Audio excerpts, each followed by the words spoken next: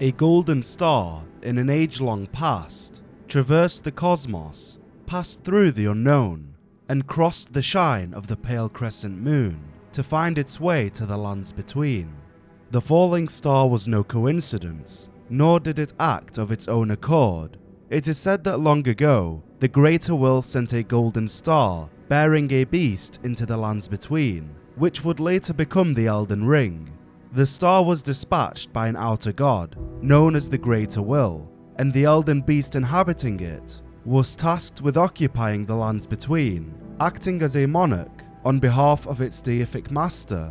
The Elden beast was the living form of order, bestowed upon the lands between for guidance, but this was only temporary. One day, a fitting champion would be chosen to take the mantle, a Numen Empyrean named Marika. The Numen are said to have come from outside the lands between. Perhaps the Greater Will sought a ruler with no inherent bias. With the crowning of Queen Marika, the Elden beast had fulfilled its duty, and in turn took the form of the Elden Ring. With the influence of the ring, along with Queen Marika at the helm, the Golden Order came to be, a creed enforced upon all who inhabit the lands between. Two concepts form the basis for Golden Order fundamentalism. One is the law of regression, the second, the law of causality. Regression is the pull of meaning, that all things yearn eternally to converge. Causality is the pull between meanings, that which links all things in a chain of relation. Regression refers to the circle of life. Where one life begins, it must inevitably collapse unto itself, the unfailing convergence of all things. Causality refers to the cause and effect of one's actions, and how said actions form a chain of relationships between all living things. Regression and causality are symbolized in the interlocking circles that form the Elden Ring, a collective of lines that all link and converge. The ring itself is made up of many great runes, each possessing the power to influence the integral aspects that construct the fabric of existence. This includes facets such as life and death, and potentially the space-time continuum. The Elden Ring sits at the base of the Erd Tree, which connects all living things, marking the inception of the Age of the Erd Tree. Before we continue, we would like to take a moment to talk about this video's sponsor. This game is available on PC and mobile and includes both PvE and PvP content. It features incredible graphics, grueling boss battles, tactical gameplay, and over 800 champions, all ranging from different races such as demons, elves, orcs, and dwarves. My personal favourite champion is the Stag Knight, a warrior who specialises in strengthening his party and debuffing the enemy. This game is currently celebrating the Spring Hunt event. Along with this special celebration comes a minigame. This includes gathering hidden items around Mistwood. By completing this game, you could win real-life prizes such as a gaming console, Amazon gift cards with a total value of $10,000. You can also win in-game loot such as legendary champions or skill tomes. Simply download Raid using our link or QR code, then head to springhunt.plarium.com, enter your Raid ID and start searching for missing items. Along with this, you can participate in the Community Weeks event, a series of game activities for all, and a 14-day loyalty program that gives a free legendary champion, Chronicler Adolin. To get Adolin, just log in for 7 days between April 11th and July 8th.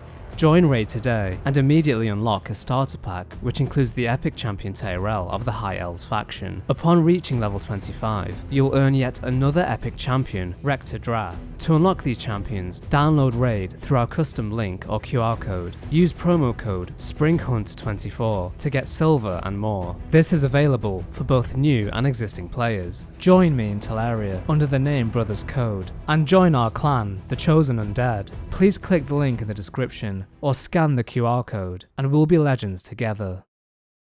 In the beginning, everything was in opposition to the Erd Tree, but through countless victories in war, it became the embodiment of order. The Erd Tree is a luminous tree which flourished with abundance, towering high above Lindell, the royal capital. The tree is formed by primordial matter and stands as a visual reminder to all of the sovereignty of the Golden Order. Its power is derived directly from the Elden Ring. Some say the Erdtree was once as warm as the gentle sun, and would gradually heal all who bathed in its rays. As established, the being responsible for the creation of the Elden Ring and the rise of the Golden Order is an outer god named the Greater Will. But what exactly is an outer god? They are external forces that harbour incredible influence over the world. The Greater Will is one such entity, a fundamental force of the universe, which was once the shining grace that basked over the lands between.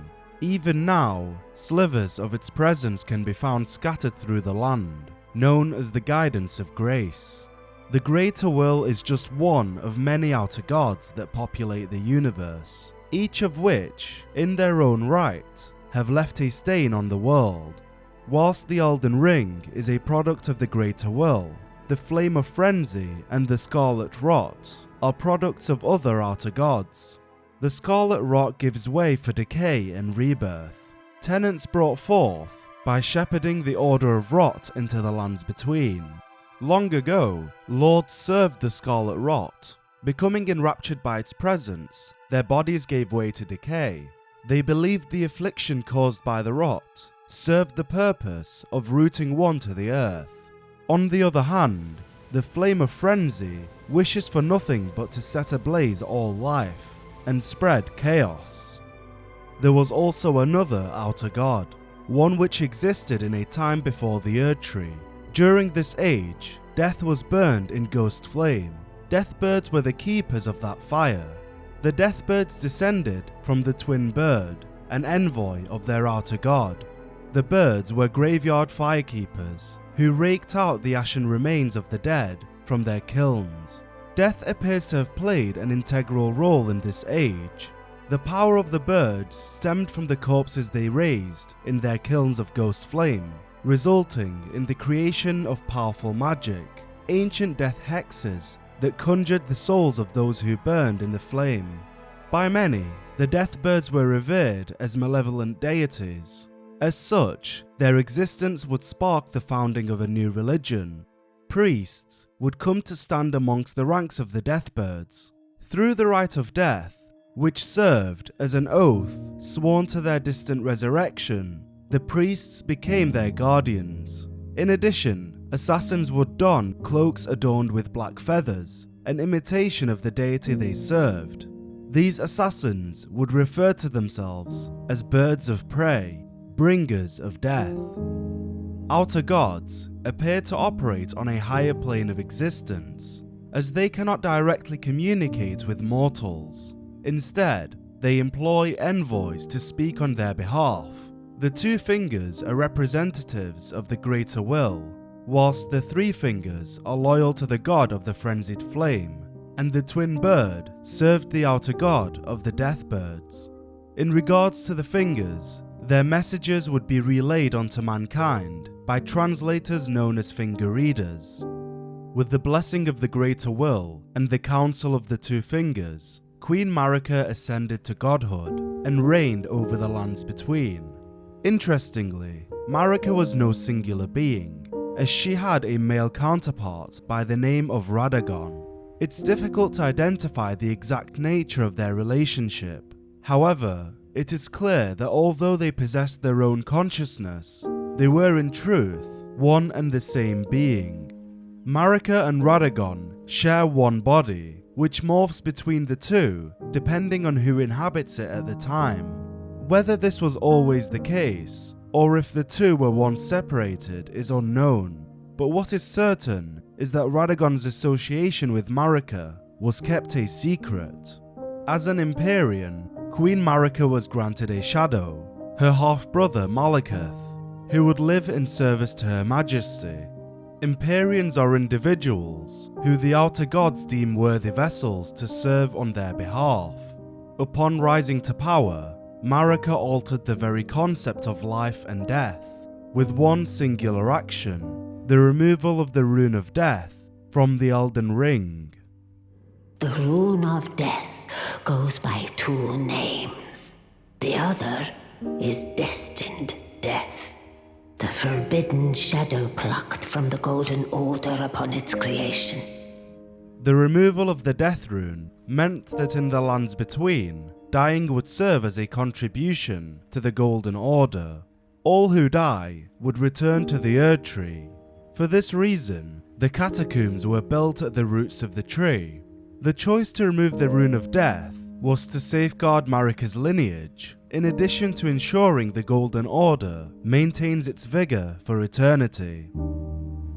This would draw the attention of a particular individual who served Destined Death, the Glow-Eyed Queen. As the leader of the Godskins, she wielded the power of Destined Death via the black flames channeled through her Godslayer's greatsword.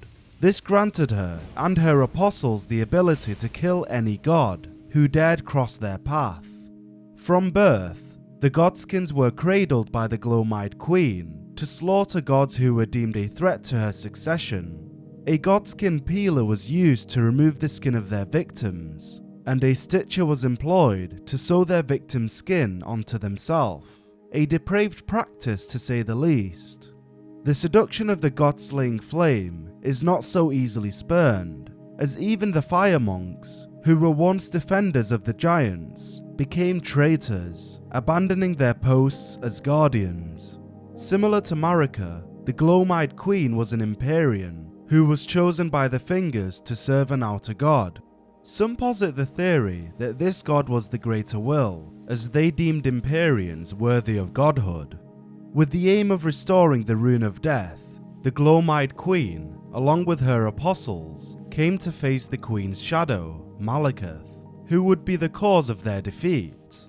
Afraid that Destined Death would be targeted again, Marika ordered Malekith to seal it within his black blade.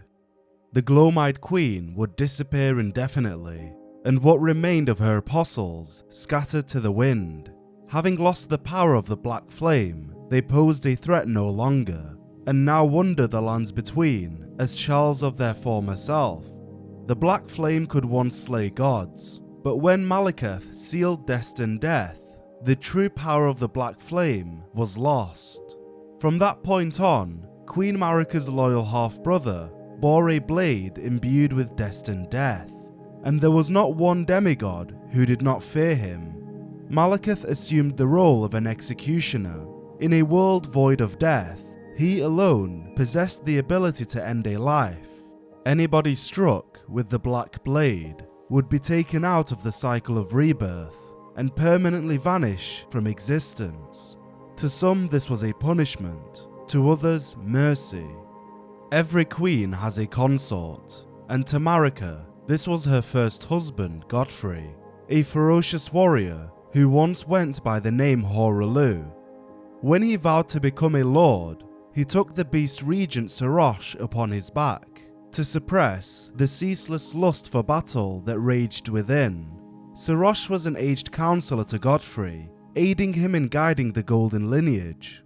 As the first Elden Lord, Godfrey led Marika's armies to defend the Erd Tree and uphold the Golden Order against those who opposed it. In time, Godfrey and Marika would bear 3 children, Godwyn the Golden and the twins Morgott and Mohg. Due to Queen Marika being a goddess, her children would possess demigod status.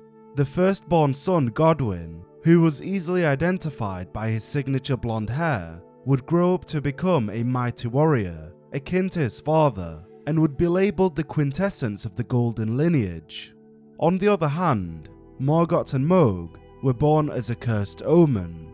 Viewed as impure beings, the twins were imprisoned deep within the subterranean shunning grounds in the sewers of the royal capital. Shackles were used to bind the accursed omen, granting them naught but the strictest confinement. Though faint, the shackles still retain vestiges of power.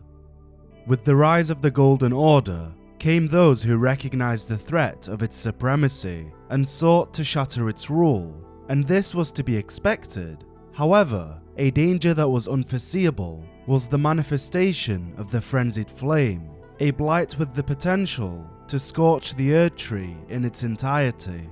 It is said that the sickness of the Flame of Frenzy began with Shattering, the most reviled man in all history. As punishment for the crime of slander, Shattering's eyes were gouged out. In time, the bottomless void of his empty sockets would be replete with the Flame of Frenzy.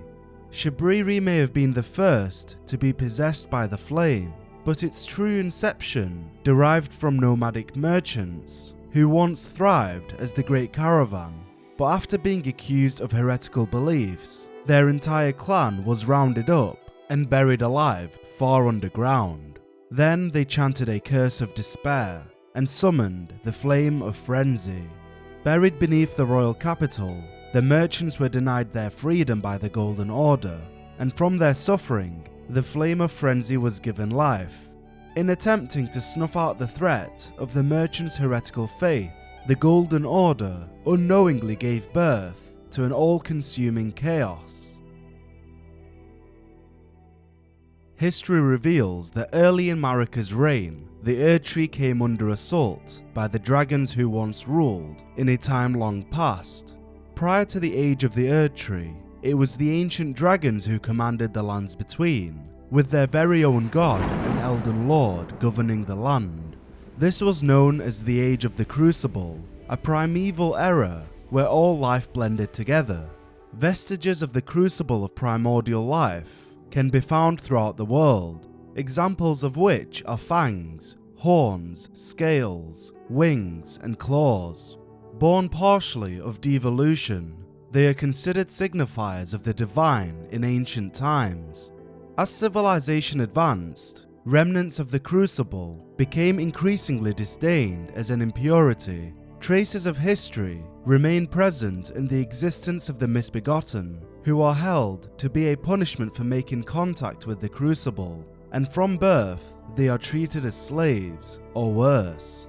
Crucible Knights were prevalent in the Age of Ancient Dragons, a collective of warriors who drew from the Erdtree's primal vital energies. Their armor and weapons shine with a hue of red-tinged gold, a coating which mirrors the primordial matter that later became the Erdtree. For a reason unknown, the god who served in the Age of the Crucible fled, leaving the dragons and the knights without leadership, and their Elden Lord did nothing but await the return of his deity. Without direction, the Knights of the Crucible were lost, gladiators out of time. Eventually, 16 knights would be repurposed to serve Lord Godfrey, who had become the first Elden Lord in the Age of the Erdtree. The dragons remained uninvolved for a time, but perhaps the success of the Golden Order invited them to fight anew for their place in the hierarchy of power. A great ancient dragon, Gransax, once rained calamity upon the royal capital, the only time in historical record that Lindell's walls have fallen. This marked the dawn of the war against dragons. The ancient dragons had scales of gravelstone and wielded red lightning as their weapon. On the opposing side, the Knights of the Erdtree utilized incantations to greatly negate the lightning strikes inflicted by the dragons. The forces of the Erdtree triumphed in the end, with the outcome of the war still a visible reminder to all who set foot in Lindell. Towering above all else is the corpse of Gransax, displayed as a trophy in the center of the capital, a celebration of the hard-fought battle that had been won. Some would argue the price of victory was far too costly, but there was more to be gained from the conflict than one could have foreseen. During the war, Godwyn the Golden defeated the ancient dragon Fortisax and befriended his fallen foe, an event that gave rise to the ancient dragon cult in the capital. Godwyn befriending a dragon proved that both humans and dragons can exist in harmony, introducing a time of peace that was much welcomed.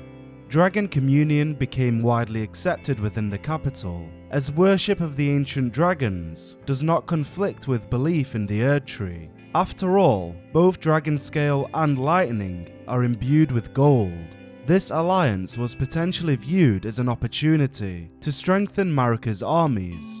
After the great ancient dragon Gransax attacked, the Sentinels had an epiphany. the only way to truly protect the Erdtree was to become dragons themselves. Before long, there was a record of crafting techniques taught by the capital's ancient dragon cult. The book detailed ways in which the dragon's lightning could be harnessed by humans. However, this was no simple feat, as only those loved by dragons can survive the ordeal of cladding their bodies in lightning. This infers that the cultists' love for the dragons was indeed reciprocated. Fortisax, the dragon who befriended Godwyn, had a sister named Lanciax. It is said that she took the form of a human to commune with the knights as a priestess of the ancient dragon cult. In time, war was on the horizon once again, this time the threat being the Flame of Ruin, wielded by the giants and capable of burning down the Erdtree to its last root. The danger posed incited Godfrey, first Elden Lord, to wage war on the giants, who borrowed from the power of a fell god to call upon the flame in battle. The fallen god, worshipped by the giants, was believed to have been slain by none other than Queen Marika. Perhaps this was the foundation of the conflict between humans and giants. Their bellowing roars desolated nature, triggered avalanches, and whipped up storms of flame. Godfrey did not march alone into battle, as the Knights of Zamor matched his every step, earning them great renown during the war. These long-lived warriors, clad in biting, freezing winds, are said to have been the mortal enemies of the fire giants since time immemorial. The champions of the Erdtree were protected by incantations that created a fire within their soul, which greatly increased their resistance to the Flame of Ruin. The giants were overwhelmed, as even their own descendants, the Trolls, fought in their opposition. The name of the ancient troll warrior, Theodrix, lives on as a hero of the war against the giants. Inevitably, the giants were felled, and the Golden Order once again proved unbeatable. The fire giant was the sole survivor of the war, and for that he was punished. Upon realizing the flames of their forge would never die, Queen Marika marked him with a curse. "O trifling giant, mayest thou tend thy flame for eternity." The ruinous blaze was sealed, and until this day, the fire giant remains bound to the curse, forever watching over the Flame of Ruin, located far above the clouds, upon the snowy mountaintops. In part, the giants who gave their life were fated to an end less cruel, as their failure released them from their solitary curse to serve as keepers of the flame for eternity. As for the first Elden Lord, the cycle of never-ending conflict had finally taken its toll. Lord Godfrey, at last, at the end of his campaign, his golden armies unvanquished and unbowed, yet finds grace lost, tattered and faded. He led the war against the giants, faced the Stormlord alone, and then there came a moment when his last worthy enemy fell. And it was then, as the story is told, that the hue of Lord Godfrey's eyes faded. The Stormlord mentioned was potentially the Stormhawk King, who was revered by all others as sovereign back in the days when Stormvale's winds still raged like no other. Alternatively, some theorize that Godfrey marched against the Dragon Lord Placidusax, severing one of his 3 heads, a wound that time could never heal. No longer able to serve, Marika exiled Godfrey and his warriors from the lands between, making him the first ever tarnished. Marika bid them to venture out into the world and struggle eternally.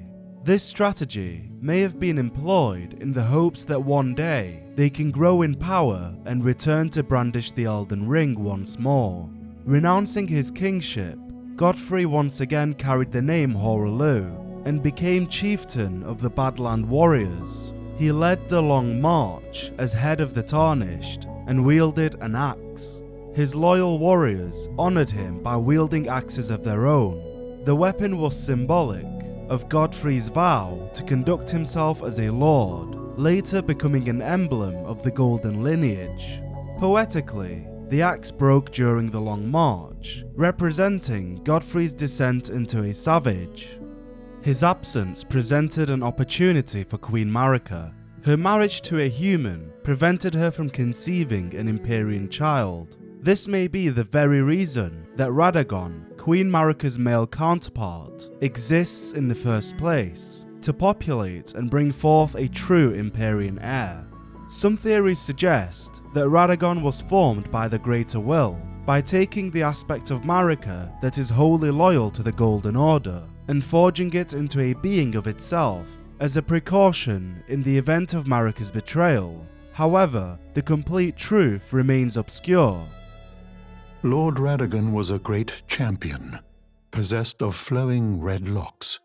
He came to these lands at the head of a great golden host, when he met Lady Rennala in battle. Interestingly, Radagon detested the hue of his hair, a trait which every giant possessed. Understandably so, as who would want to be likened to their enemy? During Godfrey's reign as Elden Lord, Radagon led his armies to Liurnia of the Lakes to wage war on the Academy of Raya Lucaria and spread the message of the Golden Order. He earned great renown as a valiant champion during the war, but nonetheless, neither side would yield. Led by Queen Rennala of the Full Moon, the Academy was not so easily conquered. In her youth, Rennala was a prominent champion who charmed the Academy with her lunar magic, becoming its master. She also led the Glintstone Knights and established the House of Caria as royalty. Despite numbering fewer than 20, the Carian Knights were a match for even the champions of gold in battle. No victory for the Golden, nor for the Moon, no prize but atonement, the birth of a vow. Unable to claim Liurnia, Radagon was forced to alter his methods and repent his territorial ambitions. Where war failed, love would prevail, and so Radagon married the head of the Academy, the Carian Queen, Rennala, uniting the two factions through bonds of marriage. It is here, at the Church of Vows, that the great houses of the Erd Tree and the Moon were joined by the matrimonial bond between red-haired Radagon and Rennala of the Full Moon. The Order of the Erd Tree and the fate of the Moon were conjoined, and all the wounds of war forgiven. In celebration of their matrimonial union and reconciliation, a full moon crossbow was made so that the houses of the Erd Tree and the Full Moon, Lindel and Raya Lucaria, may stay at peace forevermore. Radagon wielded a greatsword made of light, modelled after the Elden Ring itself, a weapon believed to have been forged by Radagon to proudly symbolise the tenets of the Golden Order. However, telltale signs betray that this was once the greatsword bequeathed to him by his first wife Rennala. It appears as though the two kept their alliance hidden from the wider masses. Radagon even ordered the Carian magic preceptors to don a mask of confidence, to make it clear that all of their matters were to be kept strictly private. Radagon and Rennala bore 3 children, Radahn, Rykard and Ranni, all likened by their crimson hair. From his youth, Radahn idealized Godfrey. Out of adoration, he emulated his hero by adorning his armor with lions, the Elden Lord's sigil. As time went on, Radahn continuously grew in size, to the point in which his horse Leonard could no longer carry his weight. The Red Lion General wielded gravitational powers, which he learned in Celia during his younger days, also that he would never have to abandon his beloved but scrawny steed. To avoid leaving his horse behind, Radahn studied and eventually mastered gravitational magic under the guidance of an alabaster lord with skin of stone. This granted him control over the forces of gravity, and in turn allowed him to once again saddle up his noble steed.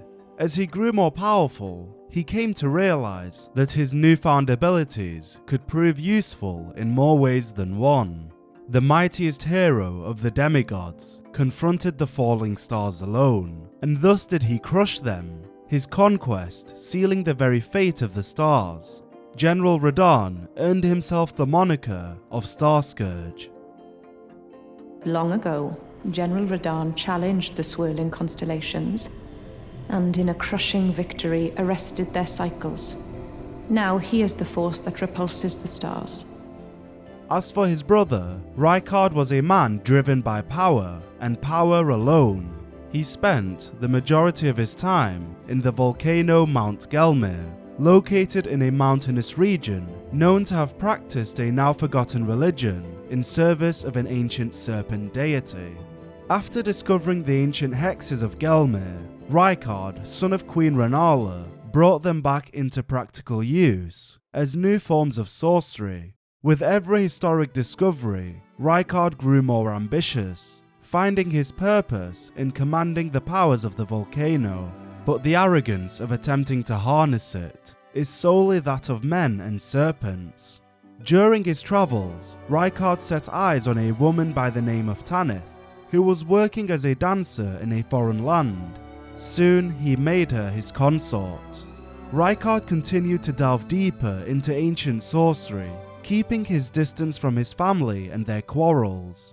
The path he chose would inevitably lead to his heretical descent, where taking by force became the rule. The gods themselves were no different after all.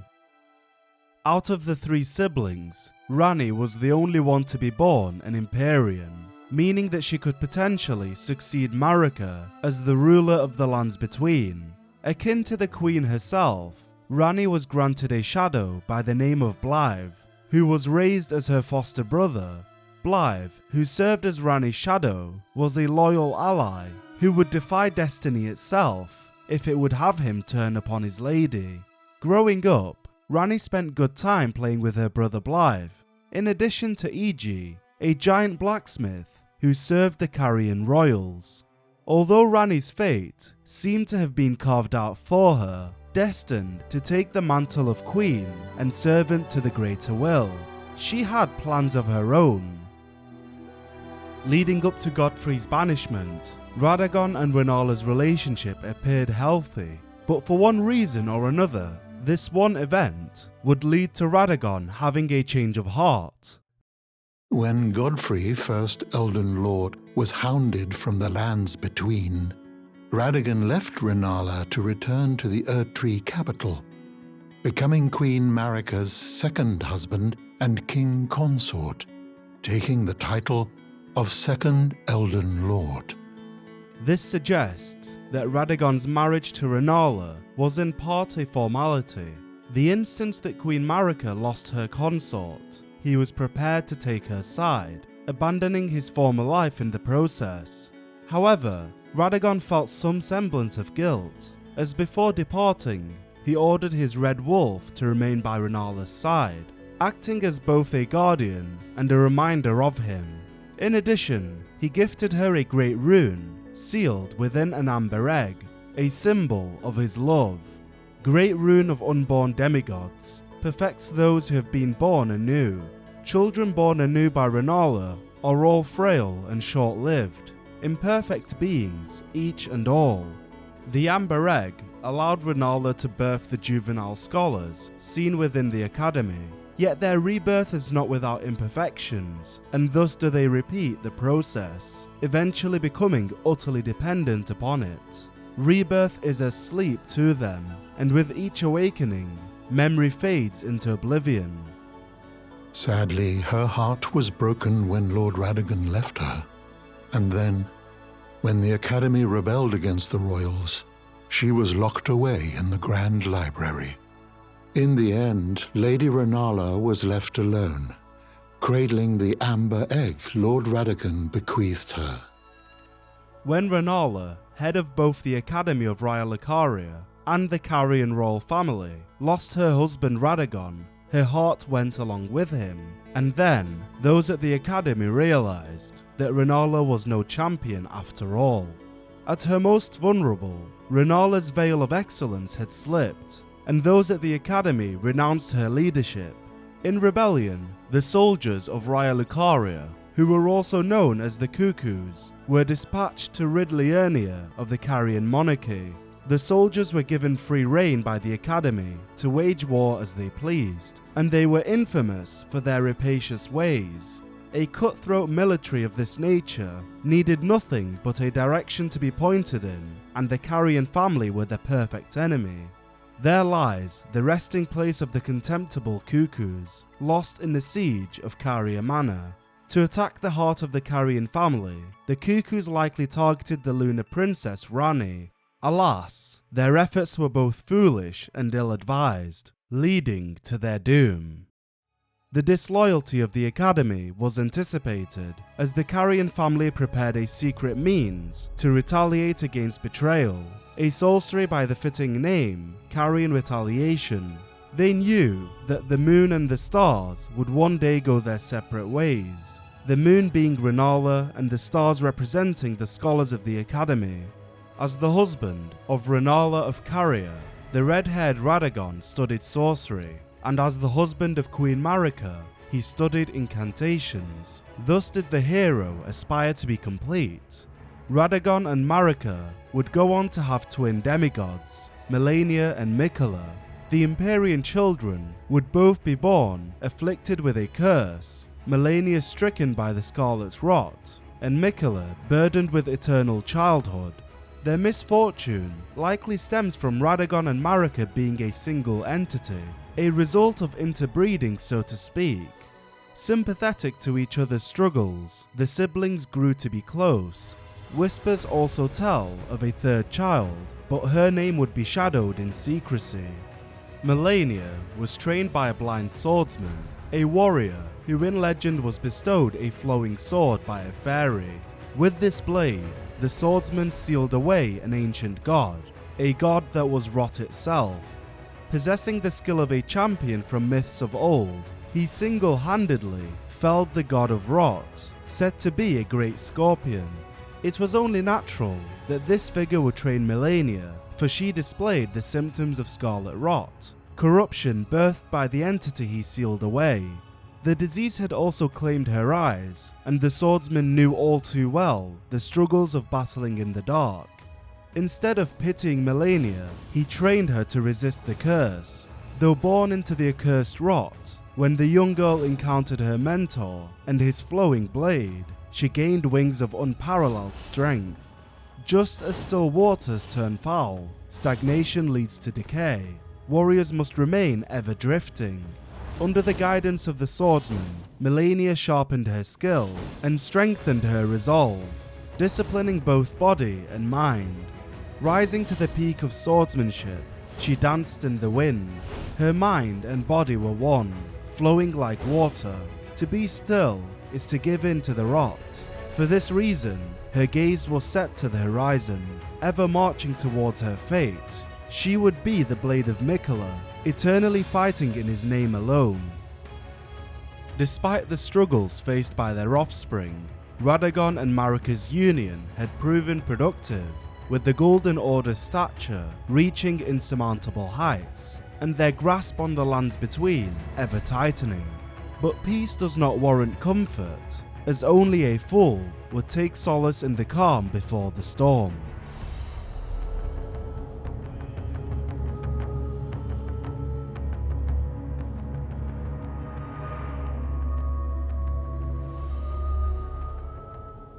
War looms over the lands between, one that would shake the foundations of the Golden Order, splintering the age of the Erdtree, fracturing the rule of Marika and her family. Like the ages that came before, no rule is eternal.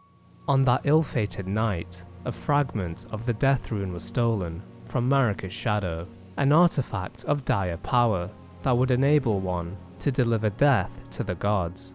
On the night of the Black Knives, under the cover of darkness, the Black Knife assassins crept into the domain of Godwyn the Golden.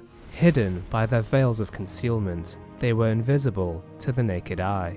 Each wielded a dagger, imbued with the essence of the Rune of Death. Tish, the daughter of Alecto, ringleader of the assassins, using her darkly gleamed blade, slew Godwyn, giving the demigods their first taste of death. Yet, the progeny of Marika held on to life, albeit in a ghastly form. A half symbol of the curse mark of death was imprinted upon him. This symbol should have taken the shape of a wheel, but where was the missing piece? Nevertheless, the version of Godwyn the people once knew perished that night. As the assassins fled the scene, Tish was killed protecting her mother during their flight from the capital. Ironic that the one who felled Godwyn would die that very night. Since Godwyn was unable to die a true death, he was given the moniker Prince of Death. His passing would be the catalyst that would accelerate the decline of the Golden Order. The first dead of the demigods was buried deep under the capital, at the Erdtree's roots. After the night of the plot, Deathroot appeared in the lands between, and those who live in death soon followed.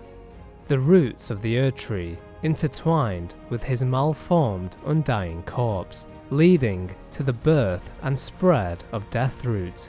The rune of death spread across the lands between, through the underground roots of the great tree, sprouting in the form of Deathroot. Those who were unfortunate enough to come into contact with this root were morphed into the undead, beings who came to be known as those who live in death. These undead wanderers are the pitiful product of unending life. They were viewed as an abomination in the eyes of the Golden Order, a mark of their failure and reminder of the fallen Godwyn, a stain which had tainted their age. In death, one was returned to the Erdtree, but this was not the case for the undead. As such, the Order established hunters who wielded various holy items to stamp out defiled reason, all for the perfection of the Golden Order. They would not tolerate their existence and sought to eliminate the undead, an objective in which they failed. As long as Godwyn lived, Deathroot would continue to manifest. Furthermore, it is said that the dead easily lose their way and have always been in sore need of a guiding hand, potentially signifying that the dead are awaiting the return of their leader, the Prince of Death. Having witnessed the concealment cloaks of the assassins and how it enabled them to slip into the heart of the capital unnoticed, the sentry torch was devised. Its flames are bestowed with a special incantation which allows the bearer to see assassins cloaked in veils, furnished on behalf of the Erdtree and the grace-given Lord, such that a night of black knives will never come again. Additionally, following Godwyn's death, Malekith bound the blade within his own flesh, such that none might ever rob death again. Malekith would go on to adopt the name Garank, Beast Clergyman, concealing his identity. Building an order of ardent followers, together they would seek out Deathroot. The shadow would then consume the root, thus returning the power of destined death to him. Mourning the loss of Godwyn, his family forged the golden epitaph, "O brother, Lord brother, please die a true death," revealing that his family knew that Godwyn was yet to die, and that from their view, his fate was worse than death itself. No wonder they hunted those who live in death with such revile. But who were the Black Knife assassins, and what stirred them to commit murder? The assassins that carried out the deeds of the Night of the Black Knives were all women, and rumoured to be Newman, who had close ties with Marika herself. In order to orchestrate the first death of a demigod, one must have knowledge regarding the Rune of Death, something which was kept as a closely guarded secret, known only to the members of Marika's inner circle, enforcing the idea that Godwyn's death was planned from within. The culprit behind this plot was the Lunar Princess Rani. I was once an Empyrean of the demigods. Only I, Mikola, and Melania could claim that title. Each of us was chosen by our own two fingers. as a candidate to succeed Queen Marika, to become the new god of the coming age, which is when I received Blythe, in the form of a vassal tailored for an Empyrean. But I would not acquiesce to the Two Fingers. I stole the Rune of Death, slew mine own Empyrean flesh, casting it away. I would not be controlled by that thing. Like her mother, Ranni, as a child, would find a moon of her own. This moon was encountered by a young Ranni, led by the hand of her mother, Rennala. What she beheld was cold, dark, and veiled in occult mystery. A singular moment that would have a rippling effect on the princess's life, inspiring her to pursue another path, one that would lead to the founding of an age, under the bitter chill of the moon. Realizing the intentions of the Outer God to replace Marika to be a slave to their will, the Lunar Princess rejected her fate, leading her to orchestrate the death of her brother. I stole a fragment of the Rune of Death and used it to forge the god-slaying black knives through fearsome rite. I did it all. It was her act of thievery that enabled the Black Knife Assassins to imbue their daggers with its power. In addition, on the night of the dire plot, Ranni rewarded Praetor Rykard with these traces of the Rune of Death. Should the coming trespass one day transpire, they would serve as a last resort foil, allowing Rykard to challenge Malekith, the Black Blade, the Black Beast of destined death. Ranni conspired with her brother Rykard to eliminate Malekith if needed. The act of Godwyn's murder was in truth a ritual. Ranni's goal was to destroy her Empyrean form and preserve her spirit. Without her flesh, she cannot serve the greater will. To do this, she would have to take the soul of another, an equivalent exchange, preserving her soul by offering Godwyn's.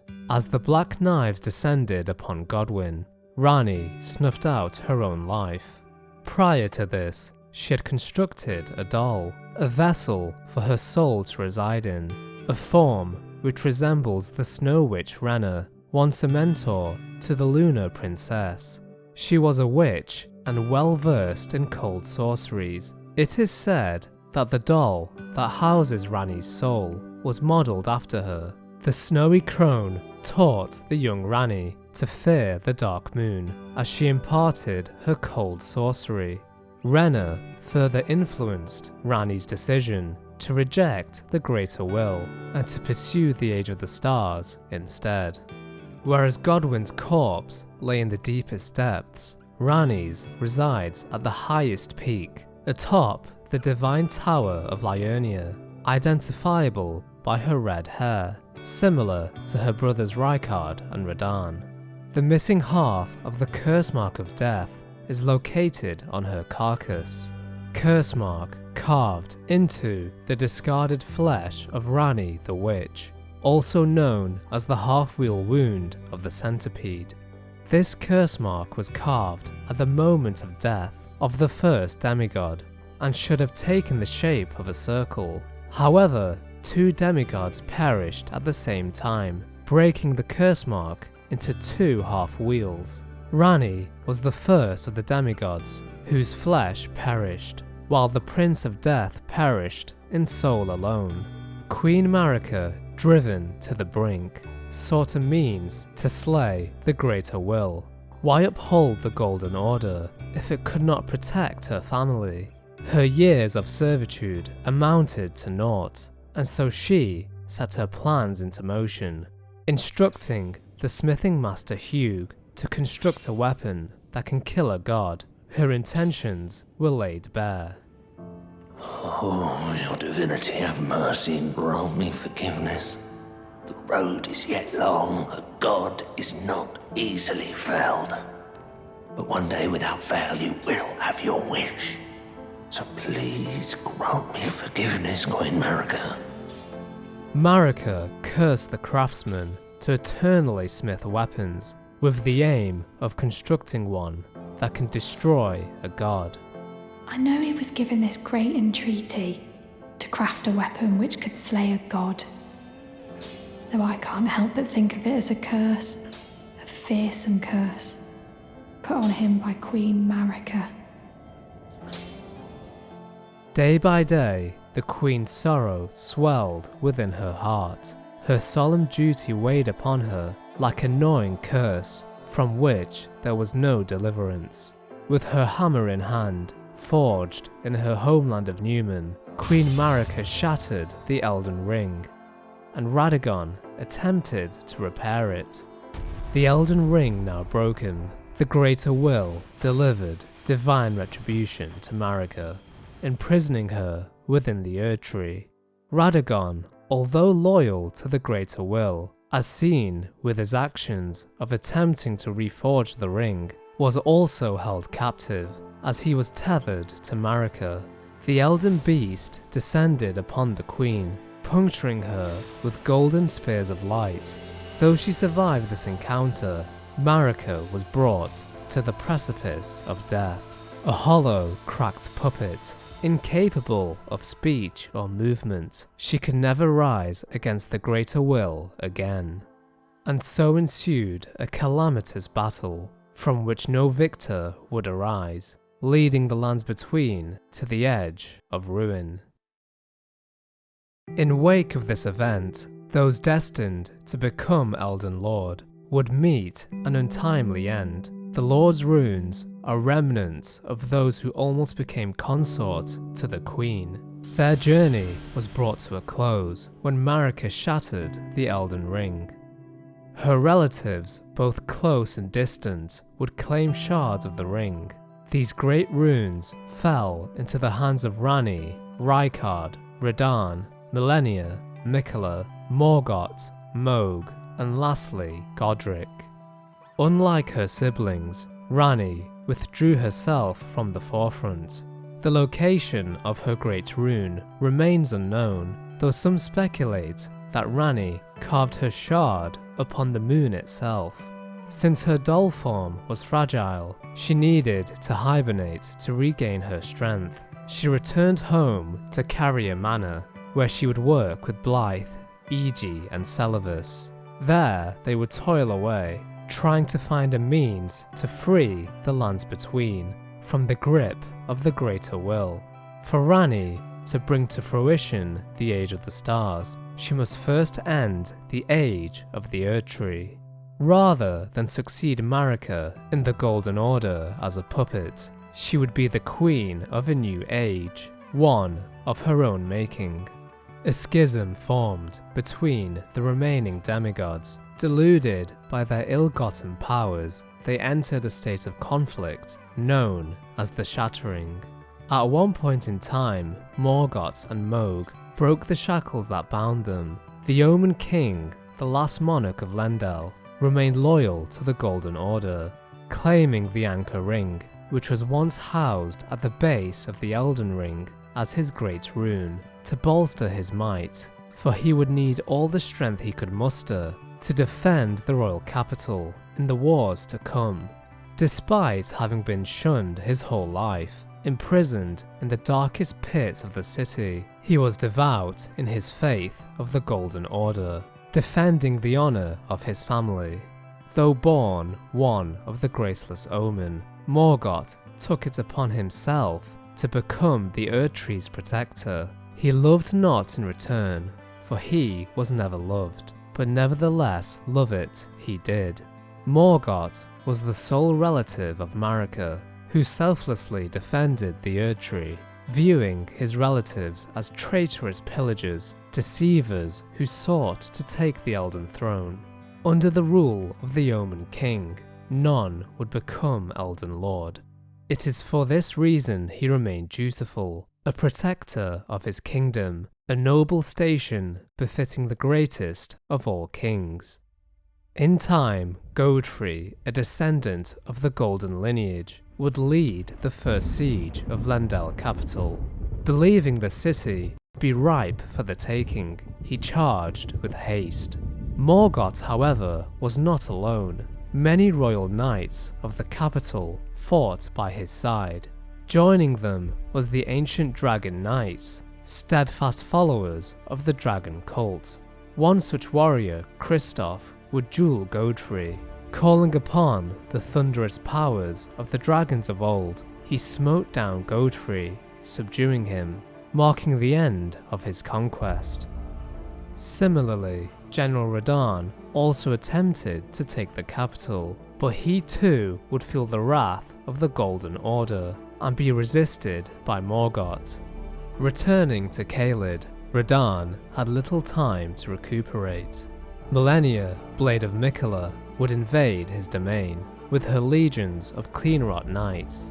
Malenia and Radahn locked horns in combat.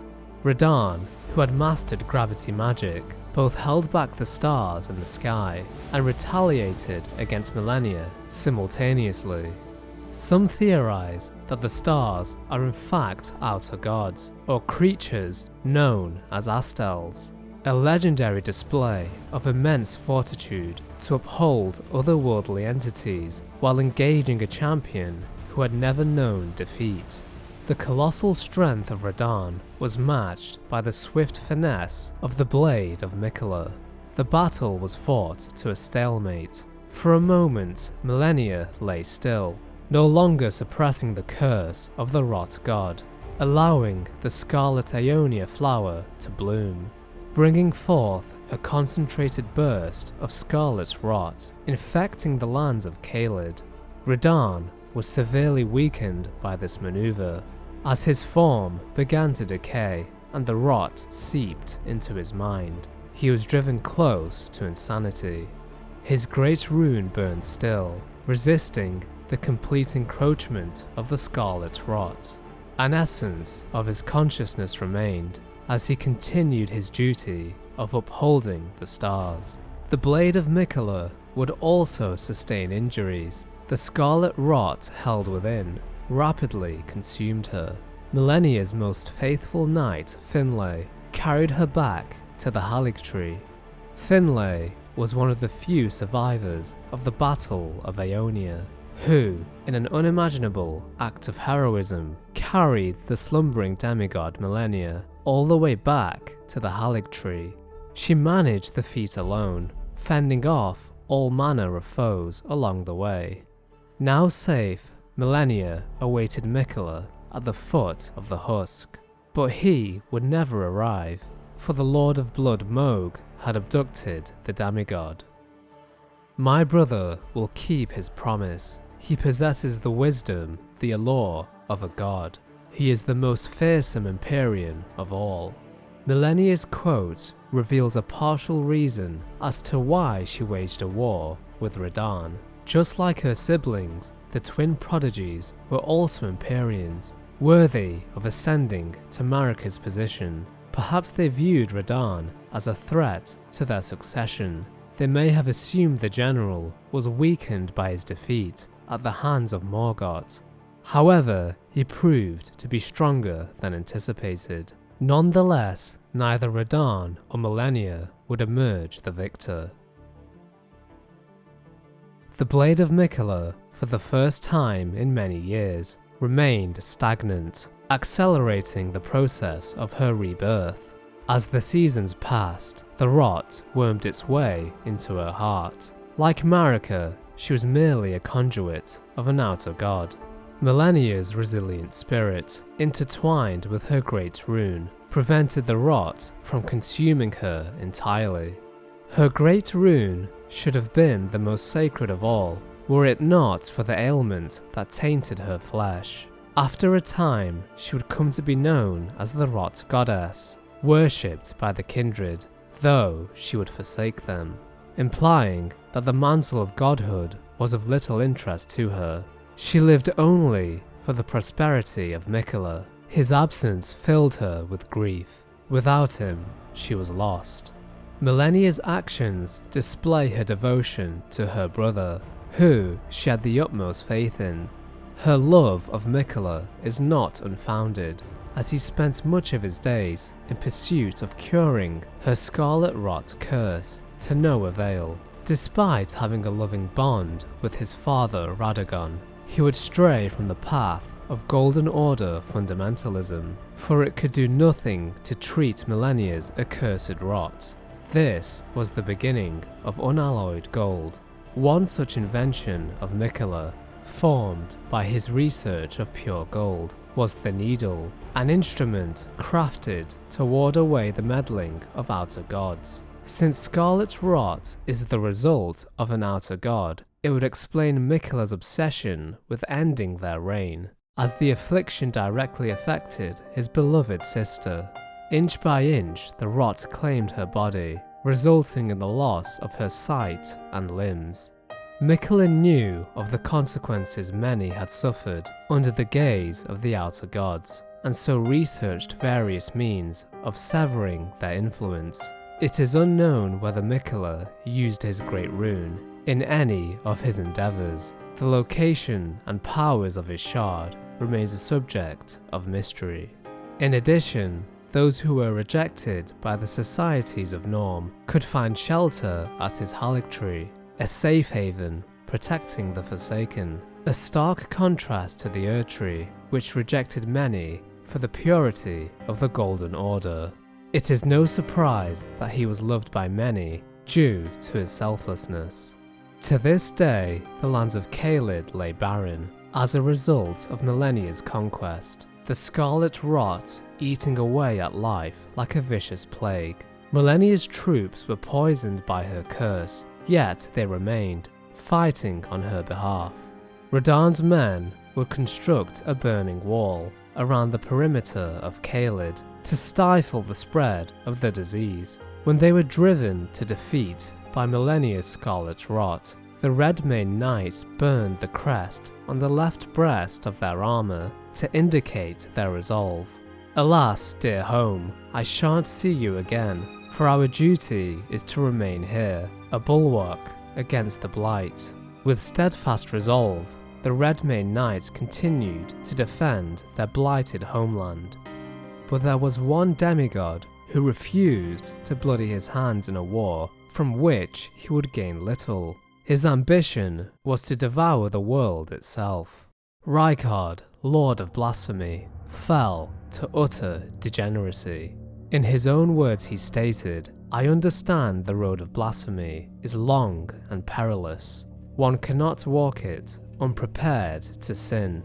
Believing this, he allowed both himself and his great rune to be consumed by the god-devouring serpent Eagle, an elder beast that dwelled within the fiery chasms of Mount Gelmir. In his final moments before being devoured by the great serpent, Rykard glimpsed a vision of the future, a vision that is depicted in the Devourer's scepter. The armament resembles the world being consumed by a monolithic snake, a depiction of Rykard's insatiable thirst, embodying the sigil stitched upon his banner, an Ouroboros that consumes itself, representing the cycle of rebirth, immortality, and repetition.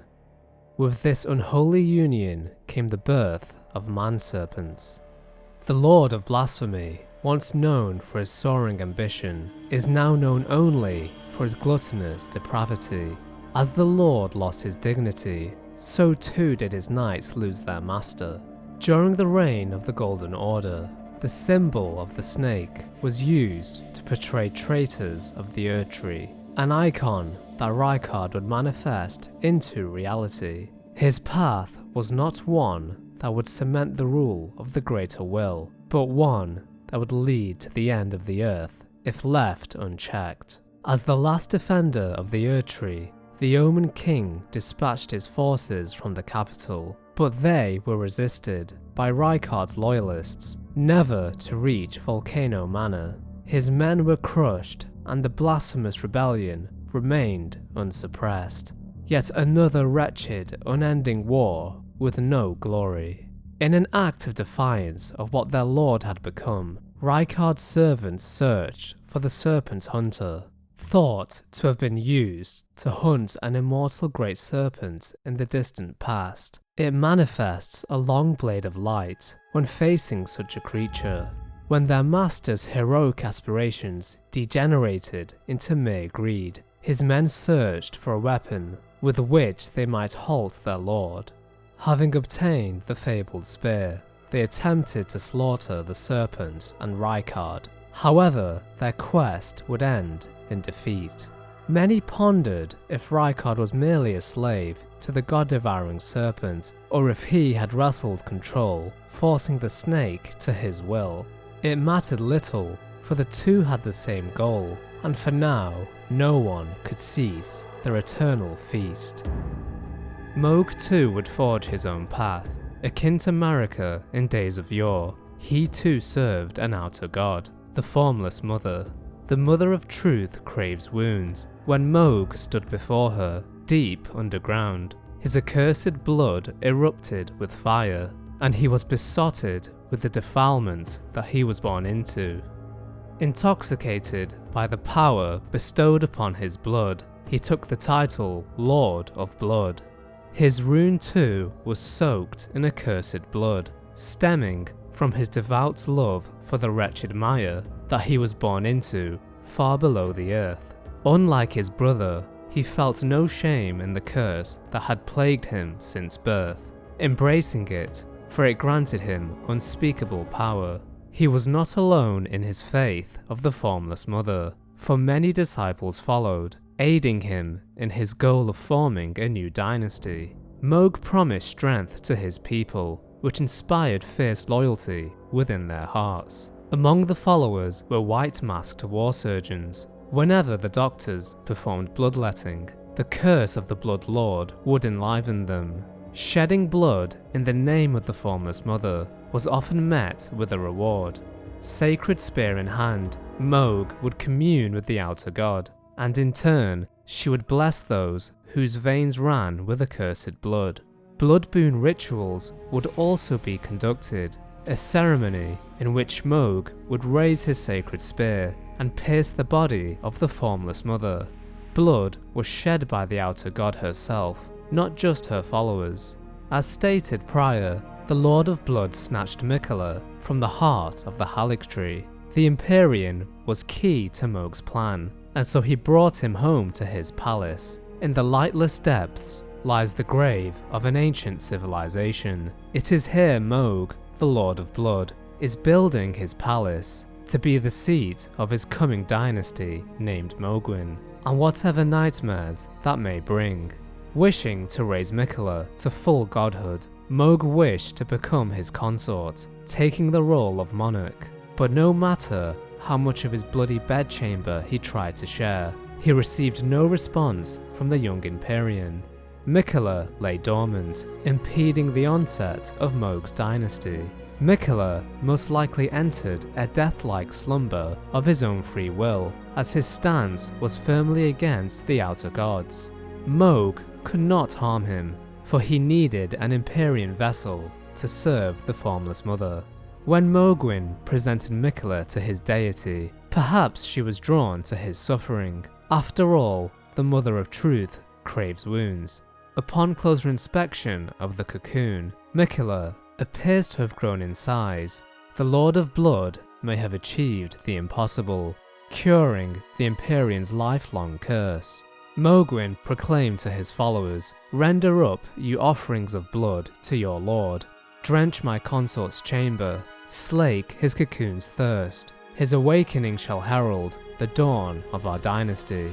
Despite his best efforts, Miquella cannot be roused from slumber. The two were stuck in a stalemate, a similar conclusion to the Battle of Aeonia. Lastly, Godric, a feeble descendant of the first Elden Lord, sought to obtain power, to stand amongst the ranks of his godly family. Theories suggest that Godric fled Lendel during Radahn's siege. Prior to his departure, he stole a treasure called the Mimic's Veil, also known as Marika's Mischief, a special artifact that allows one to transform into an inanimate object, to hide in plain sight. Godric may have utilized this item when he concealed himself amongst the womenfolk and fled the city. Finding respite in Stormvale, where he would spend much of his reign. Many soldiers followed in his footsteps. They are what remains of the army that fled the royal capital of the Erdtree, insinuating these men did not participate in the defense of the capital and turned tail and ran at the first sign of invasion. After the Shattering, Godric claimed the Great Rune, known as the Anchoring, the same namesake as Morgoth's Shard, once found at the center of the Elden Ring. Even with the rune in his possession, he was no match for his family. When Malenia journeyed from Miquella's Haligtree to Caelid, she may have passed through the domain of Godric, Limgrave. History tells us that Godric challenged Malenia. Unsurprisingly, he was humiliated. Having suffered defeat by the blade of Miquella, he begged for mercy, and Malenia obliged. It is hypothesized that this may be the very reason that Godric sought power in grafting. The barbarous act involved robbing the limbs of worthy individuals and sewing them to one's body. Ultimately, Godric wanted to return home to the capital, obtaining power through grafting so that he could stand amongst the demigods as an equal. Be that as it may, the frail lord remains relegated to insignificance, cowering within the walls of Stormveil Castle. No lord would arise from the Shattering, leading to abandonment by the Greater Will. In a turn of events, the grace of the Erdtree was restored, and the exiled Tarnished returned to the lands between. Did the Greater Will seek a new Elden Lord to continue the Golden Order, or did someone command the Tarnished to return, to attain power and overthrow the Outer God? As stated earlier, the Long March was ordered by Marika, with the aim of strengthening the Tarnished without the guidance of grace. Having grown stronger in the face of death, they would return to the lands between to brandish the Elden Ring. Was the restoration of the Erdtree's grace another of her schemes? And so we, a Tarnished of no renown, whom grace would again bless, return to the lands between, in search of the Elden Ring, seeking the demigods and the shards they bear, to take the mantle of Elden Lord. Does one follow in the footsteps of the Golden Order and become consort to Queen Marika, thus extending the age of the Erdtree? After all, it is easier to prolong than start anew. Or do we journey to the void and confront the Greater Will, to break the shackles that bind the lands between, to voyage under the stars of the night sky? My lord, and thy warriors, I divest each of thee of thy grace. With thine eyes dimmed, ye will be driven from the lands between. Ye will wage war in a land afar, where ye will live and die. After thy death, I will give back what I once claimed, return to the lands between, wage war, and brandish the Elden Ring, grow strong in the face of death. Warriors of my lord, Lord Godfrey. The world has grown crooked, and if you intend to put it to rights, you'd better understand what happened to make it this way. The misshapen corpse under Stormveil, that is a sacred relic of the Black Knives plot, as that famed night of assassination is known. It happened during the golden age of the Erdtree, long before the shattering of the Elden Ring. Someone stole a fragment of the Rune of Death from Malekith, the Black Blade, and on a bitter night, murdered Godwyn the Golden. They say the assassins who carried out the deed were scions of the Eternal City, a group entirely of women, arrayed in armor of silver under cloaks which fooled the eye. The knives they wielded, though, were imparted with the power of the Rune of Death through sinister rite. That was the first recorded death of a demigod in all history, and it became the catalyst. Soon, the Elden Ring was smashed, and thus sprang forth the war known as the Shattering. All that there is came from the one great. Then came fractures, and births, and souls. but the greater will made a mistake. Torment, despair, affliction, every sin, every curse, every one born of the mistake. The Erdtree governs all. The choice is thine. Become one with the Order, or divest thyself of it, to wallow at the fringes, a powerless upstart.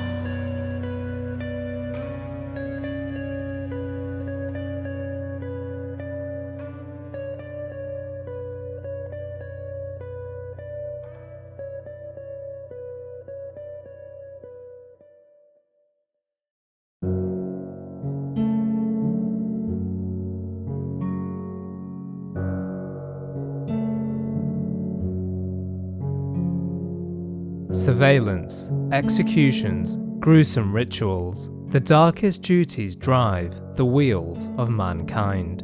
A lone Tarnished arrives in the lands between, knowing little of their purpose. But one thing is for certain, the road ahead is perilous. The inhabitants of the lands between will attempt to extinguish the flame of the Tarnished. The journey will be one of torment, but without struggle there can be no reward. Arising in the Chapel of Anticipation, they are greeted by the corpse of a Finger Maiden. The maidens live to serve a chosen Tarnished, sharing their guidance and the wisdom of the Two Fingers. Exiting the chapel, we are halted by a grafted scion, nobles who followed Godric, dregs of the Golden lineage, who sought power and purpose in the past. Under the shadow of Queen Marika's statue, the sign slaughters the newly awakened.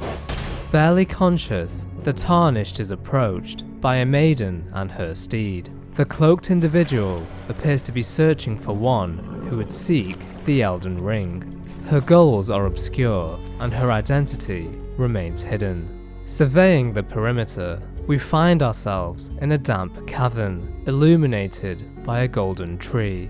It seems as though the maiden had left the Tarnished with various healing items, the flasks of crimson and cerulean tears, a sacred flask modelled after a golden holy chalice that was once graced by a tear of life. It is said that a Finger Maiden will bestow 2 such chalices upon the chosen Tarnished when they meet.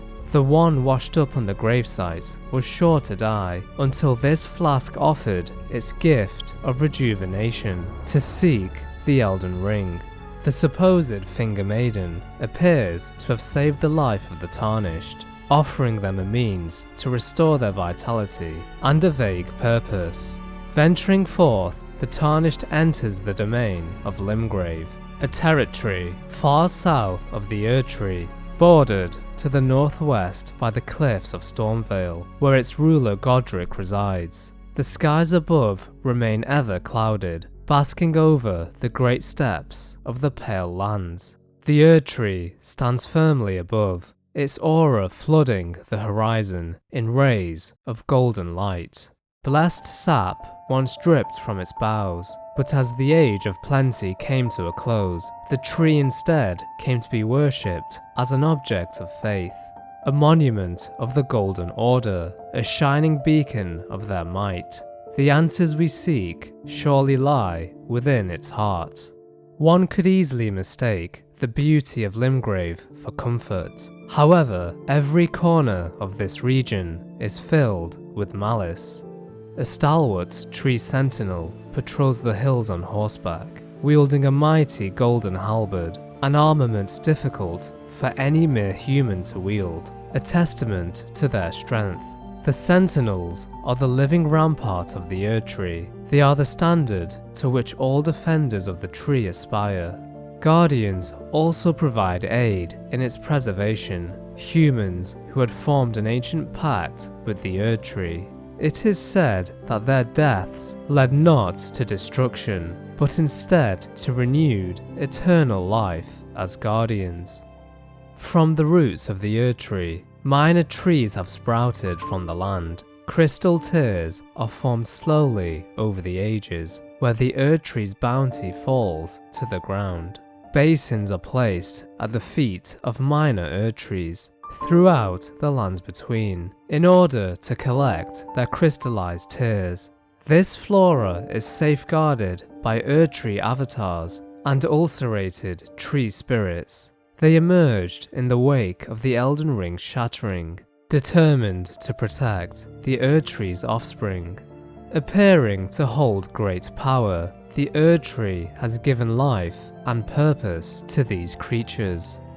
Beneath the lands between is an underground network of catacombs, structures housing the bodies of those who were laid to rest through Erdtree burial. Their remains are protected by the watchdogs. They are battered and broken due to their lengthy tenure ruling over the tombs. These entities are yet another guardian of the Erdtree.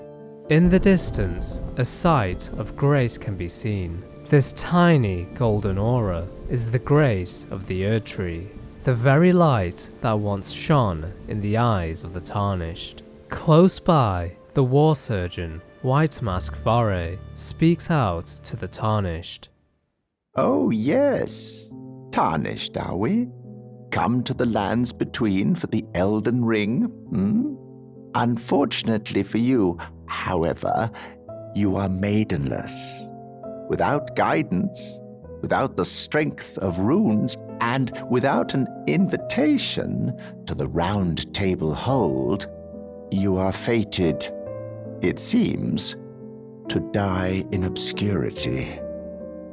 Are you familiar with grace, the golden light that gives life to you Tarnished? You may also behold its golden rays, pointing in a particular direction at times. That is the guidance of grace, the path that a Tarnished must travel, even if it leads you to your grave.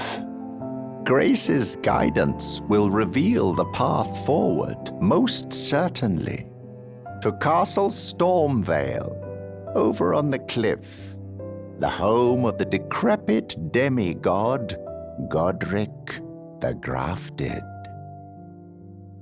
The cunning surgeon offers sound advice. However, his friendly nature is naught but a facade, veiling his malicious intent. For now, we have little choice but to heed his words and begin the pursuit of Godric. Advancing further, we come upon the Church of Ella. A multitude of these holy landmarks are found throughout the lands between, places of worship with historical significance. Housed within each structure are statues of Queen Marika and Radagon, a reminder of the people's devotion to the Order. Blessings were bestowed upon the devout through the use of sacred tears. During the age of the Erdtree, these tears were used to spread the faith, for theirs was once a certain blessing. Residing in this decrepit chapel is the merchant Calais. The land has been tainted by madness since the shattering of the Elden Ring. It's only Tarnished like yourself who keep things from drying up entirely. The tradesman describes the dire state of the lands between. Furthermore, he makes note of his people, urging us to both protect and offer them trade. He warns us that invoking their wrath is to be avoided, as they are deeply unforgiving. Their firm stance most likely stems from the punishment they endured by the Golden Order, a grudge which still burns within their soul. Should the need arise, they will retaliate, but if left to their own devices, they will remain as peaceful tradesmen. Crossing the fields of Limgrave, the Tarnished narrowly avoids a detachment of Godric's soldiers, a common foe in this land. Nearby, a site of grace provides a moment of respite for the weary Tarnished. It is here where we are once again greeted by the enigmatic maiden. She reveals herself to be Melina, an alleged Finger Maiden. Have you heard of the Finger Maidens? They serve the Two Fingers, offering guidance and aid to the tarnished. But you, I am afraid, are maidenless. I can play the role of maiden, turning runes into strength, to aid you in your search for the Elden Ring. You need only take me with you to the foot of the Erd Tree. Additionally, she implores the Tarnished to seek out the demigod Godric, who inherited a fragment of the Elden Ring. The pact between the Tarnished and Melina will aid both parties. The Maiden will assist the Tarnished in search of the Elden Ring, in exchange for being guided to the base of the Erd Tree. Lastly, she gifts us a whistle, an instrument that can be used to summon a spectral steed, allowing the Tarnished to traverse the vast stretches of the lands between. As their conversation concludes, Melina vanishes, but rest assured she remains ever at our side. Along the journey, the Tarnished encounters Bach, a demi-human who became a seamster, following in the footsteps of his mother. Should we find his mother's sewing needle, it can be returned to him, for which he is grateful. As time passes, Bach believes that above all other Tarnished, we will become Elden Lord. Moreover, he appears to be a severely insecure individual, an insecurity stemming from his physical appearance, as he refers to himself as ugly. For this reason, he suggests a visit to Rennala in order to utilize her power and be reborn. Should the Tarnished grant Bach a larval tear, a material required by the Amber Egg, cradled by Rennala, Queen of the Full Moon, to birth people anew, he will journey to Raya Lucaria Academy. After undergoing the process of rebirth, he takes on a form much akin to the malformed students of the Academy. The seamster is unable to speak, a symptom of his rebirth. Shortly after, Bach is found dead, a tragic end for one who sought to eradicate their self-doubt by erasing who they once were. Is it worth going to such lengths, destroying oneself to fit into normality? The fate of the seamster need not be so tragic. Found within the hermit's village is a prattling pate, a twisted clay sculpt of a demi-human head. It emits a voice stating, "You're beautiful." The object embodies unconditional love, unrestrained assurance. It must have been a mother speaking. You're beautiful. Thank you very much. Mum was always the only one who said I was beautiful. And now, my dear Lord, let me hear her voice. Oh, please, if I may dream just once. Do you feel the same way my mum did, my lord? Do you think I'm beautiful, despite these looks? Should the Tarnished reply with yes, he will proclaim, My lord, my dear lord, I, Bach the seamster, am forever in your service. May the throne of Elden Lord be yours. Near the seaside ruins, the bloody finger hunter Yura is encountered. He advises the Tarnished to stay clear of the dragon Adriel, found patrolling the skies above the lake. Confronting and felling the great flying dragon rewards us with its heart. An offering used in the dragon communion. Consume a dragon's heart at the altar to make its power yours. Magma worms are the result of such communion. Those who have performed the dragon communion will find their humanity slowly slipping away. Once they fully succumb to their fate, they are left no more than worms that crawl the earth. Those who participated in such communion, an act in which one consumes the heart of a dragon, were abhorred by dragonkind. This unholy ritual led to the founding of the Church of Dragon Communion. Followers of this faith aptly named themselves the Dragon-Hearted. Their vile acts invoke the ire of Exyx, the Dragon Communion Revenger. He did not forget his hatred even as he succumbed to the Scarlet Rot, hunting the Dragon-Hearted with no remorse. In regards to Yura, as his title would suggest, he is a hunter of bloody fingers. He describes them as tarnished, held in thrall by cessblood, zealots who stalk their own. Just remember, no kinship with their ilk remains. Their madness precludes it. Don't let your emotions stay your blade. The Tarnished can assist Yura in his hunt, aiding him in the assassination of Bloodyfinger Nereus and the Ravenmount assassin. Nereus wields the dagger Reduvia, indicating their allegiance to the Lord of Blood Mohg. At the Second Church of Marika, Yura is found mortally wounded. Mustering the strength to speak, the hunter mutters his final words. Eleonora, it seems I am no match for you, but I've learned a thing or two myself.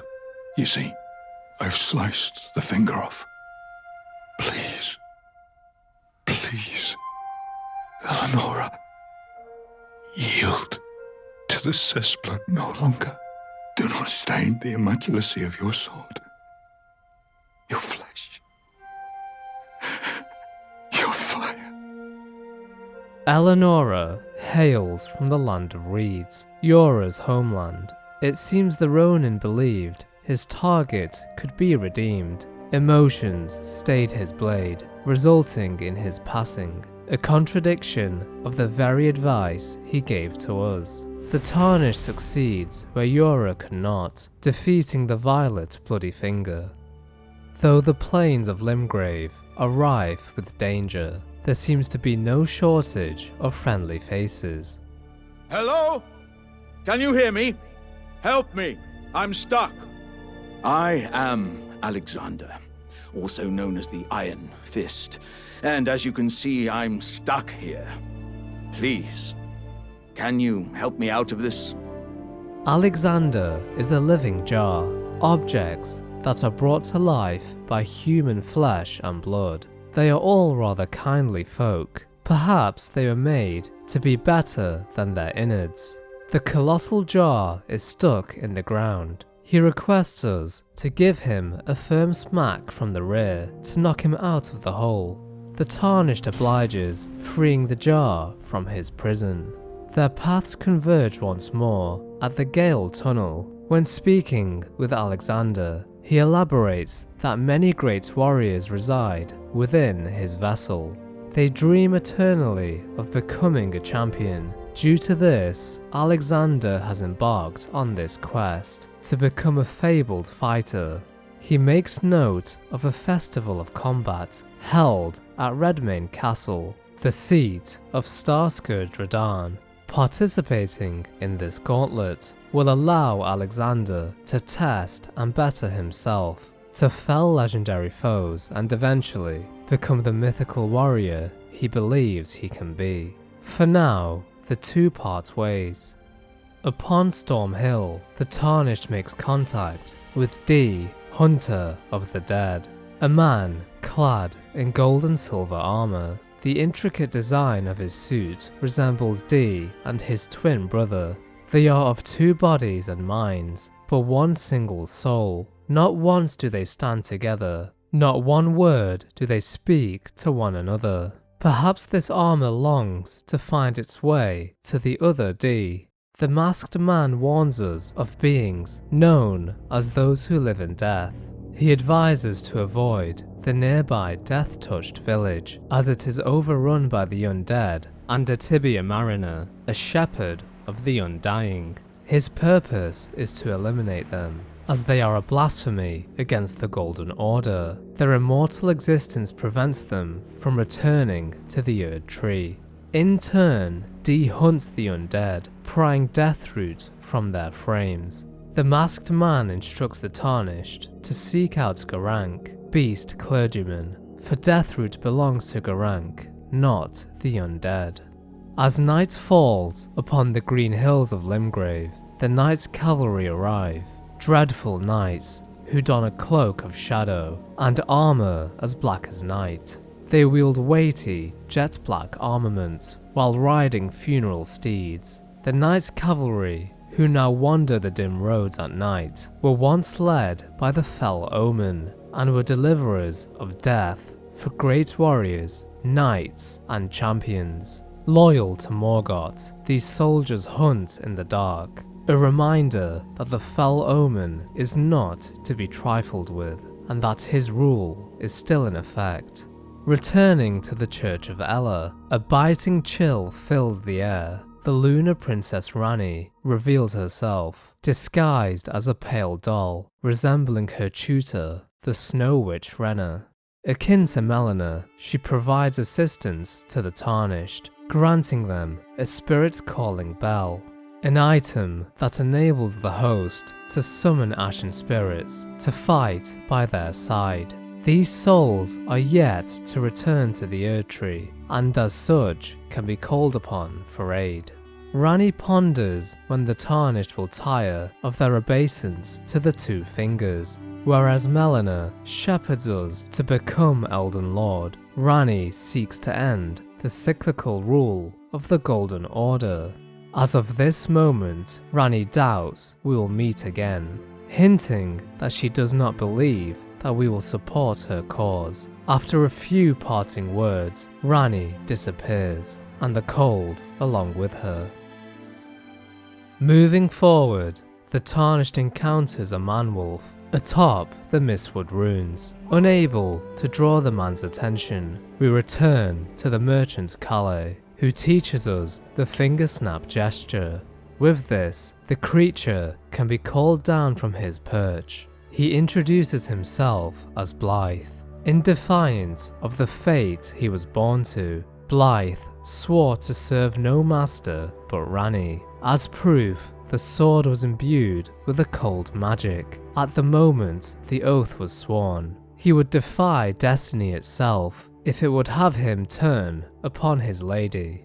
Blythe instructs us to seek out the large blacksmith at Raya Lucaria. We can discern that Ranni has assembled a small team of like-minded individuals to further her goal of ending the age of the Golden Order. Should they choose to follow Blythe's guidance, the Tarnished will be one step closer to joining Ranni's cause. Leaving the Wolfman behind, the Tarnished journeys to Murkwater Cave. Here they duel Patches the Untethered. Before delivering the final blow, Patches pleads us to spare his life. Feeling sympathy, the Tarnished obliges. Patches will open up shop. Amongst his wares is Margit's shackle. Shackles were used to bind the accursed people called the Omen, and these ones were made to keep a particular omen under strictest confinement, an item that may prove useful later. Patches states that he mistook us for a demi-human, leading him to ambush us. In addition, he implores us to open the nearby chest as thanks for allowing him to live. The chest in question is but another trap sprung forth by the conspiring merchant. If touched, the chest will transport the Tarnished to the location of a rune bear. Seeking vengeance, Patches once again attempts to kill the Tarnished, but this time without getting his hands dirty.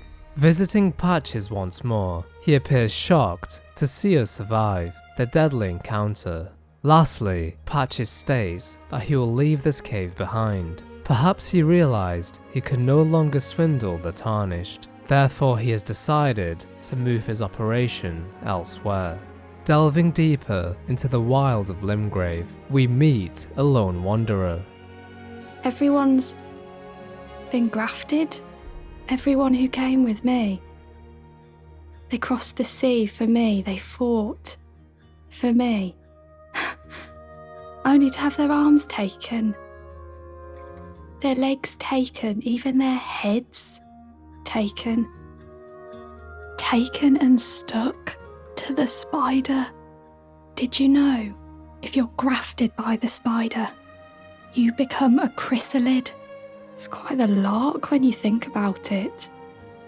The worrisome lady warns of the dangers her people had faced. She notes that her courage is lacking, referring to herself as a craven. By means of assisting us, she offers a spirit jellyfish, a creature that can aid us in the battles to come. Despite being left behind, she holds fast to hope, instructing us to deliver a message to the chrysalids in Stormvale Castle. Unfortunately, the beings she refers to have been sacrificed for grafting, as confirmed by the chrysalids' memento. Memento left by the chrysalids sacrificed for grafting. A brooch wrapped in red velvet. Traces of blood are visible. Faintly visible spirits try to convey something, but their voices cannot be heard. Delivering this message results in her withdrawing to a place known as the Round Table Hold, where, according to her, she will seek a new purpose. The solemn end to her companion's journey has granted her a spark of hope. She will not let them die in vain. Throughout Limgrave, the footsteps of a titanic beast can be heard, accompanied by the sound of a droning bell.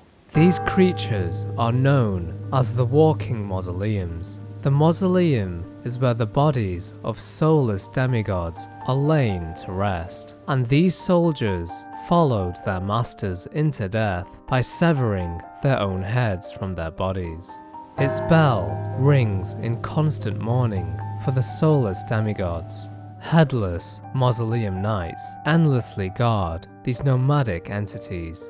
Their armor is adorned with wing-shaped ornaments evoking the deathbird, a self-inflicted curse that ties the spirits of these loyal knights to the land, having willingly beheaded themselves so that they may serve their masters in death. The sigil of an eclipsed sun is emblazoned upon their shields, a symbol of the protective star of soulless demigods. It aids the mausoleum knights by keeping destined death at bay. Resolute, the knights stand eternal, awaiting the rise of the slumbering demigods. The peninsula to Limgrave's south is named for its unceasing rainfall, redolent of lament. It is in this place, the Weeping Peninsula, where we meet Irina. She reveals that the servants of Castle Morn have rebelled. Her father Edgar secretly escorted her from the premises, but he remained behind. Edgar's honor would not allow him to leave the castle in such dire hands. Written upon a silk handkerchief is a letter from Irina to her father, an attempt to convince him to abandon the castle. She then hands the message to the Tarnished, instructing them to deliver it to her father. Having made the journey to Castle Morn, we see that it is overrun by misbegotten. The denizens of the castle were met with a grim fate. Their burnt corpses are stacked high and strung from the ramparts. A mad pumpkin head also resides here, a gladiator who attempted to stifle his panic by encasing his head within the dark confines of his helmet. Despite this, he was driven mad by bloodshed. At last, we discover Edgar, sat alone atop a tower. I'm Edgar, warden of this castle, as ordained by Lord Godric himself. But you can see how things have turned out. The menials have all rebelled. They gave me good service, or so I thought. But it seems it was all an act. Delivering Irina's letter, Edgar displays his gratitude, but reaffirms that he cannot leave until he reclaims the sword of Castle Morn. Navigating to the battered shores of the peninsula, the Tarnished and Edgar battle the Leonine Misbegotten, a much larger and ferocious counterpart to the Misbegotten encountered earlier. In the creature's possession is the blade Edgar seeks. Together, the duo slaughters the Misbegotten, prying the grafted blade greatsword from his corpse. The sword is a relic of a champion, one who defeated an entire clan of warriors, cementing their swords within a single armament. No longer duty-bound, Edgar leaves the castle behind, only to find his daughter deceased. Rena, how could this be? My daughter deserved better. The fault lies with me. I chose duty over my daughter's safety. And that is how fate has answered. I'll find them. The foul wretch is responsible for this. I'll hunt them down and exterminate every last one of them. Rest assured, Irina, it will be done. In our absence, Irina perished, a tragic fate for any father to bear. The blood-soaked murder weapon found plunged into the ground is reminiscent of the misbegotten, insinuating that one had ventured from the castle and killed Irina. This single act drives Edgar to the edge of sanity, fueling his bloodlust. Perhaps he felt that her blood was on his hands. He was unable to protect her, and the very creatures he contested with ended her life. At a later point in time, Edgar turns his weapon to us. No longer of sound mind, the broken knight fails to see reason. The Tarnished has no choice but to retaliate. Perhaps in death, Edgar and Irina can be united once more. Journeying through Limgrave, the Tarnished discovers the Waypoint runes. Housed within is the sorceress Selen, a stern practitioner of magic. If requested to teach us sorcery, Selen reveals much of her backstory. She hails from Raya Lucaria Academy. The authorities of the Institute exiled her from the academy, labeling her as an apostate witch. Regardless, the Tarnished desire to learn sorceries cannot be dismayed. Selen agrees to teach us and elaborates on the history of glintstone sorcery. Our art draws upon the powers embedded in glintstone. But what is the nature of such power? Glintstone is the amber of the cosmos. Golden amber contains the remnants of ancient life and houses its vitality, while glintstone contains residual life, and thus the vitality of the stars. It should not be forgotten that glintstone sorcery is the study of the stars and the life therein. To the north of Limgrave, we encounter the extravagant Kenneth Height. He compels the Tarnished to reclaim his fort in the south, as it has been overtaken by a knight commander from Stormvale. The man's hatred of Godric is made clear as he recounts the Lord's many failures. His animosity most likely stems from the theft of his fort by one of Godric's underlings. Kenneth also views himself as the rightful Lord of Limgrave, further fueling his contempt. Once Fort Height is cleared, Kenneth rewards the Tarnished with an Erdsteel dagger, an object suggesting that Kenneth is of Erdtree royalty. Interestingly, he says that as part of his rule, he will establish contact with the demi-humans once more, as according to him, under the rule of true order, the vulgar should not be left behind. Furthermore, he enlists the Tarnished into his service, promising them the reward of knighthood. After a while, the nobleman returns to Fort Height and admits he does not have the authority to grant the title of knight to the Tarnished, as Godric is currently the Lord of Limgrave. Although he sees himself as the deserved ruler of this land, he proclaims that he will search for a stalwart lord of the proper lineage, presumably to aid in his rule of Limgrave.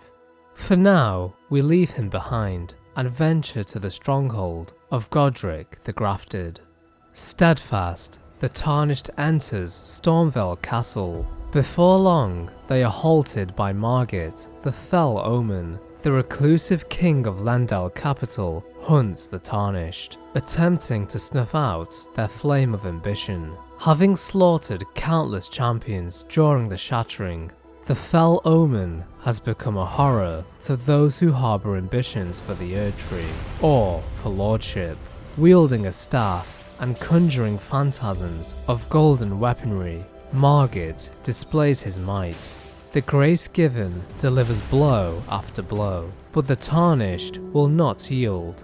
Rising from each death, the tarnished endures, learning from each encounter. Recalling the item they obtain from patches, Margit's shackle is activated, resulting in the fell omen being temporarily imprisoned by the seal of the Erdtree. Capitalizing on this narrow window of opportunity, the tarnished assails Margit. In the end, they lift their blade and deliver a decisive blow, bringing the monarch to his knees. The fell omen warns that he will show no mercy the next time they meet. Although his hunt was halted momentarily, Margit is certain we will cross paths again. It is important to note that upon his defeat, we do not obtain his great rune, implying that he either retreated before we could obtain it, or he did not have it in his possession at the time. Maybe Morgott believed he would not require this boon of power when dealing with lowly tarnished. Crossing the bridge, we come upon the gates of Stormveil. Gatekeeper Gostock advises us to take the side entrance into the castle. He warns not to enter through the main gate, as it is heavily guarded. By taking a detour, the tarnished can infiltrate the castle undetected. Although Gostock offers reasonable advice, he is not a selfless individual. Should the tarnished die within the castle, the gatekeeper will steal a portion of their runes. This is hardly a surprise, considering Stormveil is home to Godric and his ilk. At last, we enter the heart of Stormveil Castle. All manner of men and creatures defend this landmark. Lion guardians prowl the paths, grafted scions scurry the dark corners of the keep, and lastly, banished knights, soldiers who, whether by misfortune or misdeed, were forced to abandon their homes. Most of these knights were sent to the fringes, where they were forced to start anew, with only despair for company. These fierce warriors were each and all accomplished. Perhaps that is why, despite their territorial losses, they were still named knights. Interestingly, Edgar, the commander of Castle Morn, was once a banished knight, as seen by his armor. History also tells us of two renowned banished knights, known as the Wings of the Storm. The first, Oleg, allied himself with Morgott, slaying 100 traitors in his lord's name, earning the honor of Erdtree burial. The other, Engval, rejected the invitation of the grace given, choosing to keep watch over a masterless castle for many years, gaining renown as a hero of the fringes. These shunned yet able fighters travel the lands, with some choosing to fight in the name of Godric. Exploring the inner confines, we come across a lavish painting of Godfrey. Godric's love of his forebear is clearly displayed. Many limbs of grafted victims are suspended from the ceiling, perhaps signifying that Godric is attempting to match his ancestor in power through the act of grafting. The painting serves as a reminder as to why he commits such atrocities upon the denizens of Limgrave. During our foray, we meet the sorcerer Loghaire. His spellblade attire is reminiscent of aristocracy, hinting at his origin. He notes that the castle is filled to the brim with tarnished hunters who seek worthy foes to sacrifice for grafting. Furthermore, Loghaire states that he seeks something in the castle, something that warrants exploring such a dangerous location. Few can see beneath the veneer of his affable persona. According to his attire, Loghaire spent his entire life behaving with utter detachment. No one noticed the anger, grief, regret, or fear that existed along with it. Perhaps he has knowledge of a frightening truth, one which he is hesitant to share with any other. In a dark room deep within the keep, a woman stands above a deceased banished knight. Conversing with her reveals that she is Nefeli Lu, a capable fighter who suggests forming an alliance to challenge Godric the Grafted. It should be mentioned that her familial name, Lu, is identical to Hoarelu, the royal name of Godfrey, first Elden Lord, a link that suggests she is a descendant of the chieftain of the Badlands. All that remains is to venture through the fog and confront Godric the Grafted, his form almost twisted beyond recognition due to the countless victims grafted onto his frame. He wields a golden battle axe, emblazoned with the figure of a beast, representing the strength of Godfrey, first Elden Lord, and patriarch of the Golden lineage. Godric refers to himself as the Lord of all that is golden, a self-assigned title, believing himself to be worthy of the moniker Elden Lord. His erratic combat style displays little sense of strategy. He brawls like a mad beast, as opposed to a skilled master of combat. As the Tarnished gains the upper hand, Godric amputates his arm. Grafting once more, he fuses the head of a dragon to his wrist, bending the reanimated creature to his will. He sprouts forth a torrent of fire. This newfound power is not enough. Narrowly avoiding the rain of fire, the Tarnished executes Godric, obtaining his great rune. First, Godric was hounded from the capital by Radahn, then defeated by Millennia, and lastly, felled by a nameless Tarnished. A coward dies many times before their death. It is only the valiant who taste death once.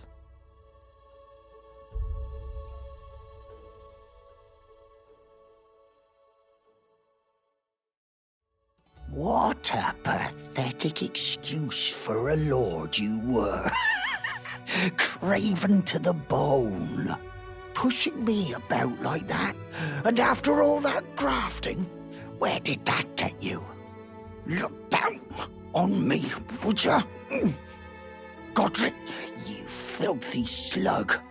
Feel it, feel my bloody wrath.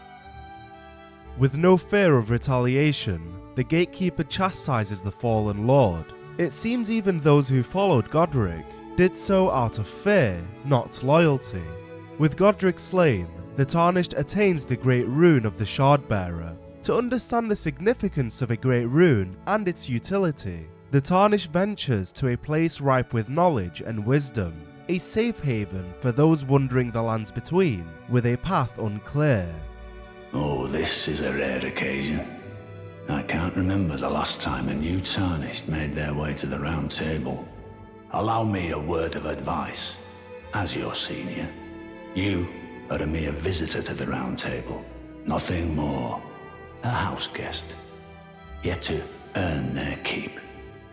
Following a warm welcome by Sir Gideon Ofnir, the All-Knowing, the Tarnished finds himself at the covert quarters of the Two Fingers, the Round Table Hold, a gathering place for all manner of adventurers, craftsmen, and warriors who vie to mend the Elden Ring and become Elden Lord. Champions would gather at the Round Table Hold in days long past, when the Two Fingers were masters of oration, their flesh yet full of vigour. As leader of the Round Table, Gideon vowed to become all-knowing, gathering information on the lands between, and piecing together all he could on the infamous Shardbearers who had claimed the shattered remains of the Elden Ring. Gideon's two most trusted servants were his adopted daughter, Nefeli Lu, and his right-hand man, Ensha of the Royal Remains. Ensha's armour is composed of bones that belong to an ancient lord, the Soulless King, the Lord of the Lost and Desperate, who was known as Ensha. Not only does the armour not belong to the servant, but neither does his name. Gideon's reaction to the Tarnished infers that the Round Table had long lost its glory, with very few finding their way to it. But this does not discourage Gideon's search for truth. Knowledge begins with the recognition of one's ignorance, the realization that the search for knowledge is unending. Upon arrival, the Tarnished is directed towards the Two Fingers to seek their guidance for the journey ahead. Circling the round table, Brother Corrin can be found. He is a man of cloth, one who explores the secrets of the Golden Order and teaches the strength granted by the Two Fingers through incantations. His reason for this is so that one day, if a Tarnished of the Round Table Hold should become Elden Lord, I might counsel them, ensuring order regains its proper form, righting rule over men. Moving ahead, Knight Dialos of House Hoslow can be encountered. He's notorious for being all talk but little action, and for this reason, his older brother Juno inherited the family legacy with little resistance. Juno was a stern, self-possessed man of a few words. His achievements made him seem out of reach, and so the younger aspired to be like the older, yearning for the day that he would tell the tale of House Hoslow in blood, knowing full well that it would break his brother's heart. Having met the Tarnished, Dialos is keen to question the newcomer, asking if they had rubbed shoulders with a woman by the name Lanya. She's my servant, but fickle as the wind. Take your eyes off her for but a moment and she's good as gone. The words of Dialos assure that losing sight of Lanya is of common occurrence, and yet he worries for her safety, as she's no mere servant, but a companion since childhood.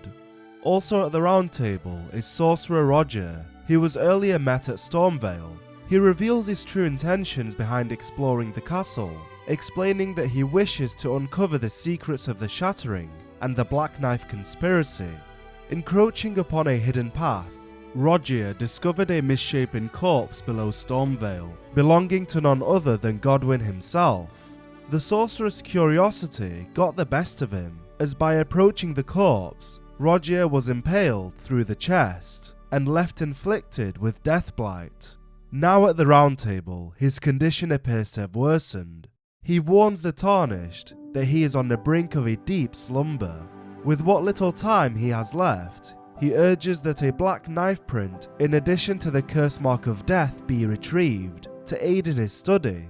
These key items reveal the objective truth of what took place on the fateful night of the Black Knives, the catalyst to the shattering of the Elden Ring. Having learned that Lunar Princess Ranni orchestrated the plot, Roger states the following. Can you become Ranni's vassal to advance our agenda? While in her service, you'll be able to take a poke around on the sly and determine the location of her original body that bears the curse mark. I realize that I'm asking you to put yourself in grave danger, but I know you've got what it takes. Placing his trust in the Tarnished, Roger can rest easy, knowing the truth will inevitably surface. The sorcerer falls into a slumber, one that he would not awake from. Beside the hearth of a warm fire, the Tarnished is reunited with the woman from Stormhill Shack, who reveals herself as Rodrika. Empowered by the champions of the Round Table, she too seeks a purpose of her own. In the distance, the unrelenting sound of a hammer striking an anvil echoes through the labyrinthine halls of the hold, put to work by smithing master Hugh, a chained craftsman who labours to no end. I'm a prisoner and these are my chains. I'm trapped by the hold. I'm dying, smithing for you fools. The girly boy here, she's crestfallen and can scarcely swing a blade. But she has a gift for spirit tuning. Perhaps here lies Rodrika's purpose. In the room beyond the craftsman resides a woman by the name Fear, a deathbed companion who once drew vigour from numerous champions and laid with an exalted noble who had passed, channeling the energy she had harnessed into his deceased body in the hopes that he would draw breath once more. But before I could bear the noble into new life, I was awakened by the guidance of grace and chased from my birthplace. What Fear viewed as a sacred act was condemned by others, regarded as vulgar, and thus she was exiled from her homeland. Travelling to the lands between, Fia would cross paths with Lionel the Lion-Hearted. When this chivalrous dauntless knight met Fia, who had been driven from her home, he declared himself to be her father. Despite her tribulations, Fia still wished to be a deathbed companion. The death of the first demigod, Godwyn, led to the emergence of those who live in death. Deemed as pitiful products of unending life, they were hunted by the Golden Order. Having experienced similar prejudice, Fia was sympathetic to the undead and wished to act as their protector. She, along with her followers, believed that Godwyn will one day be reborn as the Prince of Death and rise up against the tyranny of the Golden Order. This begs the question, why does the deathbed companion reside at the Round Table? It appears her cards are kept close to the chest, as her schemes remain concealed from the Tarnished. Ahead lies Finger Reader Enya. As the voices of the two fingers, Finger Readers are said to live lives eternal, and one is even supposed to have served as a wet nurse to royalty. The two fingers are served by former assassins of the Round Table, those who were tarnished themselves and had lost the guidance of grace. Recruited by the Fingers, they took charge of eliminating others who had found grace lost.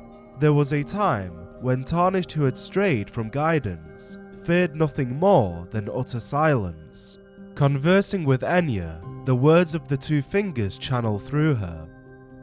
Great Elden Ring, root of the Golden Order, anchor of all lands, giver of grace, wellspring of all joy.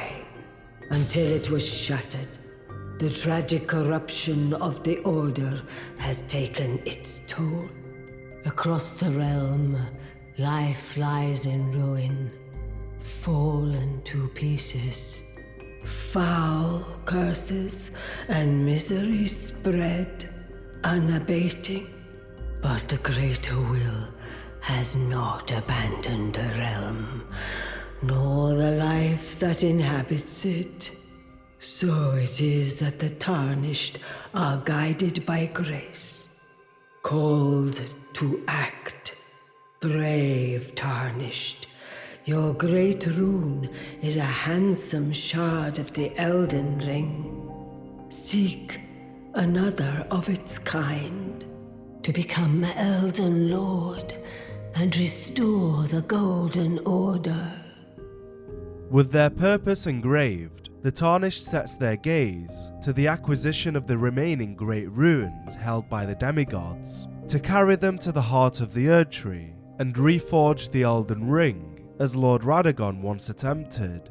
The Two Fingers has high hopes for the Tarnished, that even if they should be wounded, even should they fall, they will continue to fight for their duty. The Tarnished travels to Liurnia of the Lakes in search of Queen Renala of the Full Moon, who clutches an amber egg inhabiting the Great Rune of the Unborn, given to her by Radagon. The majority of Liurnia, known for its vast forests and ever-present fog, is sinking into a lake. The Academy of Rhea Lucaria towers over the north, while at its base spreads the town built around it, now flooded. As the Tarnished emerges from Stormvale Castle, they are met with a mysterious woman. With her eyes concealed behind a blindfold, she awaits at the lake-facing cliffs. My name is Hayeta, and I'm journeying in search of the distant light. If I might be so bold as to ask, would you donate any Shabriri grapes in your possession to me? Hayeta is a blind maiden in search of a distant light that would allow her to become a Finger Maiden. Maidens traverse the lands between for different reasons, some to seek audience with the Fingers, others to find the Tarnished who they were destined to guide. Hayeta believes that to reach the source of light, she must call upon the help of a Shabriri grape, described as a yellowing, oozing eyeball of the infirm. The surface is shriveled and the inside is squishy, not unlike a large overly ripe grape. Throughout their journey into Liurnia, the Tarnished crosses paths with Hayeta on multiple occasions. be it at the petrified ruins, Gatetown Bridge, or Belem Church. With every meeting, Hayeta requests a Shabriri grape to further guide her. Upon sensing the nearing of the light, she makes one final request, to be presented with a fingerprint grape, eyeball of the Night Vike, inflamed yellow, seared with a repulsive fingerprint burn, akin to those that marred his entire body. Shabriri grapes are human eyes, and the fingerprint grape is the eye of an infamous knight of the Round Table hold, Vike. No other tarnished was closer to the throne of the Elden Lord than Vike. But without announcement, Vike travelled far below the capital and was scorched by the flame of frenzy. Did he make his choice for his maiden, or did some other force lure him with suggestion? It appears that Hayeta wishes to follow in Vike's footsteps, to travel through the subterranean shunning grounds of the royal capital and seek an audience with the Three Fingers, to present herself to the flame of frenzy. Why would Hayeta wish for such an end? Upon closer inspection, things begin to make sense. Hayeta is noticeably similar to Irina, identical in voice, face, and even both being blind. Theories suggest that following Irina's death, her body was possessed by none other than the most reviled man in history, Shabriri. Reinforcing this theory is that following the death of Irina's father, a Shabriri grape can be retrieved from his body, suggesting that his sudden descent into madness was no fault of his own. With the knowledge gained, Vike's unforeseen change of alliance is better understood. Why would a knight on the cusp of becoming Elden Lord jeopardize everything they've built towards to sacrifice themselves to the flame of frenzy?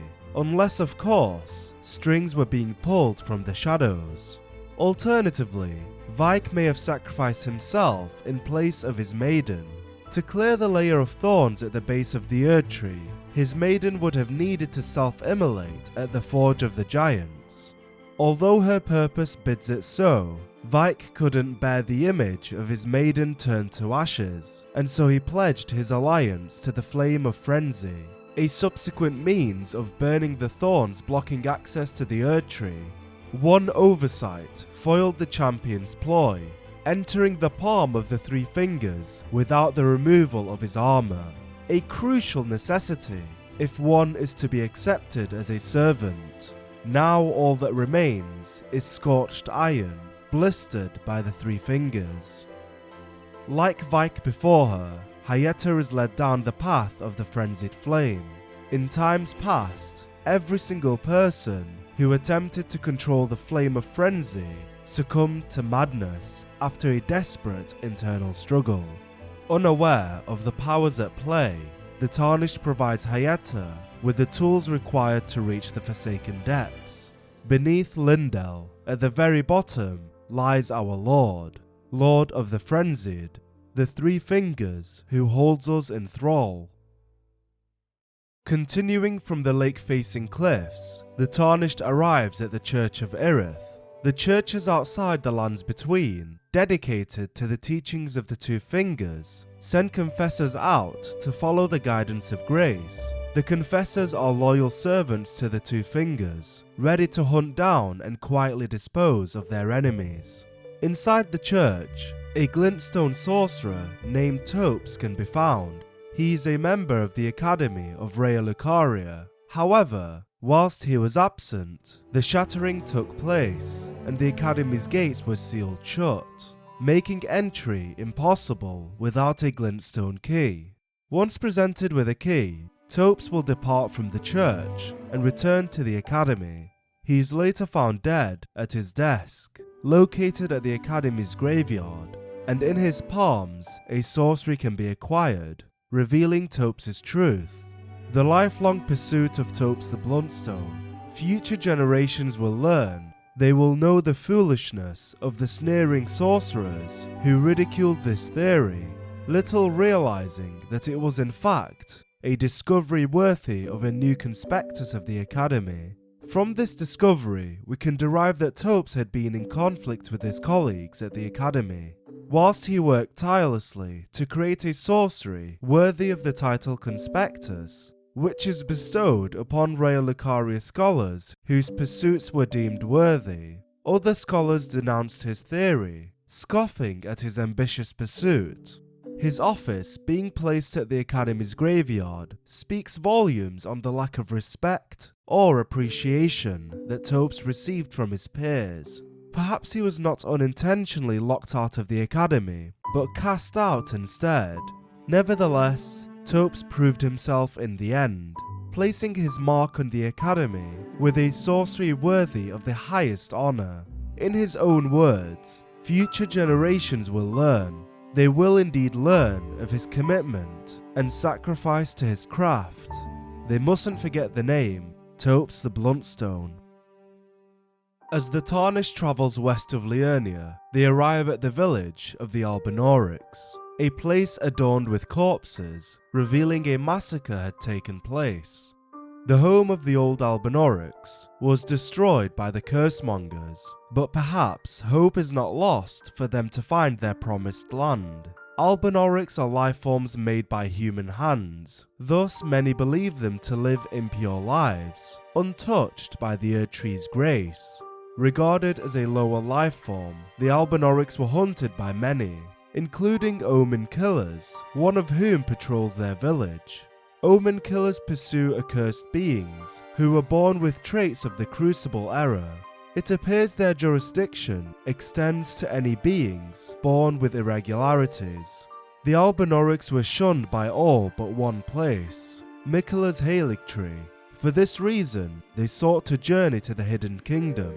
For this revelation, they had Loretta to thank, a once royal Carrion knight, who went on a journey in search of a haven for Albinaurics, and determined that the Haligtree was their best chance for eventual salvation. With hope for a brighter future, the Albinaurics wielded ivory sickles, as evidence of their dedication to the Haligtree, despite never having entered its presence. Exploring the ravaged village, the Tarnished finds Albus, an old resident who had survived the massacre by disguising himself with the environment. The Albinaurics lived in peace, safeguarding half of a secret medallion which would grant them passage to the Haligtree. This drew the attention of Sir Gideon Ofnir, who also desired the medallion. By his orders, his men attacked the village, murdering anyone who would stand in their way. The one remaining Albinauric clasped tightly the half medallion and hid until the pillagers had given up their search. The medallion is the key that leads to the city. It's only a quaint treasure for we who cannot make the journey. But for dear Latenna, it is needed to fulfill her purpose. My legs will soon fade, and with them my life. Alas, this is the immovable fate of all Albinaurics. In his dying will, Albus entrusts the medallion to the Tarnished, asking them to seek a woman named Latenna, who is also an Albinauric. She travelled to Liurnia along with her wolf companion Lobo in search for a path to the Haligtree. Taking refuge at the village, she was attacked by the intruders, and as a result, her wolf Lobo was slaughtered, and she was left at death's door. Alas, like a true warrior, she did not surrender the whereabouts of the medallion.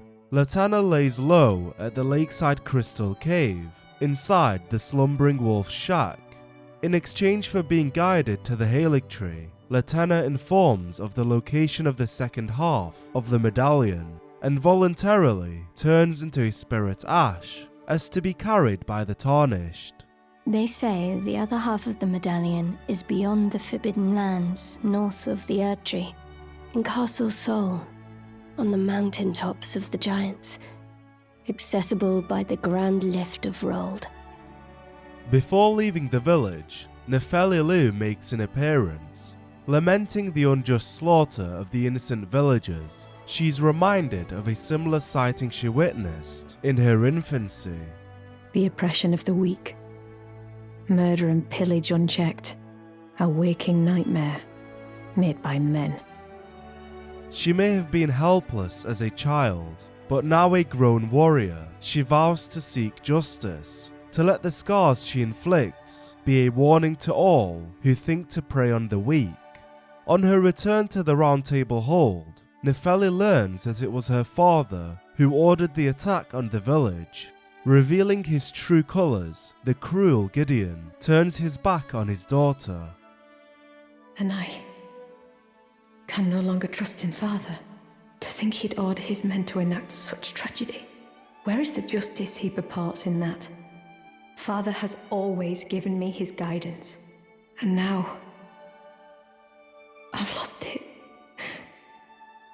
Her brain scattered and fueled by a river of emotion, Nefeli confines herself to the basement of the Round Table, uncertain how to proceed. To help guide Nefeli out of the depths of her sorrow, the Tarnished gifts her the ashes of an ancient monarch, the Stormhawk King, the remembrance of the revered Hawk, who once ruled over Stormvale, inspires Nefeli to stand firm and persevere through her hardships. Joining forces with Kenneth Height, Nefeli becomes the stalwart lord of Limgrave, reigning over Stormvale Castle. The two can be found at the castle's throne room, sharing command of the region. Along with them is gatekeeper Gostock. Having endured the tyrannical rule of Godric the Grafted, he may finally be content with the new and just monarchy. I have indeed selected a new ruler. Lady Nefeli is strong and just, worthy of the burden of Limgrave's lineage. Such is the sincere opinion of I, Kenneth Height, no less. I remembered the vow I took when I first became a warrior, so many moons ago. This land is much like the one from which I hail. I will call upon the storm to drive away the foulness that has settled on the winds. Returning back to Liurnia, a peaceful village hidden on the side of a cliff can be found. It is home to many friendly Jars, who wish only to be left alone. Jarburn is a young resident of the village, and nephew to Iron Fist Alexander. Akin to his uncle, Jarburn dreams to one day leave the comfort of home and tread the warrior's path. He expresses that until he finds a worthy potentate to care for his village, he is unable to, in good conscience, leave Jarburg. The Tarnished offers to care for the village in his absence. However, Jarburn's assessment reveals him unsuitable for the task at hand. Your skin isn't so smooth, is it? You need slick, slidey hands to be potentate, you know? I'm sorry, cuz, but I don't think you've got what it takes. What a shame. Hopefully a day will come where the sun rises on a worthy leader to alleviate the burden carried by Jarburn. Travelling further, the Tarnished reunites with the mischievous Patches at the Scenic Isle. You're making your way to the Erd Tree, no? Well, I heard something that might help. A special means of reaching your destination.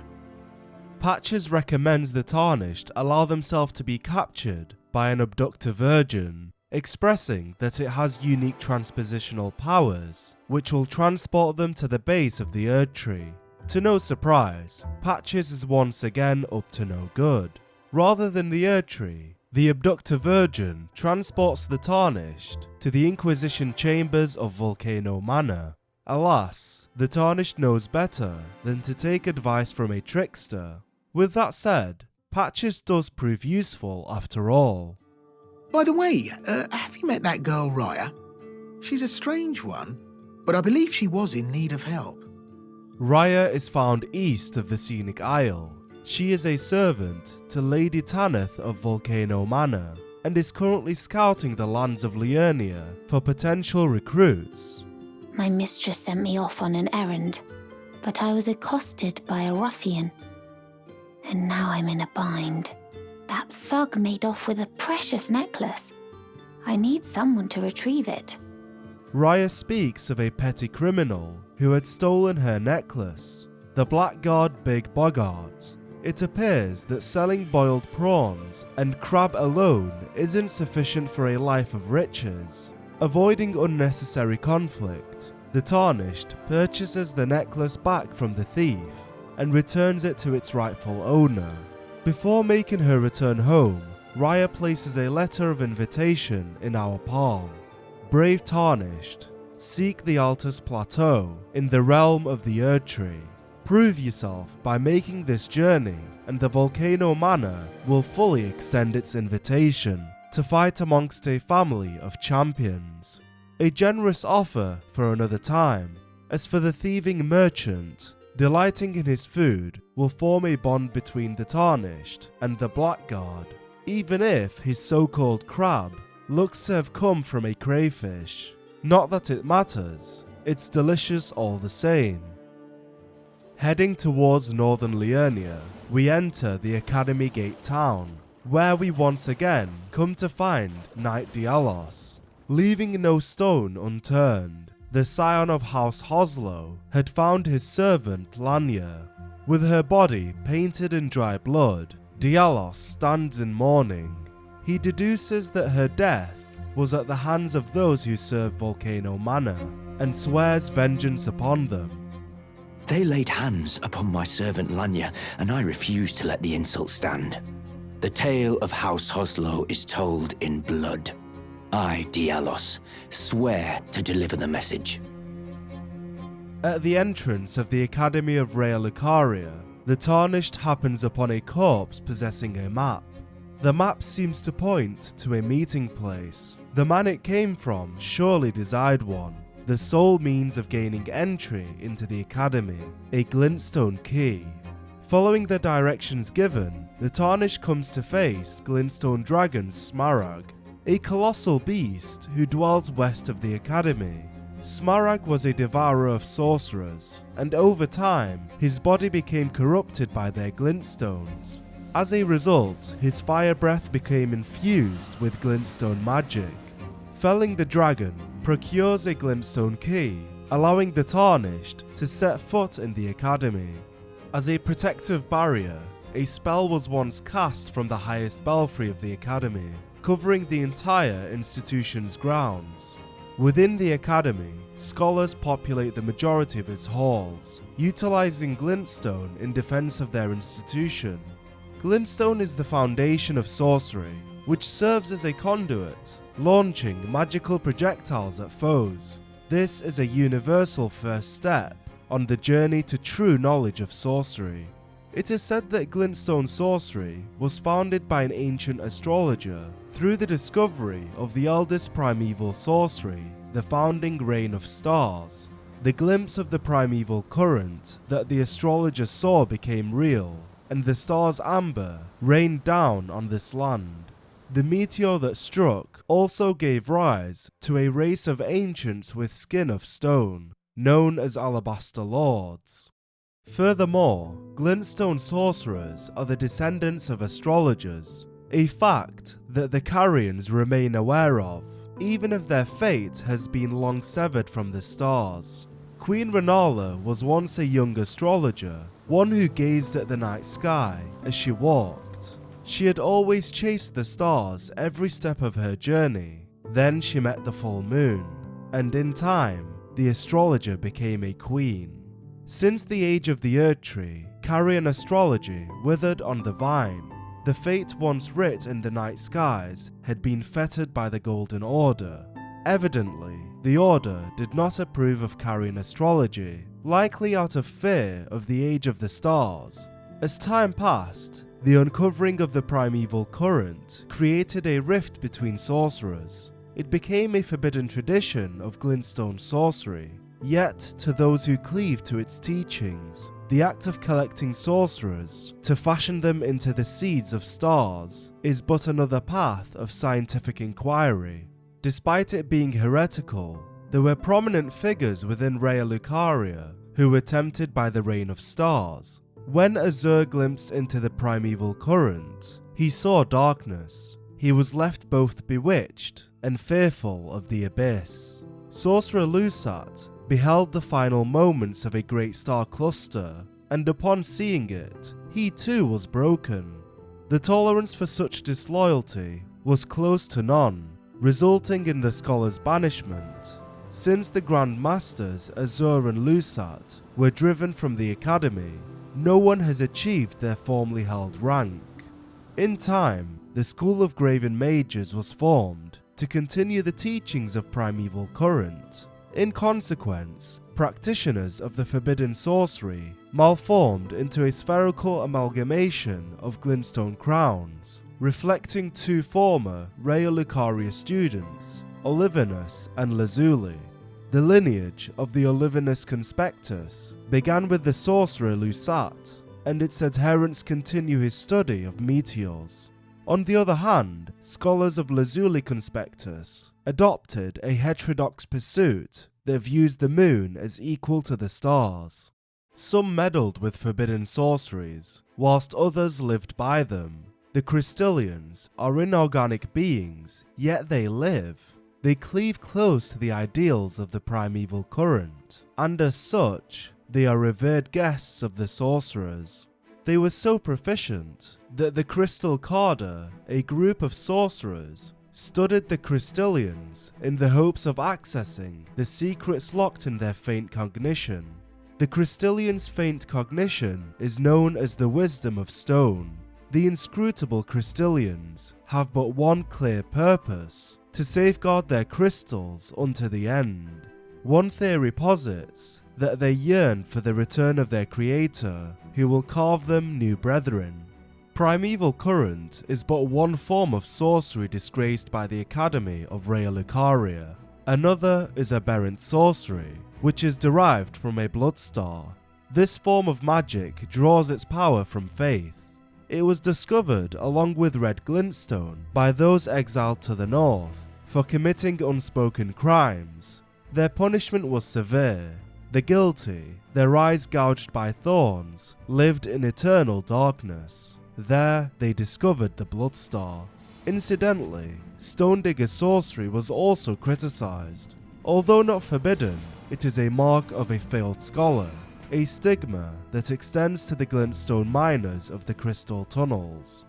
Maneuvering through the academy, the tarnished must stay vigilant, as the scholars are not to be mistaken for mere academics. They are formidable fighters in their own right. A glintstone arc was granted to sorcerers who depart from the academy to embark on journeys, in order to fend off large groups of would-be adversaries. Their faith in the stars offered them immense confidence on their expeditions. Even during the blackest nights, sojourns underground, or imprisonment in jail, the stars are never far from a sorcerer's side. At the peak of a long and arduous journey, the Tarnish enters the domain of the Carrion Queen. Countless juvenile scholars are seen scattered throughout the Grand Library, whilst Renala hovers above ground. Believing that her daughter Rani died during the Night of the Black Knives, Renala devotes herself to the art of reincarnation. Some speculate that she embraces her amber egg in the hopes of one day resurrecting her daughter. In a futile attempt, Renala fights to ward off the intruder, but neither her magic nor her scholars are equal to the Tarnished. Defeated, Renala desperately crawls towards her amber egg. Shortly before her fate is sealed, the voice of Lunar Princess Rani can be heard, revealing that she had survived the Night of the Black Knives and has since kept a watchful eye on her mother. Upon my name as Rani the Witch. Mother's rich slumber shall not be disturbed by thee. Foul trespasser.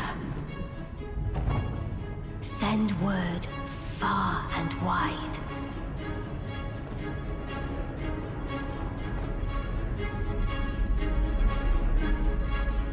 Of the last queen of Caria, Renala of the Full Moon.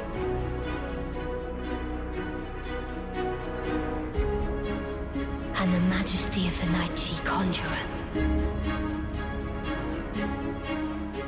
Ranni conjures an apparition of her mother in her prime to challenge the Tarnished on equal grounds. Born anew, Rennala's sorcery is unrelenting, firing all manner of projectiles and summoning various creatures to fight on her behalf. Although formidable, she falls short once more, and the Tarnished champion claims the Great Rune of the Unborn. With the battle won, mercy is granted to the Carrion Queen. Rennala accepts her fate and remains in the Grand Library, tending to her amber egg and offering her services of rebirth. In search of Ranni, the last princess, we travel north of Liurnia, towards the home of the Carrion family. This territory once belonged to the Carrion royal family. Their manor lies not far beyond this point. When the Raya Lucaria Academy turned on the Carrions, the Knights of the Cuckoo descended on this tract. After leveling it, they carried on to the manor. The Carrions were taken off guard, but their strength had not waned, and they repelled the Knights' onslaught by conjuring an enchanted snare that remains potent to this day. War Councillor Iji, a close ally of the Carrion family, warns of a dangerous spell that surrounds Carrier Manor, and prays the Tarnished turns back at once. The manor appears desolate, and the atmosphere clouded with a bluish hue. Every step taken runs the risk of falling into an ambush. A finger creeper dwells around every corner, and spectral knights hide in the shadows. The Tarnished treads carefully, with their weapon at the ready.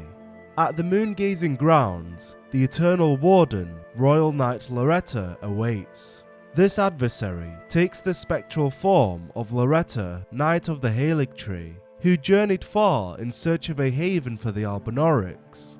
The spirit who appears before us is the same proud knight, but from a time when they were in service to the Carrion royal family. From atop her steed, Loretta punishes would-be trespassers with the use of her sorcery, great bow, and glintstone-infused warsicle. Vanquishing the royal knight opens the path to the Three Sisters, a secluded land barred from outside interference. Similar to Carrier Manor, the surroundings are perpetually shrouded by mist, in addition to colossal pillars of glintstone piercing outwards from the soils of the earth. As the Tarnished closes on Ranni's rise, glintstone dragon Adula emerges from the fog. Adula, a devourer of sorcerers, was bested by Ranni and subsequently swore a knightly oath to her dark moon. As a protector of the Lunar Princess, Adula engages the Tarnished in combat, but before the battle concludes, the towering dragon retreats, living to fight another day. Ranni sits atop a high-rise tower, anticipating the arrival of the Tarnished. Here, we verify that Ranni was the culprit behind the Knight of the Black Knives. Chosen by her own two fingers, Ranni was to be a successor to Marika, to become the new god of the coming age. But destiny would not impose its will on the Lunar Princess. The women of the Carrion royal family look to the moon to guide their fates. Ranni's is a moon dark and blanketed with rime. Carving her own fate, Ranni turned her back on the two fingers and now seeks to rid the world of their influence. Accepting the Tarnished into her ranks, she introduces her most trusted allies, some of whom we had already met. There is in my service a half-wolven warrior by the name of Blythe. I would have thee join him in searching for the hidden treasure of Nokron, the Eternal City. Ah, and there wilt thou find Iji, my war counsellor, and Salavis, preceptor in the sorcerous arts also. Heed not their peculiarities. Feel secure in gaining from them what advantage thou canst. Blythe, Salavis, and Iji are all working in service of the Tarnished, who prepares to journey to the Eternal City of Nokron. and claim a hidden treasure, harboring a means of slaying the Two Fingers. A daunting mission bestowed upon a more than capable champion. The future of the lands between remains uncertain. Queen Marika imprisoned, shards of the Elden Ring scattered, and the Elden Throne vacant. The road ahead is long and grueling, with many demigods yet to be fought, hidden cities yet to be explored, and most importantly, destiny yet to be defied.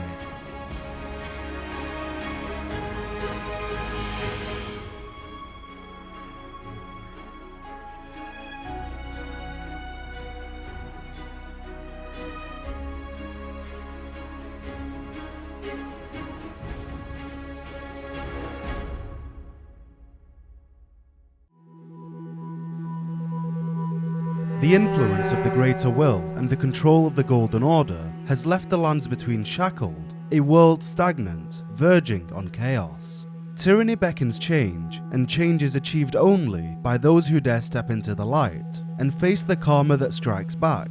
The Tarnished emerges from Ranni's tower, bearing the responsibility of traversing the hidden city of Nokron and claiming a treasure so powerful it could slay the Two Fingers. A burdensome duty that stretches the competence of even the most valiant. However, what exactly is the alternative? To live eternally under the tyrannical rule of the Outer Gods and the deceitful Golden Order? Before departing, the Tarnished acquaints himself with one of Ranni's vassals, Preceptor Selavus, a master in the art of sorcery. The nefarious schemer extends his hand to the Tarnished, but makes it abundantly clear that he does so only out of respect for his lady's wishes. Selavus hands over a small flask containing a cloudy tonic of bluish black. On it, the following words are inscribed: "Find Nefeli and ensure she drinks it." At this point, various options are presented, one being to do as requested and give Nefeli the potion. Secondly, to lay aside the potion for a later point, in which the Tarnished can utilize it in defeating a foul being named Dung Eater. Lastly, the potion can be handed over to Gideon Ofnir, who will dispose of it immediately. His actions expose a clear distrust in Selavus, hinting at a history that had been buried. The two were once allies, but the involvement of a silent hunter caused a schism in their friendship. Dolores once belonged to the Round Table Hold, where she was both a critic and a friend of Gideon the All-Knowing. It was because of her that he and Selavus went their separate ways. If the potion is given to Nefeli Lu, her body will be found in Selavus's laboratory, revealing that she had been turned into a puppet.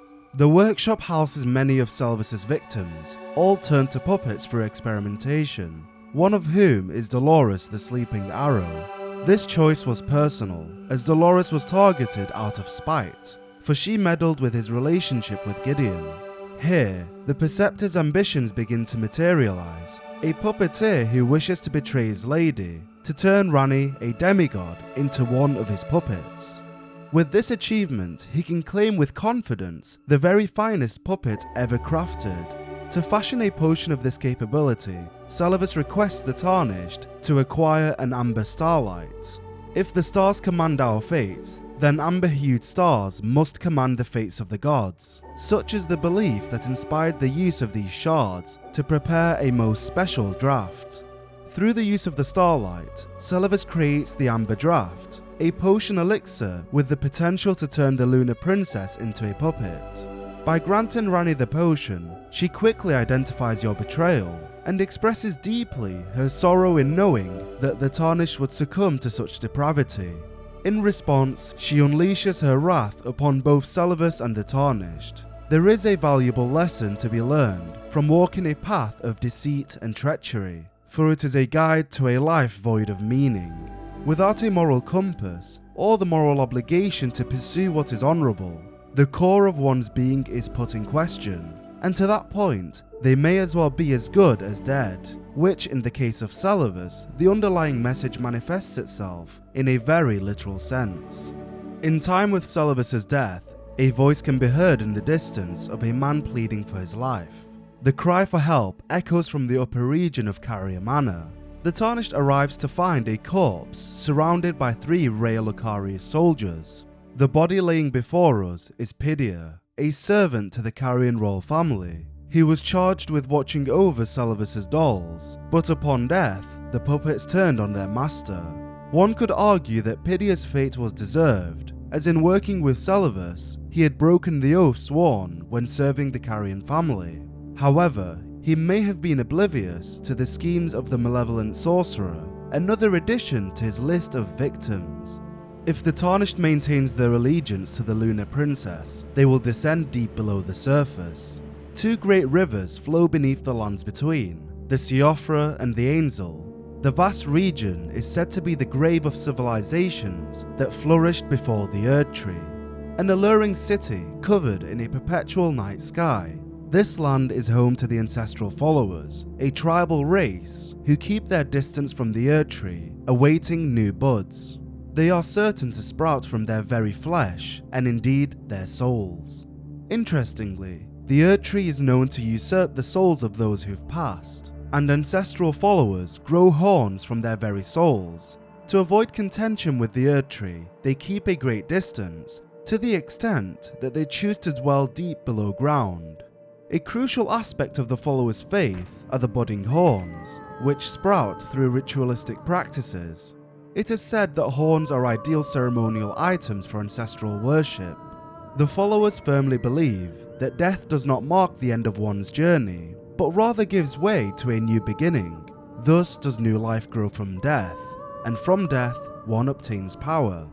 For this reason, they worship the corpses of long-lived beasts, observing as their horns continue to bud like antlers long after death, until one day the deceased becomes an ancestral spirit.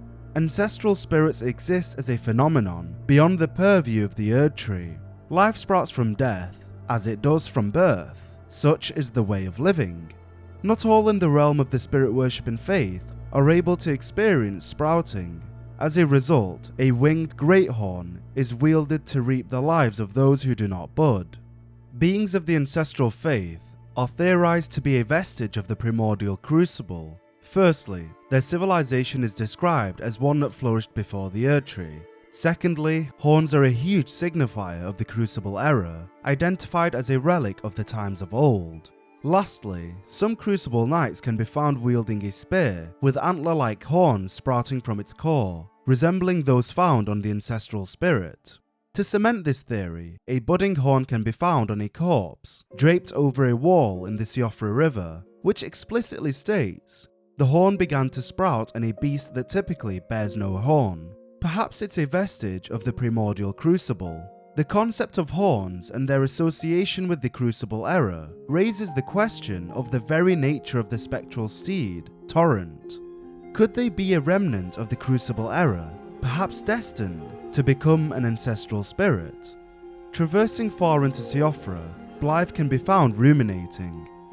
I can see bloody Nokron right above me, but I'm absolutely stumped. I've tried all the gateways, to no avail. Unable to identify a means of reaching the kingdom of Nokron, Blythe and the Tarnished must pursue alternate means. There are whispers of an entry point through the lands to the east. Caelid, known as the locale of the last battle between General Radahn and Malenia, Blade of Miquella, is a vast land consummately marred by scarlet rot. In the blighted wilds of Caelid, the elderly sage Gowry is found dwelling in a decrepit shack. Since Malenia fought Radahn, and the great scarlet flower blossomed in Aeonia, I have dedicated myself to her, and to the resplendence of the Order of Rot. In the swamp of Aeonia, Gowry came across a helpless young girl named Millicent, and her 3 sisters. The sage raised the siblings as his very own and identified much potential in them, especially Millicent, who he believed would outshine the others. Each of the sisters was ordered to travel to the Haligtree in the hopes that they would be reborn into Scarlet Valkyries. When time came for young Millicent to begin her journey, it became apparent that she had been afflicted by the unforgiving Scarlet Rot, placing a wrench in the future she had eagerly awaited. Millicent now rests at a church atop a cliff beyond Celia. She is tended to by witless pests who worship her rotting sickness, idealizing her as a god. Gowry bids the Tarnished to traverse through the dangerous lands of Caelid and deep into the swamp of Aeonia, where they may uncover an intricately crafted needle of unalloyed gold.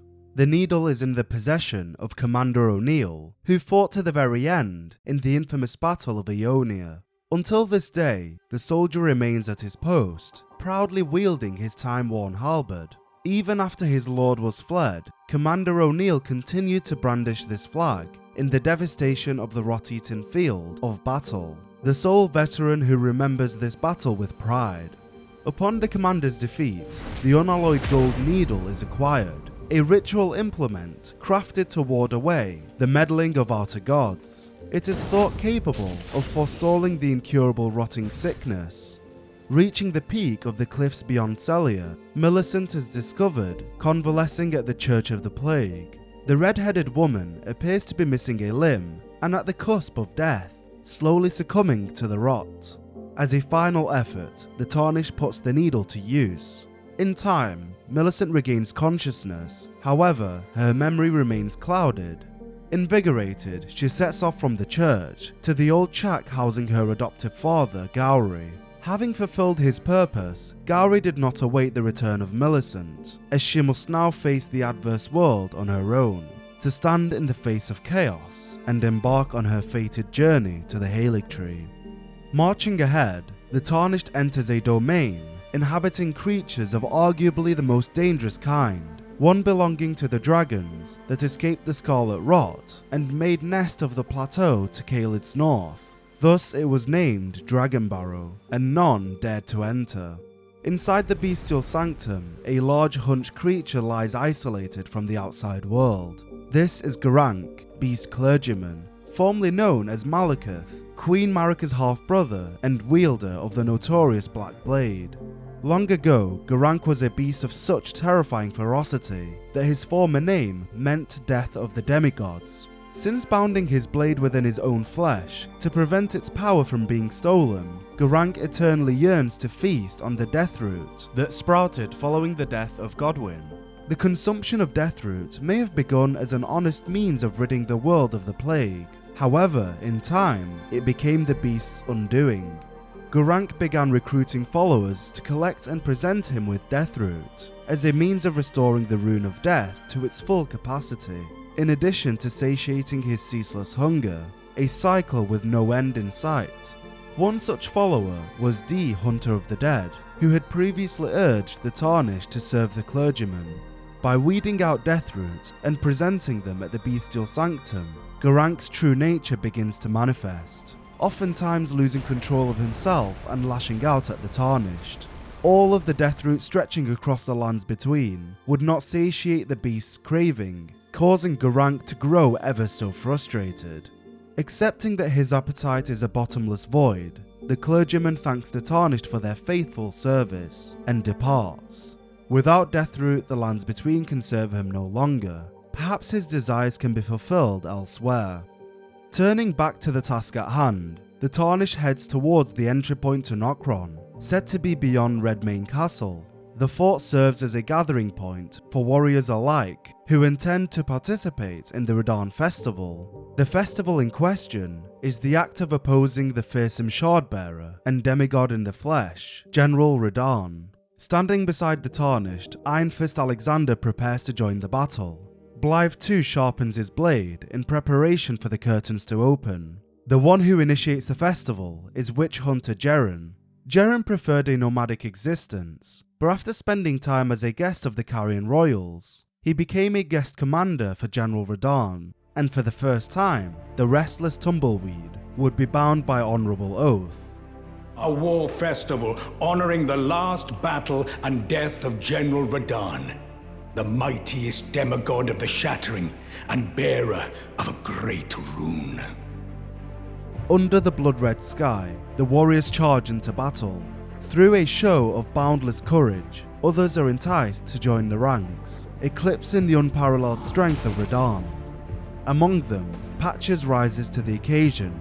His heroism is short-lived, however, as upon weighing the prospect of losing his life, With that of having his name etched in history, Patches chooses to live another day, knowing too well that once you hear the details of victory, it is hard to distinguish it from defeat.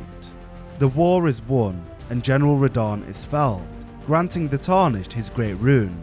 No longer held back by the Shardbearer's gravitational influence, we witness a ray of stars shoot across the lands between, and a blinding light floods the sky. Before investigating the meteorite that had struck, the Tarnished vows to expand their knowledge on the world of alchemy, as to better understand Radahn's gravitational abilities and make sense of the phenomenon that had just taken place. To do so, we return to the sorceress Salem, who reveals herself to be an illusion, with her real body being held captive in Witchbane ruins of the Weeping Peninsula. Upon arriving, we bear witness to Salem's true self. These shackles take a toll on us all. There is something I need you to look after. My primal glintstone. A star has fallen, and my fortunes waver. Someone may come for my life, and so I entrust it with you. Myself. Concerned that her life is at risk, the sorceress entrusts the Tarnished with her very being, granting them a primal glintstone. In essence, a primal glintstone is a sorcerer's soul. If transplanted into a compatible new body, after their original body dies, the sorcerer will rise again. Returning at a later point, witch hunter Yearn stands before Salem's corpse, revealing that it was he who sought after her life. He expresses that Salem was known as a graven witch, obsessed with the primeval current, labeling her the most dangerous mage in the entire history of Raya Lucaria Academy. Left to her own devices, the fate of the lands between would have kneeled before her malevolence. This puts into perspective Salem's intrigue in the heretical sorcerers Azur and Lusat, having previously requested the Tarnished to locate and retrieve information from them regarding the primeval current. In her belief, sorcerers are falling children of the stars, and shall beam with brilliance once again. If the Tarnished wishes to honour their pact with Salem, a new vessel can be encountered in Seluvis's puppet chamber below Ranni's Rise. Through the use of the primal glintstone, Salem is granted life anew, and is able to continue down her path of heresy, spreading chaos with every step taken. The final confrontation takes place at the Grand Library of Raya Lucaria, where Salem faces off against her adversary, witch hunter Yearn. Once again, the pendulum of morality tugs at the heart of the Tarnished. Do we aid Salem in restoring the bodies of Masters Azur and Lusat, shifting the Academy's ideology towards honing the primeval current? Or do we side with Yearn and cut off the head of the snake once and for all? If Salem is to prevail, she will take reign over the Grand Library and attempt to kill Queen Rennala, but karma does not take lightly to such heinous actions. In consequence, she is destined to a lifetime as a spherical entity composed of the faces of two Raya Lucaria students, Olivinus and Lazuli. Such is the fate of all practitioners of the forbidden sorcery. With that said, the Tarnished does not allow this seed to be planted. Virtue is the guiding hand that models one's judgment, and so the Tarnished opposes their once master in sorcery, and puts an end to Salem's treacherous dynasty. My thanks for the aid given. I heard from Iji that Lady Rani might have found herself a champion, but I didn't know he was talking about you. You've helped me fulfill an old promise. Well, I must be leaving now. Brave warrior, if the fates deign it. No, we shall indeed meet again, Tarnished. With one chapter closed, the Tarnished shifts their gaze and tracks down the meteor which struck following the defeat of General Radahn. A gaping hole appears before us, and rock fragments levitate above. Traversing through the broken structure leads to Nokron, the Eternal City. An artificial sky shines with a purple hue, and countless stars scatter across the landscape. The Tarnished sets foot in a once flourishing civilization, we witness soaring structures of the most complex and unorthodox architecture, and more importantly, a mysterious mausoleum which diverts all attention, appearing just out of reach. The mystique of a kingdom buried in history invites curiosity. What could have possibly caused such a tragic fate? Long ago, the Nox invoked the ire of the Greater Will and were banished deep underground. Now they live under a false night sky, in eternal anticipation of their liege, of the coming age of the stars, and their Lord of Night. The Nox are a race of cold-blooded beings who wield weapons formed from silver tears. Invoking the ire of the Greater Will likely refers to the infamous Night of the Black Knives. After all, it is said that the Black Knife assassins were scions of the Eternal City. The motivation for their betrayal stems from their allegiance to the coming age of the stars, aligning with the goals of the Lunar Princess Rani. For their treason, they were banished from the surface, left with nothing. Their fates rely upon Rani's success. The resurgence of the Nox cannot triumph without a leader, an authoritative figure so to speak, and so they await the arrival of their Lord of Night, or rather attempt to manufacture one. The Silver Tear makes mockery of life, reborn again and again into imitation. Perhaps one day it will be reborn a lord. The Nox were reduced to a life underground, but that is not what caused the fall of their civilization. A malformed star, born in the flightless void far away, once destroyed an eternal city and took away their sky, a falling star of ill omen. Theory suggests that the Greater Will did not regard confinement as a severe enough punishment for the Nox, and so, akin to the way in which it had sent a golden star bearing the Elden beast into the lands between, the Greater Will directed a star containing Astel, natural born of the void, to assail the Eternal City.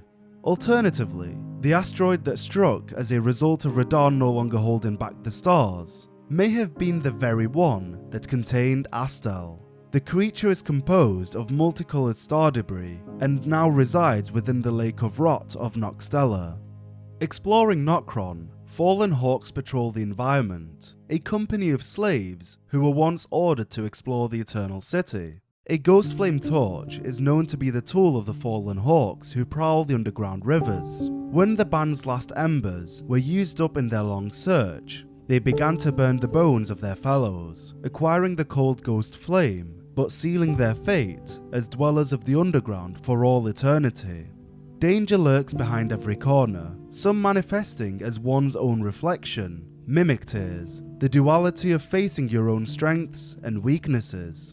Those of the Eternal City have crafted a special type of silver tear, capable of completely mimicking its opposition, along with their appearance, fighting style, and use of spells and armaments. Mimic tears are the result of an attempt by the Eternal City to forge a lord. Posing a greater threat are the valiant gargoyles, one wielding a greatsword, the other brandishing a twin blade. A closer look will reveal the gargoyles to be impaired, their missing parts mended with corpse wax, said to be the patchwork of champions. The same can be said for the weapons they clasp, such as the mark of those who serve Malekith, the Black Blade. East of a great waterfall basin, against the railing of a balcony, Dee, Beholder of Death, is found. Prior to Rogier's death, he had left behind a letter which read, "I forgot to tell you, but it seems Dee has a younger brother. I heard he lies in a deep sleep in the aqueduct beside the Eternal City of Nokron, and it's said he stood before the Prince of Death, not far beyond that point." Devon is the twin brother of Dee, Hunter of the Dead, whose true name is Darian. The twins are of two bodies and two minds, but one single soul. Not once do they stand together, not one word do they speak to one another. Interestingly, their condition mirrors that of Marika and Radagon, who are also of two bodies, but share one singular soul. Perhaps this phenomenon isn't as uncommon as previously perceived. Travelling below ground, Devon came eye to eye with the Prince of Death himself, and as a result, his mind was shattered. The destructive encounter left him mentally crippled and unable to speak. Within the knight's sacred grounds, the Tarnished treads through a quiet holy site, left in ruins following the collapse of the Eternal City. We appear before a gargantuan statue, reminiscent of a night maiden. Inside, the Tarnished obtains the treasure promised to slay a god, the very one requested by Lunar Princess Ranni. The hidden treasure of the Eternal City of Nokron, a blade said to have been born of a corpse. This blood-drenched fetish is proof of the high treason committed by the Eternal City and symbolizes its downfall. The weapon cannot be wielded by those without a fate, but is said to be able to harm the Greater Will and its vassals. With the task completed, the Tarnished returns to Ranni, offering forth the Fingerslayer blade. With the hidden treasure in hand, all the pieces are in place. Soon, Ranni may begin her journey upon the dark path only she may tread. Before leaving, a peculiar gift is granted to the Tarnished, a Carrion inverted statue. This object reveals the hidden form of the Carrion study hall, which connects the Divine Tower. To unveil the secret, affix it to the pedestal of the celestial globe.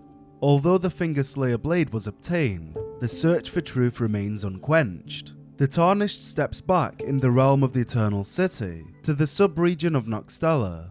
Upon resting at a site of grace, they are accompanied by a miniature doll, both resembling and possessed by the Lunar Princess.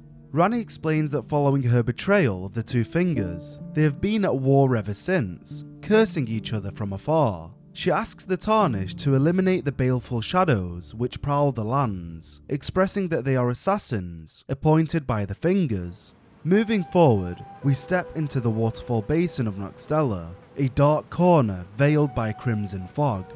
Here, the Tarnished faces a baleful shadow, one resembling the half-wolven ally of Ranni. His likeness to Blythe is not coincidental, as Blythe was created by the Two Fingers, and so too were the baleful shadows. In a clash of swords, the Tarnished defeats the shadow. Following the battle, Ranni, through possession of the miniature doll, grants the Tarnished a discarded palace key, enabling them to access a locked chest within the Grand Library, which houses a Dark Moon ring. The ring depicts a leaden full moon, symbolic of a cold oath. The ring is supposed to be given by the Lunar Princess Ranni to her consort. Ranni granting a ring intended for her consort affirms her trust in the Tarnished and the strength of the relationship built along the journey. Further ahead lies a great lake of standing water downstream of the Ainsel River. Here we encounter a Dragonkin soldier, a colossal being of animalistic nature. The Dragonkin were born into the Eternal City, where they knew no true sky, nor true lightning. Instead, ice lightning was their weapon. Although the Dragonkin are descendants of dragons, they never attained immortality, and perished as decrepit, pale imitations of their skyborn kin. Deeper still lies Astel, natural born of the Void, who decimated the Eternal City upon arrival. Astel bears many similarities to falling star beasts. Both creatures appear to be entities of the cosmos, who've crash-landed into the lands between, evident by the very fact that falling star beasts appear only within craters. Theories suggest that both creatures are one and the same, but at different transition stages, comparable to how a caterpillar grows into a butterfly. The metamorphosis begins with a falling star beast, followed by a full-grown falling star beast, and finally taking the form of Astel. Both creatures have two sets of pincers, a barbed tail, one large central eye, and both use gravity magic when in combat. Interestingly, the falling star beast carries an obsidian shell, whilst Astel does not, potentially marking the final evolution of the creature, the shedding of the skin, so to speak. The Tarnished defeats the natural born of the Void and emerges from the Eternal City to find themselves at the Moonlight Altar. Here they encounter Alecto, Black Knife ringleader, the mastermind behind the Black Knife's plot. Following the death of Godwyn, Alecto was captured and imprisoned in an Everjail, and her daughter Tish was killed protecting her during their flight from the royal capital. Ahead lies a large church atop the southern plateau of Liurnia, protected by Ranni's loyal guard, Glintstone Dragon Adula, a familiar foe whom the Tarnished had traded blows with earlier on their journey. This time, retreat is not an option, and a jeweler is put to rest for the last time. Descending down a cavern within the Cathedral of Manus Celis, we uncover the lifeless body of Ranni the Witch, sitting before the corpse of the two fingers, who are covered in blood. In Ranni's effort to sever her connection with the outer gods, she appears to have fought and defeated her own fingers using the Fingerslayer blade. Presented with the Dark Moon Ring, the Lunar Princess springs to life. So it was thee who would become my lord. Perhaps I needn't have warned thee. I am pleased, however. Thou art a fitting choice. I go now to the night sky. It is there I shall find mine order. I bid thee travel the path of the Lord, and once all is done, we shall see each other once more. Now at her endgame, the Lunar Princess awaits the Tarnished to complete their journey, as only then can they usher in the Age of the Stars. Following their conversation, Ranni dissipates, leaving behind a Dark Moon greatsword, bestowed by a Carrion Queen upon her spouse, to honour long-standing tradition. Returning to Ranni's rise, Blythe appears to have lost his sanity, driven to madness following Ranni's betrayal of the Two Fingers. As established, Blythe was created by the Two Fingers as a vassal to Ranni, incapable of treachery towards her. His existence is in sole service of aiding Ranni on her journey to replace Marika as the god of the coming age. The Greater Will is wise beyond imagination, foreseeing the likelihood of Ranni's betrayal.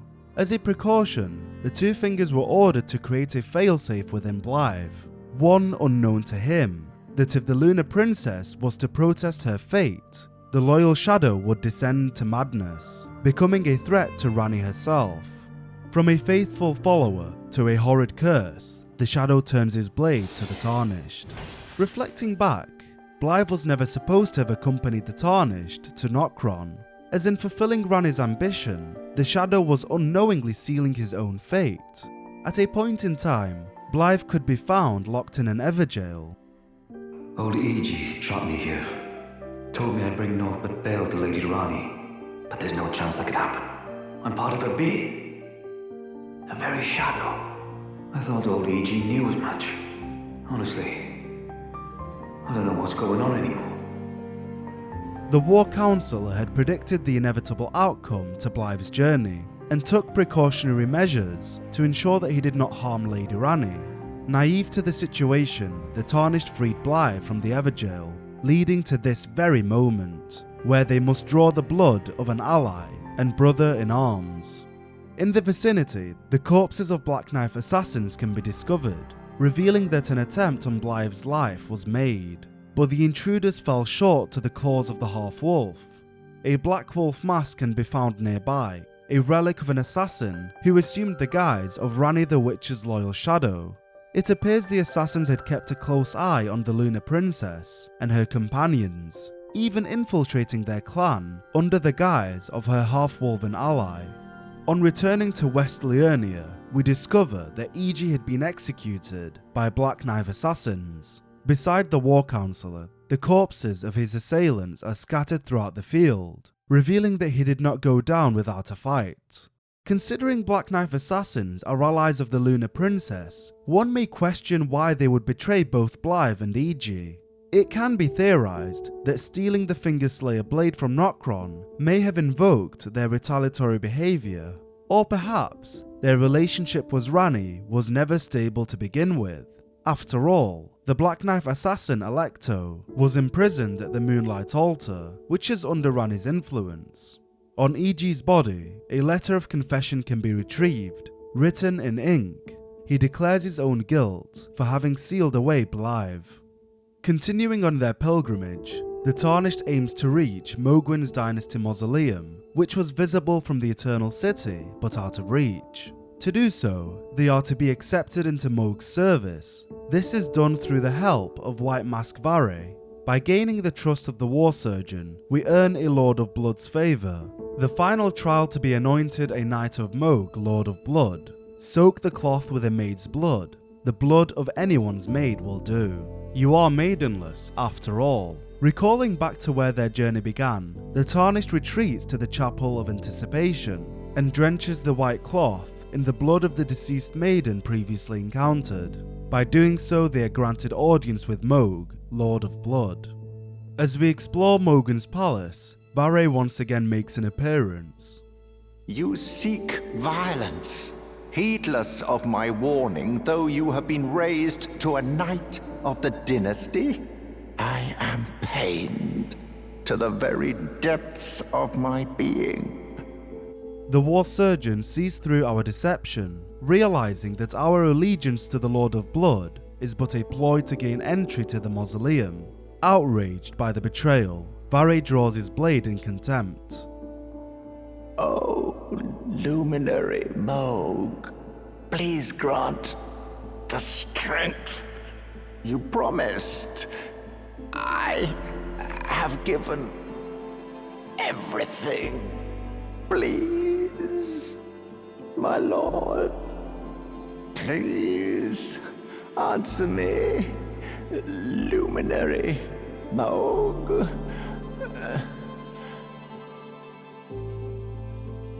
The Tarnished champion makes their way to the mausoleum, where Mohg resides along with the abducted Miquella. The Lord of Blood emerges to confront the unwelcome guest, unleashing the unrelenting power of his accursed blood.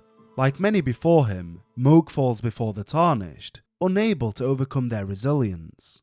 From his defeat, another great rune is acquired. Mohg's rune is soaked in accursed blood, from his devout love for the wretched mire that he was born into far below the earth.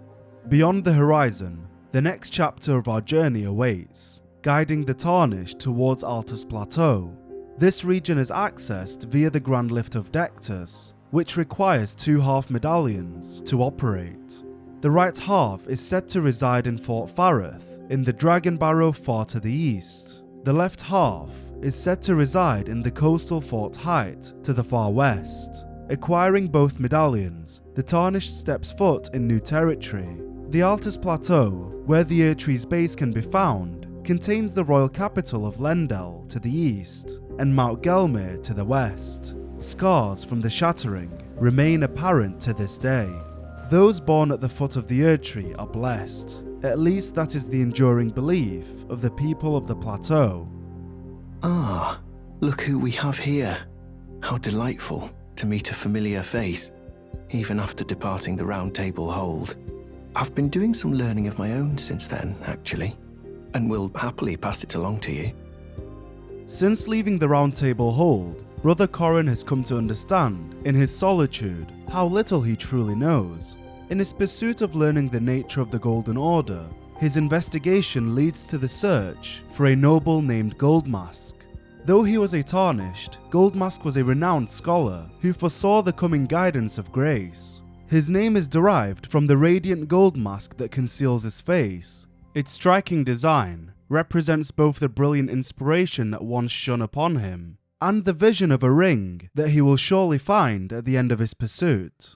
Goldmask is rumoured to have journeyed to the lands between to contemplate the Golden Order, and Brother Corrin wishes for nothing more than to seek his instruction, or perhaps aid in his research. At the Road of Iniquity, Corrin becomes acquainted with Goldmask and chooses to be his disciple, his only disciple to be precise, as all who came before have since left him. His admiration for the noble extends to the point of obsession, frantically attempting to record his wisdom down to the movement of his finger. For now, Corrin is left to fulfill what he believes to be his life's calling, to uphold the great duty of being a documentarian for the truth of the Golden Order. North of the Erdtree grazing hill on the Altus Plateau, the Tarnished once again happens upon Millicent. She expresses that since their last encounter, the scarlet rot has stilled, allowing her to progress her journey. Millicent is tracing the path Melania took, following her infamous battle with General Radahn. She hopes to meet the vanished woman, believing that she takes shelter in the north, in the lands that lie beyond the Erdtree. To walk the path of the Blade of Miquella attracts great danger, inciting the Tarnished to lend a hand, giving Millicent a Valkyrie's prosthesis, which can be obtained at the Shaded Castle. Golden prosthesis once used by the one-armed Valkyrie, a masterwork of craftsmanship. With practice and skill, it can be used as proficiently as a real arm. When Malay Murray, Lord of the Shaded Castle, embraced this prosthesis, he claimed to feel the presence of his personal goddess. The previous owner of this prosthesis is a member of the Murray family, who have a dual history spanning generations, serving as both executioners and castellans of the Shaded Castle. The sons of House Murray are all sickly born. Little wonder that Malay Murray would be so beguiled by the beautiful and fearsome goddess who was born into rot. Having acquired the prosthesis, perhaps Millicent too can feel Millennia's presence. Heading west, the Tarnished begins to ascend. They find themselves enveloped by harsh environments and stormy clouds. Mount Gelmir, which houses the Volcano Manor at its summit, is characterized by sheer cliffs and ominous skies. These qualities only became more pronounced after the Shattering. As we traverse through the region, Patches makes an appearance. He directs the Tarnished towards a set of rainbow stones, placed strategically throughout the land. Upon nearing the edge of a cliff, Patches seizes the opportunity to kick the Tarnished down, warning them to avoid Volcano Manor. For once, his actions are not transparently malicious, as his warning may very well be genuine. Anyhow, the Tarnished does not heed the advice given. Our agenda is to infiltrate the manor and slay Rykard, Lord of Blasphemy, and in turn obtain his great rune. To do so, the Tarnished approaches the manor under the guise of a would-be champion. So, Tarnished, have you ever harbored doubts about the burden of grace and the dogmatic ramblings of the Fingers? If you have, why not join the Volcano Manor and fight with us, rise with us, against the Erdtree? Following Rykard's descent into heresy, the Proprietress was the only human to remain by his side when he became the Serpent of Blasphemy. In that moment, Tanith was truly charmed by him. Now she continues his unfinished work, taking up arms against the Erdtree and the Golden Order. The recusants fight to tread the path of the champion. The way is tainted, but for this very reason, it is the true path of valor. Pledging allegiance to the manor, the Tarnished is charged with completing various assassinations. The first is ordered by Lady Tanith. Her envelope discloses the name of a Tarnished, Old Knight Istvan. The second contract marks Riley the Idol, a confessor and loyal servant to the Two Fingers.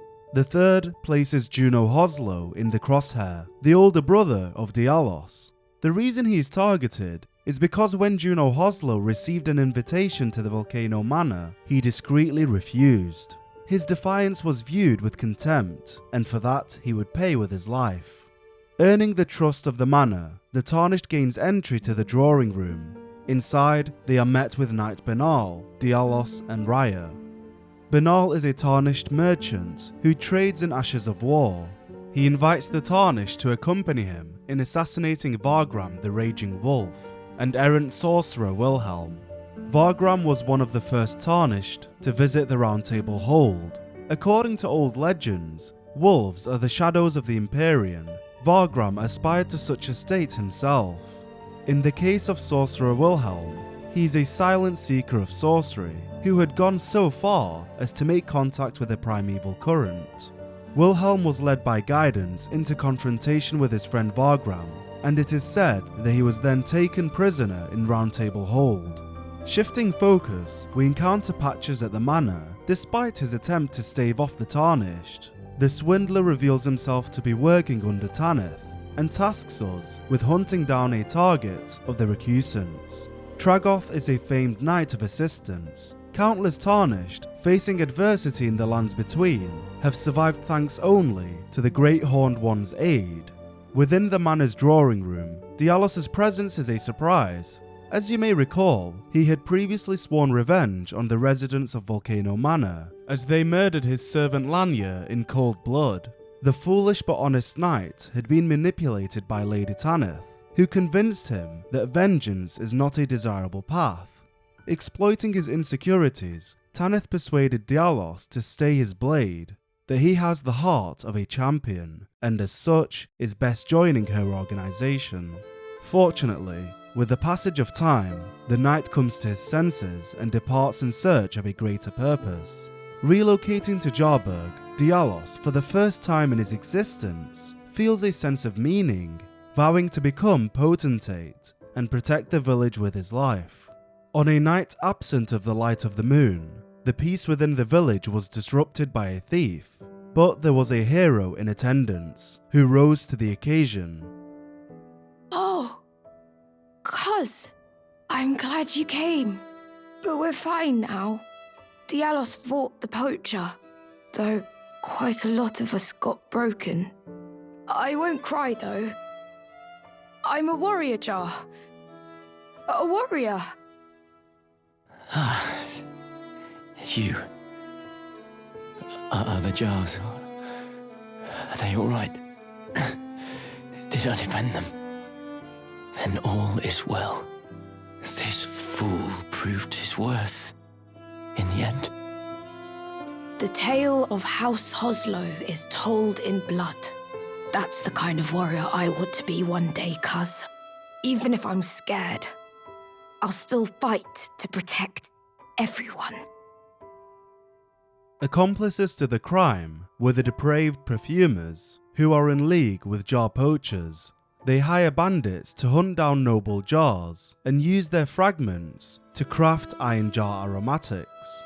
The forbidden art is maintained within a perfume bottle and is able to temporarily turn body to steel, boosting poise, resistances, and damage negation at the expense of mobility and vulnerability to lightning. Back at Volcano Manor, the Tarnished stumbles upon Raya in her true and natural serpentine form, a secret that she had hoped to keep buried.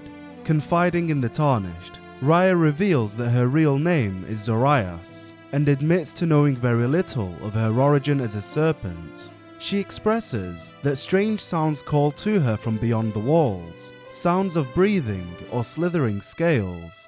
Drawn towards the depths of the veiled darkness, lurking behind the unexpected walls of the manor, the Tarnished uncovers a hidden civilization of fire and serpents, brought to life by Praetor Rykard and the immortal god-devouring serpent. Within the Temple of Igle, we acquire a serpent's amnion, derived from the mother's womb, which cradled the poor unwanted offspring of a repellent birthing ritual. I remember this scent distinctly.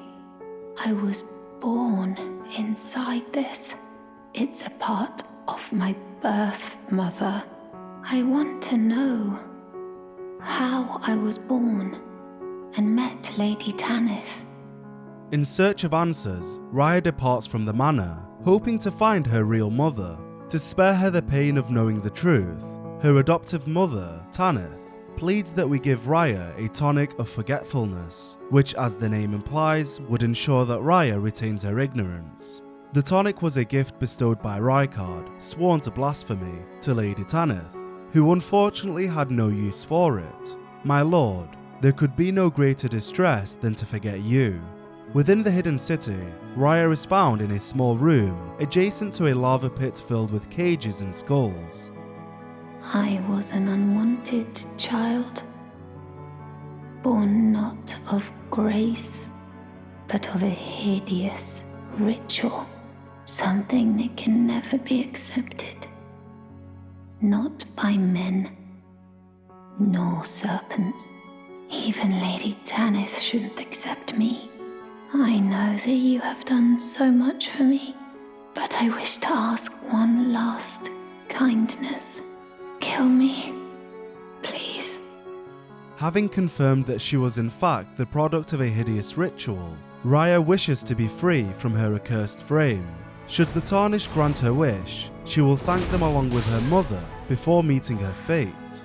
Alternatively, if given the tonic of forgetfulness, she will lose consciousness and reawaken at the manor's drawing room, with no recollection of the transpiring events, still believing Tanith to be her mother. The Tarnished, however, can choose neither option, electing to walk away instead. This results in Raya departing from the manor, leaving behind a handwritten note. I wish to set out on a journey, so that one day I can carry on Mother's work, be the proud daughter of Tanith of Volcano Manor. Farewell, you've always been so kind, so uncompromising, my champion. Now, with complete access to the manor and its resources, the Tarnished can finally fulfill their true purpose, defeating the Shardbearer, Rykard, and obtaining his great rune.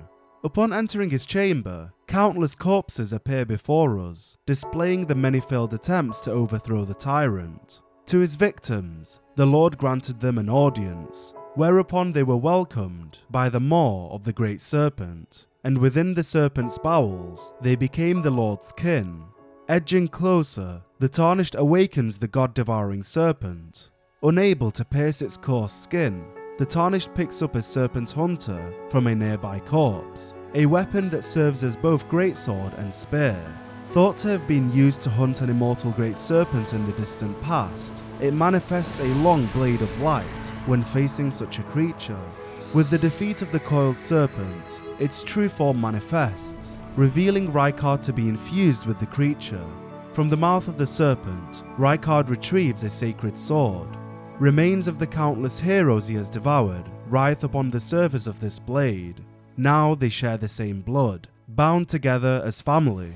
Ultimately, the strength of the Tarnished, coupled with the Serpent Hunter, proves too powerful, and the Lord of Blasphemy is slain. His final mutterings draw chills. A serpent never dies.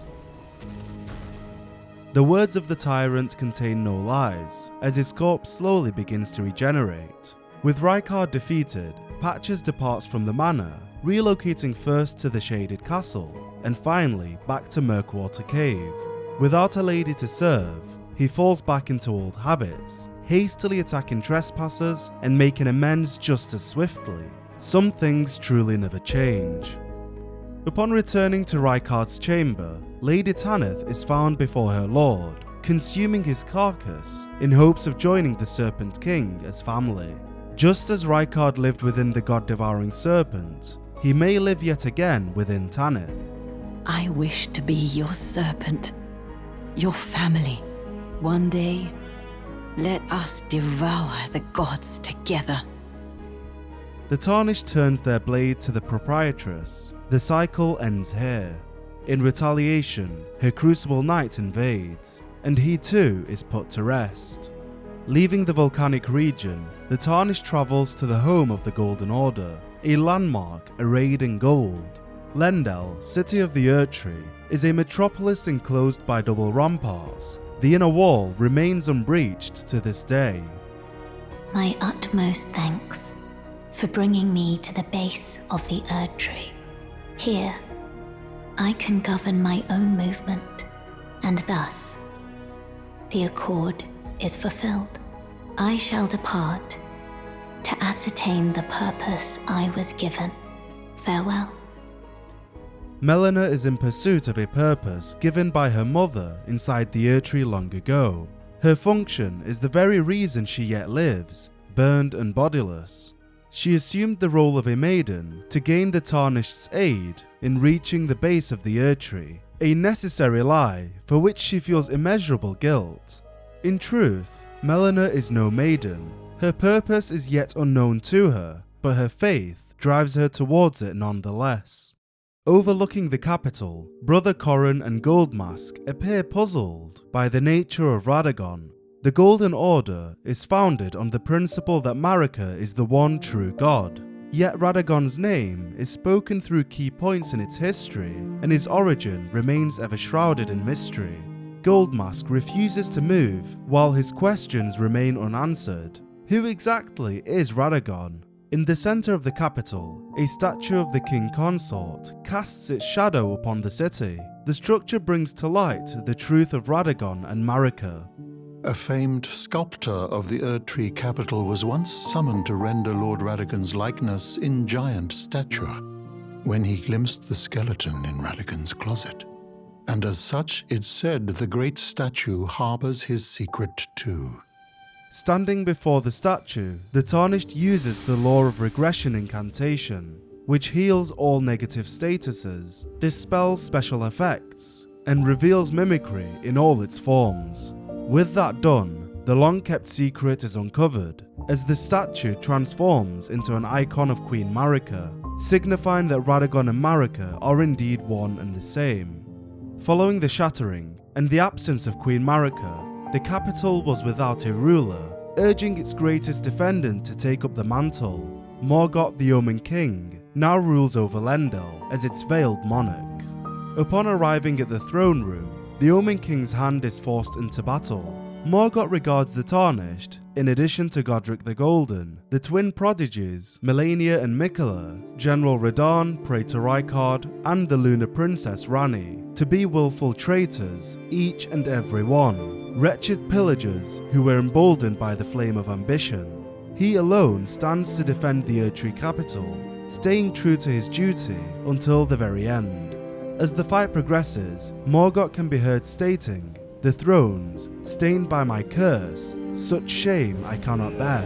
His words display both a sense of remorse for the condition for which he was born into, and tremendous respect for the throne for which he protects. After all, it was when the Elden Ring was shattered, and chaos emerged to disrupt the status quo, that those who were truly loyal became distinguished from others who were loyal when convenient.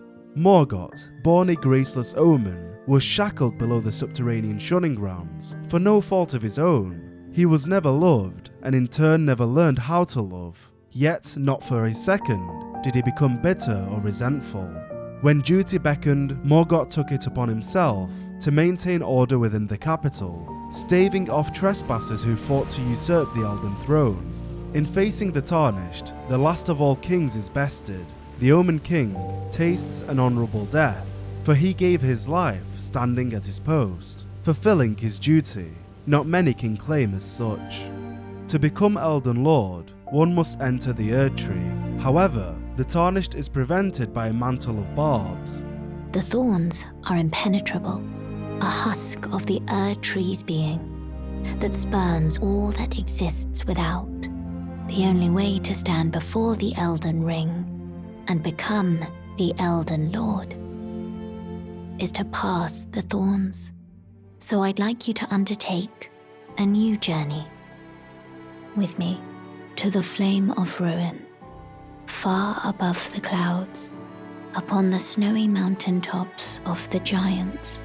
Then I can set the Erdtree aflame and guide you down the path to becoming Elden Lord. Melina provides a rolled medallion, which activates the Grand Lift of Rold, connecting Lendel to the mountaintops of the giants. The Forge of the Flame of Ruin is said to be found upon their peaks, and it is here Melina wishes to travel in resuming your journey together. With the night still young, the Tarnished sharpens their blade and prepares for the task that lies ahead, a desolate, brooding land, merciless in its harsh winds and frigid climate.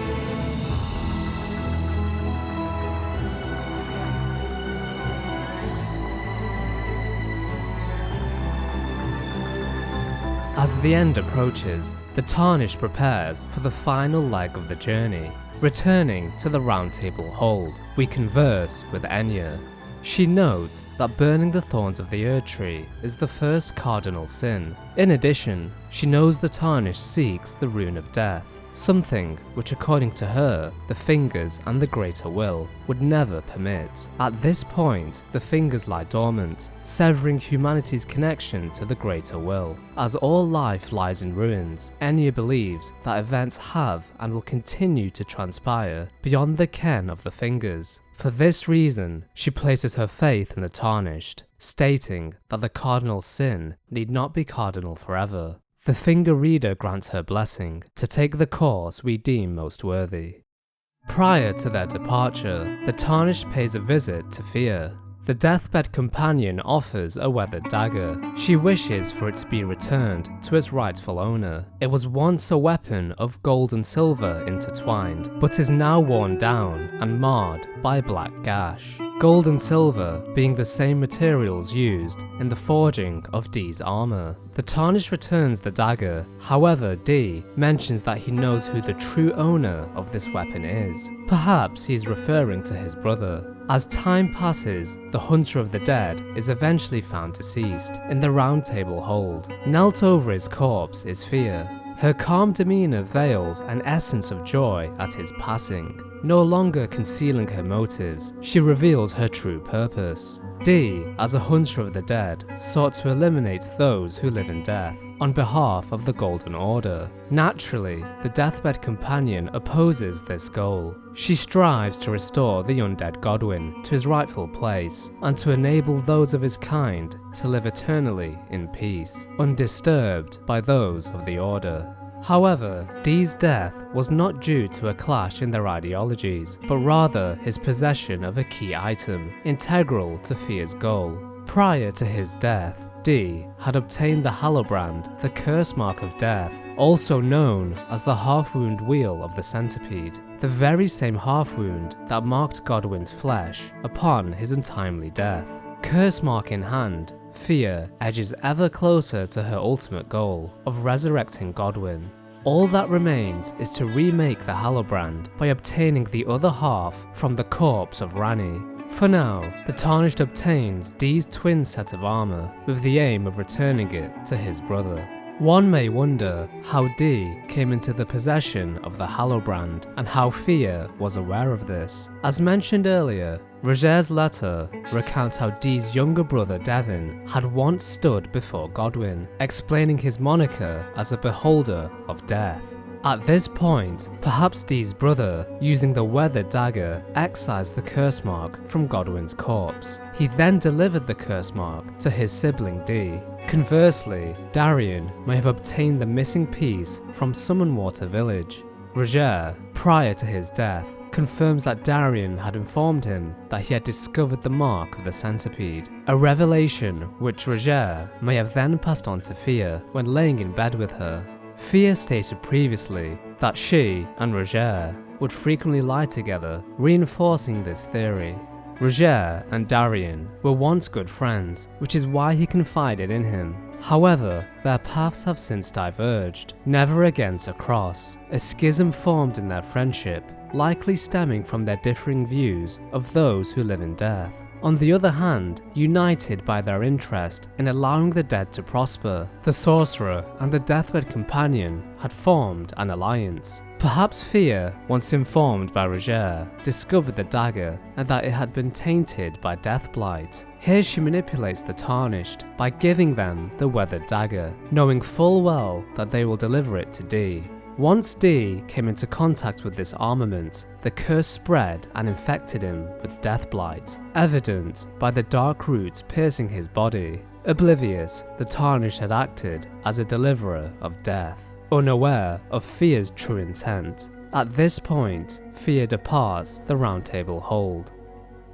In search of Devin, the Tarnished journeys to Nokron. As a gesture of respect, we return his fallen brother's armor. The revelation of his brother's passing fills the man with sorrow, spurring him to hunt down the deathbed companion. For Fear to accomplish her goals, we can surmise that she would need to travel to Godwyn's corpse. For this reason, the Tarnished makes way for Deeproot Depths. At the very depths of the Erdtree's majestic roots lies the source of the Ainzel and the Siofra rivers. Here too begins the network of great tree roots that spread throughout the lands between. At last, the Tarnished bears witness to the cursed corpse of Godwyn in the flesh, a twisted and malformed being, neither dead nor alive, intertwined with the great tree. His form has tainted its roots, spreading death roots throughout the lands between. At the base of the tree lies Fear. Coming to her aid are her loyal guardians. Among them is her father Lionel and the sorcerer Roger. Roger's return implies that the sorcerer had somehow evaded death's embrace, insinuating that he may have joined the ranks of the undead. Regardless, the Tarnished eliminates her defenders, clearing the path to Fear herself. Fear poses a question to the Tarnished, asking them if they'll deny her ways like the dogmatic brutes of the Golden Order. Should the Tarnished answer yes, they will put an end to her ambitions of becoming a companion to Godwyn and a mother to the undead. Alternatively, we can choose to remain loyal. Following this decision, Fia will order the Tarnished to seek out the other half of the Hallobrand. With a new goal set before them, the Tarnished sets their gaze to obtaining the missing piece of the curse mark of death. Recalling the Carian inverted statue given to them by Ranni, the Tarnished journeys to the Carian study hall. Utilizing this object, one is able to reveal the hidden form of the environment. The artifact reveals the way, inverting the building, allowing one to gain access to the Divine Tower of Liurnia. Atop this structure lies the true corpse of Lunar Princess Ranni. From her scorched remains, we obtain the coveted curse mark of death. Returning this object to Fia, she notes she will soon lay with Godwyn. From this, she's able to produce the Mending Rune of the Death Prince. Rune gestated by Fia, the deathbed companion, used to restore the fractured Elden Ring when brandished by the Elden Lord. Formed of the two Hallobrand half-wheels combined, it will embed the principle of life within death into order. The Golden Order was created by confining destined death. Thus, this new order will be one of death restored. Please, do one thing for me. Brandish this child, my rune, and take for yourself the throne. Stay the persecution of those who live in death by becoming our Elden Lord. Of her own free will, Fia laid with Godwyn, creating a rune that would introduce an order of death. Sadly, Fia would be unable to enjoy the fruits of her labor, as the vengeful brother of D would soon discover her location. Ha! Prince of Death, take a good long look. See the wrath of the Golden Order, the Order's justice writ in blood. This is what's become of your precious witch. Naught but expired meat and bone. This is a proper death, O Prince. No more children can be got from this useless flesh.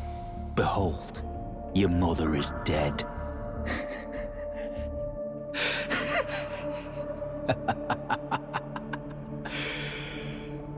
This is revenge, you witch, and you ghoul. This is the wrath of D. Darien, now I have no regrets. Honeyed rays of gold, deliver my spirit.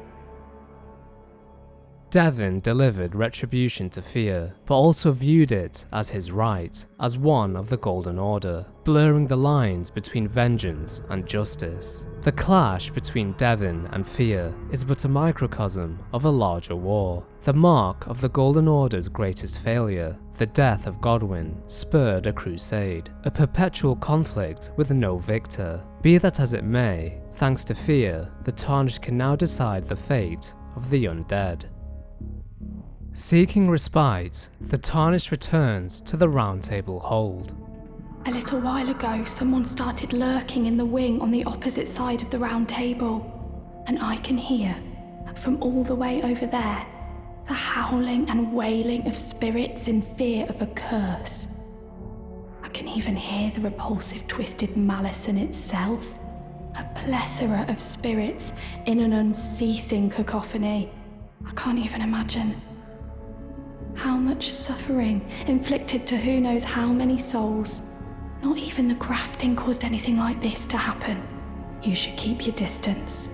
I know you're strong, but please. Roderica speaks of the phantom of a malevolent killer known as the Dung Eater. Having become a spirit tuner, she's able to discern the cries of his victims.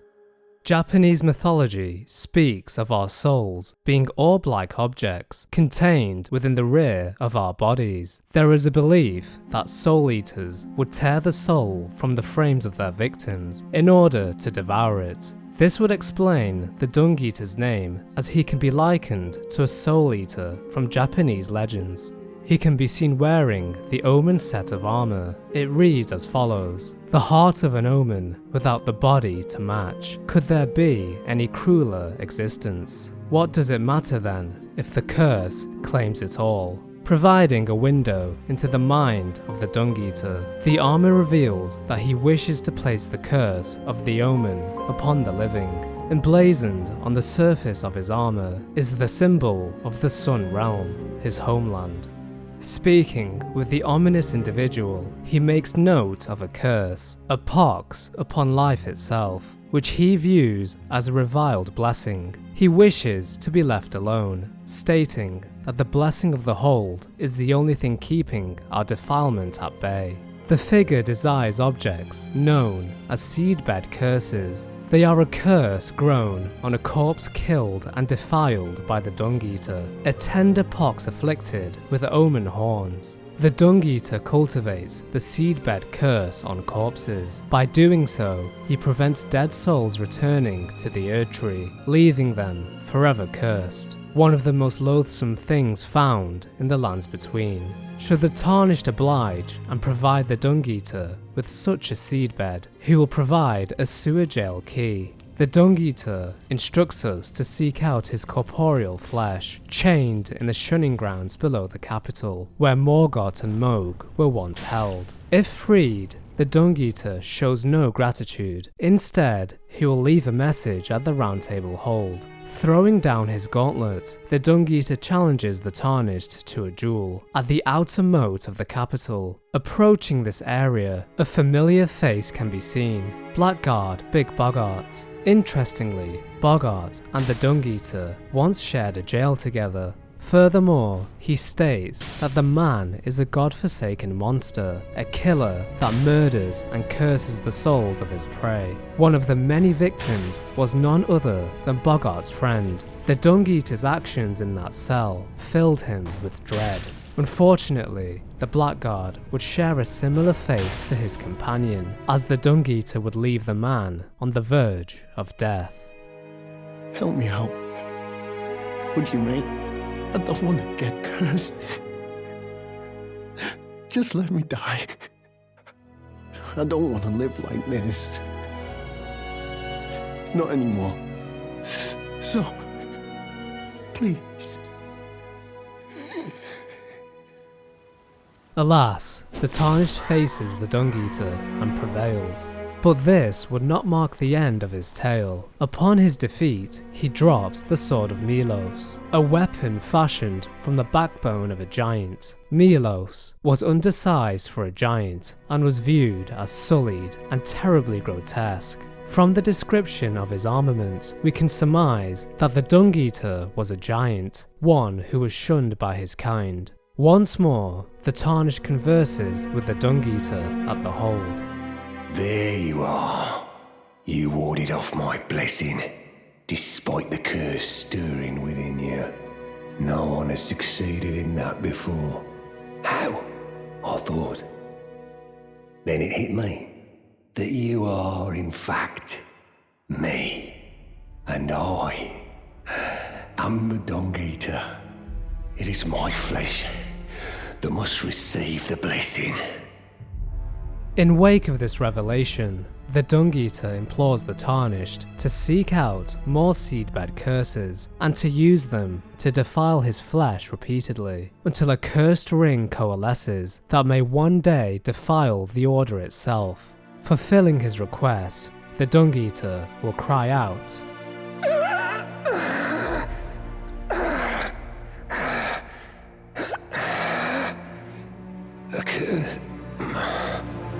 A curse upon them all. They'll be born cursed, all of them, along with their children, and their children's children, for all time to come.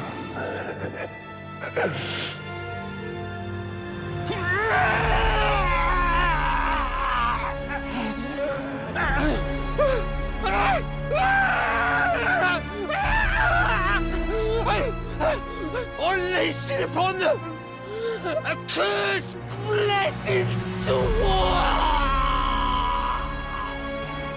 The repeated defilement of his body will lead to his death. With his sacrifice, the mending rune of the Fell Curse is forged, a loathsome rune gestated by the Dung Eater. The reviled curse will last eternally, and the world's children, grandchildren, and every generation hence will be its pustules. If order is defiled entirely, defilement is defilement no more, and for every curse, a cursed blessing. Clearly, the Dung Eater harboured nothing but ill intent. Perhaps his animosity stemmed from his mistreatment. His existence was cruel, and so he cursed the living to suffer as he did. Moving forward, the Tarnished navigates the Forbidden Lands, eventually reaching the Grand Lift of Rold. Raising the Rold Medallion, they are granted access to the mountaintops, the once marching ground during the war against the Giants. Castle Sol lies to the north of this region, ruled over by Commander Niall. The name O'Neill means of Niall, suggesting the pair are father and son. Inside the castle, a spirit notes the following: Lord Mikola, forgive me. The sun has not been swallowed. Our prayers were lacking. Your comrade remains soulless. I will never set my eyes upon it now. Your divine Hellwig tree. From his dialogue, we can infer that some of the denizens of the castle were loyal to Mikola. The young Empyrean aims to restore the soul of his comrade, which in this case may be Godwyn himself. Additionally, the location of Commander O'Neill in the swamp of Aeonia implies that he was allied with Malenia, lending his military might in the war against Radahn, confirming that an alliance existed between the two commanders and the Empyrean siblings. Worship of the eclipse evidently took place in this castle, as seen by the banners draped over the ramparts. It is hypothesized that the eclipse is a symbol of Godwyn. If Ranni is the moon, then Godwyn is the sun. The eclipse being linked to the fallen god is a fitting icon, the sun engulfed by the moon, further enforcing the notion that the soulless comrade mentioned is Godwyn. The inhabitants of Castle Sol, the Mausoleum Knights, and the Walking Mausoleums are intertwined. They are all connected to Godwyn, and perhaps now Mikola, who was researching a means to restore the soul of his fallen brother. Turning back to Commander Niall, he was a veteran of Castle Sol, who offered his leg in exchange for the lives of defeated knights held prisoner. He went on to lead these men as an army of no nation. Interestingly, his suit of armour mentions the following: Niall was the lone survivor who commanded spirits to defend his long-past master. It can be reasonable to assume that his deceased master is Godwyn. Lastly, the commander employs the use of lightning in his arsenal, similar to death lightning used by Godwyn. Dispatching the Hulking Warrior grants the Tarnished access to the missing piece of the Hellwig tree medallion, left half of a split medallion depicting the Hellwig tree. Brandishing the medallion with both halves conjoined will activate the Grand Lift of Rold, granting access to a hidden path. In other words, the secret medallion will guide the bearer to the land of Mikola's Hellwig tree. Should the Tarnished return to the Round Table Hold, they will be invaded by Ensure. By command of Gideon, the killer was let loose to dispose of the Tarnished in order to obtain the Hellwig tree medallion. Posing little threat, the Tarnished dispatches the would-be assassin. When questioned, Gideon shifts the blame from himself to Ensure, stating that the man got ahead of himself.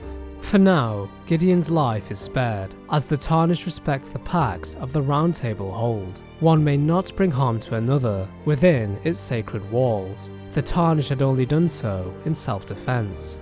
Forging ahead, the Tarnished reaches the consecrated snowfield. The route through this land, crossed east to west by a frozen river, leads to Mikola's Hellwig tree. This is the path taken by those unchosen, though it is a trial all the same. In this region, the liturgical town Odina can be discovered. Entry to Mikola's Hellwig tree is permitted only to those who light the way.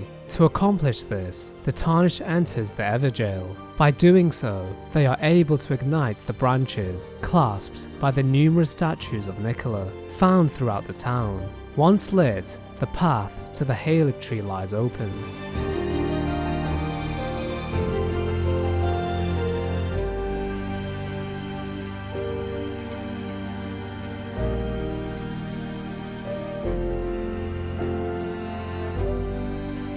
Finally, the Tarnished arrives at the fabled Hellwig, sanctuary of the Shunned. Before long, they are halted by Loretta. Unwavering, the Tarnished fells the Great Knight. Arriving at the Brace of Elphael, the Tarnished is reunited with Millicent.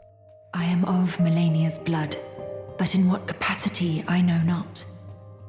I could be sister, daughter, or an offshoot. Whatever the case though, I am certain of a kinship between us. There is something I must return to Melania, the will that was once her own, the dignity, the sense of self that allowed her to resist the call of the Scarlet Rot, the pride she abandoned, to meet Radahn's measure. Her purpose lies in freeing Melania from the corruption of the Scarlet Rot, an affliction Millicent herself suffers from. Should the Tarnished return to Gowrie, he divulges a sinister plot for Millicent. She is to meet them very soon, her sisters. If you happen to be present for the girl's fight with her sisters, I ask that you side with the sisters and kill Millicent. It must be done by your hand, no other. Millicent trusts you, rather deeply in fact. Sever that trust. Nurtured by betrayal, her bud will flower most vividly. When Melania ascends to godhood, Millicent too shall be reborn as a Scarlet Valkyrie. A choice lies before the Tarnished. Do they allow Millicent to perish and be reborn as a Scarlet Valkyrie, to lose her identity and free will? Or do they lend their sword, enabling her to decide her own fate? Choosing to aid Millicent, the Tarnished returns to the Hellwig. There, they discover her summon sign, a call for help. Once summoned to her realm, we assist Millicent in her battle against her four sisters: Pollyanna, the youngest, Amy, the third, Maureen, the second sister, and lastly, Mary, the eldest. The four sisters were born in the swamp of Aeonia and came to the Hellwig under the aegis of Gowrie. And yet, those buds were doomed to never blossom. Unyielding, Millicent and the Tarnished stand firm together, overcoming the four sisters. Thank you for lending your hand. Without your help, I could not have defeated that quartet. I feel as if I've been in your debt from beginning to end. Thank you. With your help, I was able to live as my own person. If only in passing. But this is where things end. I paused to even tell you, but I took out the needle myself. Tell whoever put you up to this that if I am to flower into something other than myself, I would rather rot into nothingness as I am. Please. Let me pass alone. The Scarlet Rot writhes now, worse than ever. Soon, I won't be more than a mound of flesh, curse-laden. Untouchable. I wouldn't want such a thing to bring you harm. Despite her victory, she removed the needle of her own volition, embracing death as Millicent, rather than be reborn as a mindless drone of the Scarlet Rot. Gowrie's plans now ruined, the Tarnished decides to pay him a visit. Oh, Millicent, my daughter, why would you take out the needle? You were so close, so very close, to becoming the fairest of all flowers.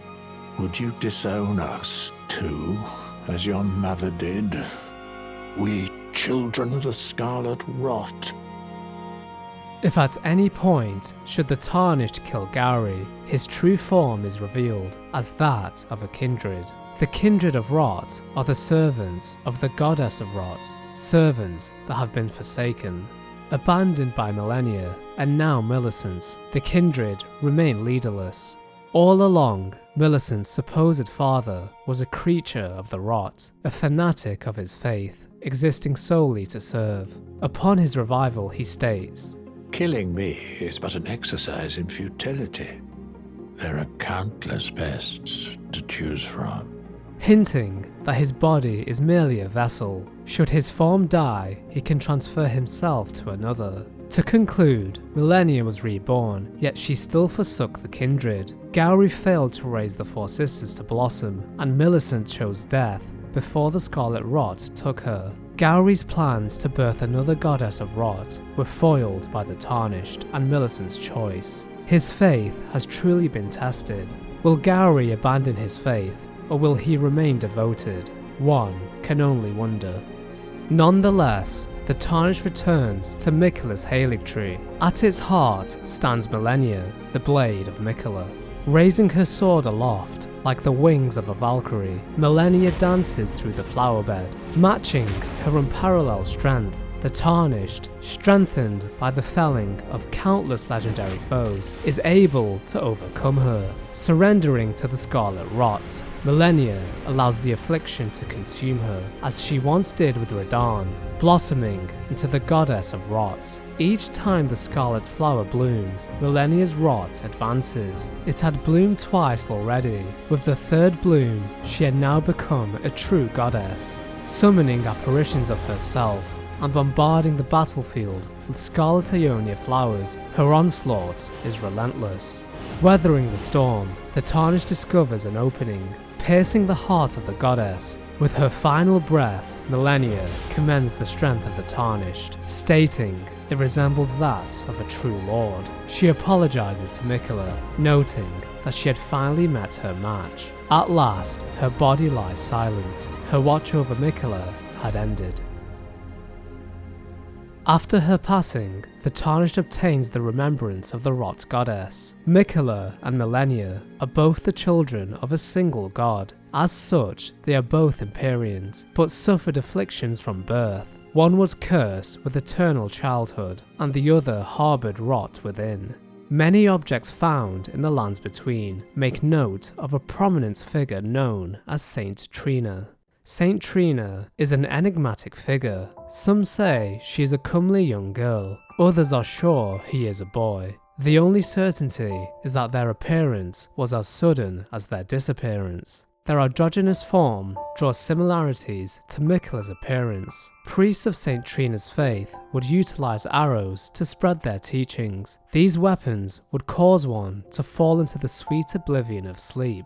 In addition, sleeping pots, enchanted by the incantations of Saint Trina, were used. Like a lullaby or a quagmire, its light purple haze irresistibly draws its victims down into sleep. The use of sleep-related items once again draws parallels to Miquella, who was known to slumber in a cocoon. Lastly, Trina's lily, a symbol of faith in Saint Trina, is almost indistinguishable from Miquella's lily. A key difference between the two is that Miquella's lily looks to have been treated by unalloyed gold, giving it a golden hue. Undeniably, Saint Trina and Miquella are one and the same. Having conquered the Haligtree, the Tarnished makes for the peak of the mountaintops. The remote, desolate eastern summit is the highest point in all the lands between, overlooking even the Flame Peak to the south. Amongst the ruins, the Tarnished encounters the once deceased Yura. The Ronin's corpse has been possessed by the reviled Shabriri. He warns that we are about to sacrifice something precious, the life of a fair maiden, who would be tossed into the fiery forge. In his eyes, this is an unnecessary sacrifice that would stain our image as Elden Lord. Instead, he speaks of another path, one that would spare Melena's life. Chosen, Tarnished, and would-be Lord, descend into the depths far below the Erdtree capital. Seek audience with the Three Fingers and the Flame of Frenzy. If you inherit the Flame of Frenzy, your flesh will serve as kindling, and the girl can be spared, setting you on the righteous path of lordship, the path of the Lord of Chaos. Burn the Erdtree to the ground. and incinerate all that divides and distinguishes. Ah, may chaos take the world. May chaos take the world! Shattering exists for the prosperity of the Flame of Frenzy. Igniting its spark would lead to inconceivable destruction. Should the Tarnished fall for this plot, under the assumption that they are saving Melina, Shattering would achieve his true goal. For following his advice, we would spare Melina's life, albeit at the cost of extinguishing all others, bringing forth an age of frenzy. For now, the Tarnished leaves Shattering behind.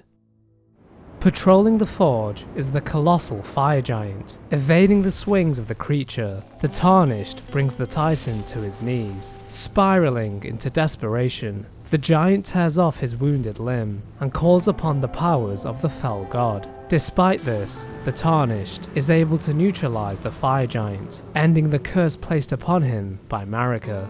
With his death, the way to the Forge of the Giants lies open. Resting at the grate atop the peak, the Tarnished is met by Melina for the last time. Our accord ends here. And remember, should you rise as the Lord of Chaos, I will kill you. As sure as night follows day, such is my duty, for allowing you the strength of runes. When Melina first discovered the Tarnished on death's door, she devoted herself to them, knowing full well that they would seek the Elden Ring to become Elden Lord, a violation of the Golden Order. Regardless, Melina placed her faith in the Tarnished. As long as they drew breath, hope remained. At one point in time, Melina confessed she was not a Finger Maiden. Instead, she was searching for her purpose, given to her by her mother inside the Erdtree, potentially signifying that Melina was a descendant of Queen Marika. Supporting this theory is the existence of 3 distinct types of butterfly, found throughout the lands between. The nascent butterfly appears as if it's just emerged from its cocoon for its entire life. This can be likened to Miquella, who spent many of his years slumbering within a cocoon. According to myth, the Aeonian butterflies were once the wings of the goddess of rot herself. And last of all is the smouldering butterfly, which serves as the kindling for a number of items. Each butterfly is intrinsically linked to the children of Marika. The smouldering butterfly's utility as a kindling item is akin to Melina's purpose as a kindling maiden, an occupation mentioned in the description of her weapon, the Blade of Calling. A dagger given to one who set out on a journey to fulfill her duty long ago. The power of its former owner, the kindling maiden, is still apparent. The one who walks alongside flame shall one day meet the road of destined death. Melina may have come to the realization that death must be reintroduced to the lands between. Without death, there is only stagnation, a goal which can only be accomplished with her sacrifice. One thing is for certain, the decision was hers and hers alone. My purpose was given to me by my mother, but now I act of my own volition. I have set my heart upon the world that I would have, regardless of my mother's designs. I won't allow anyone to speak ill of that, not even you. Awakening from their slumber, the Tarnished finds themselves in crumbling Farum Azula, a floating temple battered by the winds, a place said to exist beyond the flow of time, inhabited by those of an ancient era, living remnants of the age of the Crucible. Beings such as Crucible Knights, dragons, beasts, and even an ancient Elden Lord, Placidusax. It should be mentioned that these creatures were once bestial. As time passed, they gained intelligence. As a result, the beast's wilderness slipped away as civilization took hold. No longer mindless, wild beasts, the creatures built civilizations of their own. Interestingly, rune fragments can be discovered in the lands between.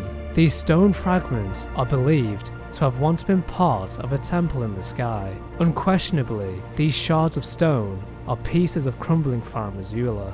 In the words of Melina, the one who walks alongside flame shall one day meet the road of destined death. Melina was the flame. Journeying alongside her would bring the Tarnished to stand before the one who harbours destined death. Perhaps the road to the rune of death is Farum Azula itself.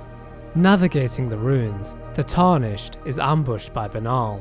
Long ago, Banal mentioned that recusants of Volcano Manor hunt their own kind, in order to accrue power, granting them the strength to revolt against the Erdtree. Banal chose this path to see the will of his brother fulfilled, to break free from the greater will. He also warned us to heed the weight of his words, implying that he would hunt us further down the line. Once defeated, the recusant drops the Blasphemous Claw, a slab of rock engraved with traces of the Rune of Death, a pivotal item to be used against the wielder of destined death, once given as a reward from Ranni to her brother Rykard. His possession of this item hints that Banal was aiming to challenge Malekith. Moreover, his armour reads, "Beasts are drawn to champions and to lords, and this armour befits a champion worthy of becoming a lord." And that is what Banal was, until his maiden threw herself into the fire. Banal's journey mirrors our own. He aspired to become Elden Lord, and as a result, his maiden set herself ablaze. Regrettably, the death of his maiden did not result in the burning of the Erdtree. Therefore, the way to Farum Azula remained shut, preventing Banal from becoming Elden Lord. That is until Melina offered herself to the flame. Seizing the opportunity, Banal attempted to slay the Tarnished, for there can only be one Elden Lord. Despite his best efforts, the recusant was slain, ending his aspirations for lordship. Deeper still, the Tarnished makes contact with Alexander. Seeking to become a great warrior, he challenges the Tarnished, who at this point is one of the strongest warriors in the realm, to a duel. Facing them will be the ultimate test. Reluctantly, the Tarnished accepts the challenge. Sadly, the Iron Fist is no match. His journey ends here. My thanks. I knew you were the stuff of champions. It was a marvelous battle. I implore you, take what I bequeath from inside me. All vessels are destined to one day break. But the great Alexander lived as a warrior to his last. After his passing, the Tarnished obtains the Shard of Alexander. Scraps of stewed flesh cling to the shard, and tatters of ornaments can be seen mingled within the slime. Relics of a red-haired champion, it would seem. Warrior jars house the remains of great warriors. The red-haired champion once contained within Alexander was no doubt Radahn. Advancing further, the Tarnished discovers the fractured ruins of a temple. Laying down, the world around them pauses momentarily. Time begins to reverse. The rune is restored to its full glory. Hovering at its centre is the Dragon Lord Placidusax. The Dragon Lord, whose seat lies at the heart of the storm beyond time, is said to have been Elden Lord in the age before the Erdtree. Once his god was fled, the Lord continued to await its return. Having felled countless foes, the Tarnished silences the Elden Lord. The leader of the Age of the Crucible is no more. Crossing the vast stretches of the crumbling temple, the Tarnished reaches the uppermost peak of Farum Azula. At the centre of a vast hall is the familiar beast clergyman, previously encountered in the bestial sanctum under the name Geraint. If Geraint had been given Deathroot prior to this encounter, he will recognise the Tarnished. In spite of this, he vows that none will take destined death again. Determined, the Tarnished stands firm in the face of adversity, retaliating and weakening the beast. Realising the fight will not be easily won, Geraint calls upon the power of the Rune of Death, Plunging his blade into the rune shackled around his hand, the beast reveals his true form as Malekith, the Black Blade, shadow of Queen Marika. A torrent of crimson fire coats his blade. Assuming his primary form, the beast leaps into the air, setting free the remnants of destined death from his blade. Empowered by death, the shadow is relentless in his assault. Recalling the blasphemous claw obtained earlier, the Tarnished activates the artifact. In doing so, they are able to momentarily nullify the blows of the Black Blade, causing Malekith to recoil and swing blindly. Utilizing the narrow window of opportunity, the Tarnished delivers death to Malekith. As his consciousness slips into the void, the shadow begs Marika for forgiveness, stating that the Golden Order cannot be restored. His remembrance reads, Malekith was a shadow-bound beast given to his Empyrean. Marika's sole need of her shadow was a vessel to lock away destined death. Even then, she betrayed him. Charged with protecting the Rune of Death, Malekith voluntarily exiled himself. It is worth noting that if the Tarnished had slayed Garank, he would cry out, Marika, why wouldst thou gull me? Why shatter? Cheated by Marika, he questions why she shattered the Elden Ring. There was no reason for Malekith to live in isolation, defending the Rune of Death, if Marika's plan all along was to shatter the Elden Ring. His years of servitude amounted to naught, as the Tarnished had now claimed the Rune of Death.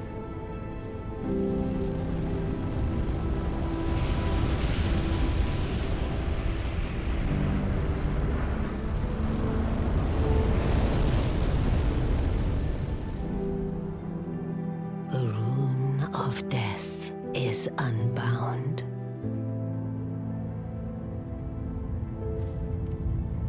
And the lands between are shrouded by death's dark fate. But the flames will also burn the impenetrable thorns.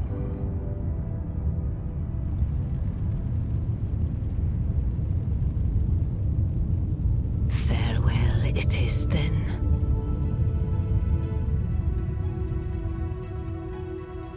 You'll be Elden Lord yet.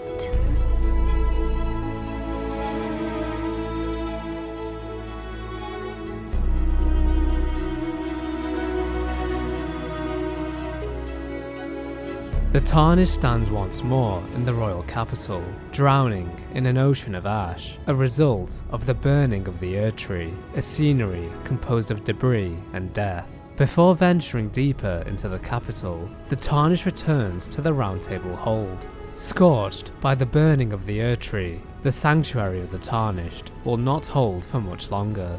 Sadly, Enya appears to have passed away. Before departing, the Tarnished converses with Roderika. She mentions that Hugh's shackles are now broken. He is free to leave, but chooses to remain.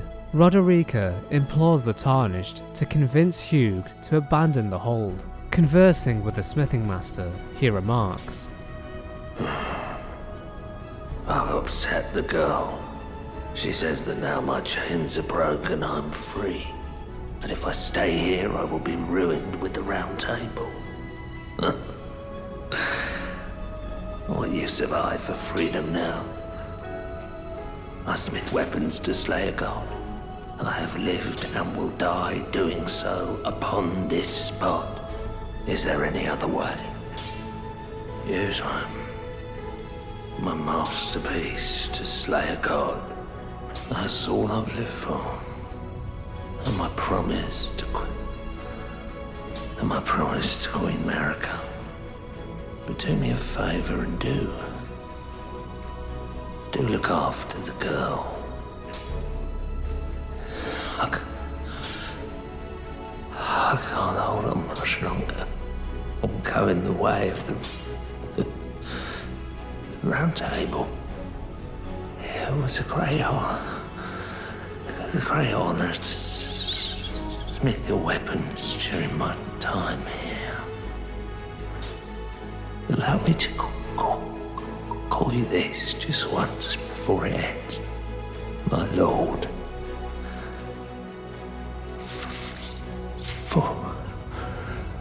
For that is what you are. In the past, Hugh was unable to forge a god-killing weapon for Marika, but this time he had forged a masterpiece, one that can slay a god, the Tarnished's weapon. After a time, Hugh will fail to recognize the Tarnished. As the round table fades into oblivion, so too does his memory. Returning to Roderica, she notes that Hugh had also forgotten her. Choosing to remain at the smith's side, she makes one final request. Please, become Elden Lord. Hugh was always saying that you were a lord to him. So slay her with the weapons he smithed. Slay the god Marika, who cursed us all. Leaving the round table hold for the last time, the Tarnished warps to Lendel. Close by, the Tarnished is met by Corin. Oh, it's you. I finally come to understand. The Master was nothing more than a madman. Enchanted by a vain and ruinous delusion, he rejected the perfection of the Golden Order, seeking to supplant our glorious faith with his own. Could there be a more pitiable comedy? Look at it. The culmination of perfection, burning before our very eyes. Brother Corin served Goldmask due to his profound faith in the Golden Order. However, Goldmask discovered the Order's flaws and as a result sought to rebuild it. The priest, still loyal to the existing order, believes this is a sin, viewing Goldmask as a blasphemer. Corin's attire resembles that of an exiled prophet. These prophets foresaw that their faith would end in flames. The flame of ruin is anathema to the Erdtree, but prophets sometimes glimpse it within the faith all the same. Sadly, when this occurs, their sole reward is banishment. If Corin was such a prophet, it is clear that his faith in the Golden Order is unshakable. Persecuted and chased from his homeland, yet still loyal to the Order of old. At the base of the Colosseum nearby, the corpse of Goldmask can be found. Laying on his body is the Mending Rune of Perfect Order, rune discovered by the noble Goldmask, used to restore the fractured Elden Ring when brandished by the Elden Lord, a rune of transcendental ideology which will attempt to perfect the Golden Order. Once more, the Tarnished had obtained the means to bring forth a new age, to rebuild the Golden Order. Climbing the steps on the path to the throne, the Tarnished is halted by Gideon. The sycophant at first manipulated the Tarnished, hoping to become Elden Lord himself. But now he declares that none should take the throne, noting that Queen Marika hopes for the Tarnished to struggle unto eternity. In his attempt to prevent the Tarnished from rising to the status of Elden Lord, he faces them in combat, utilizing the magics of fallen demigods. Still, the Tarnished overcomes Gideon.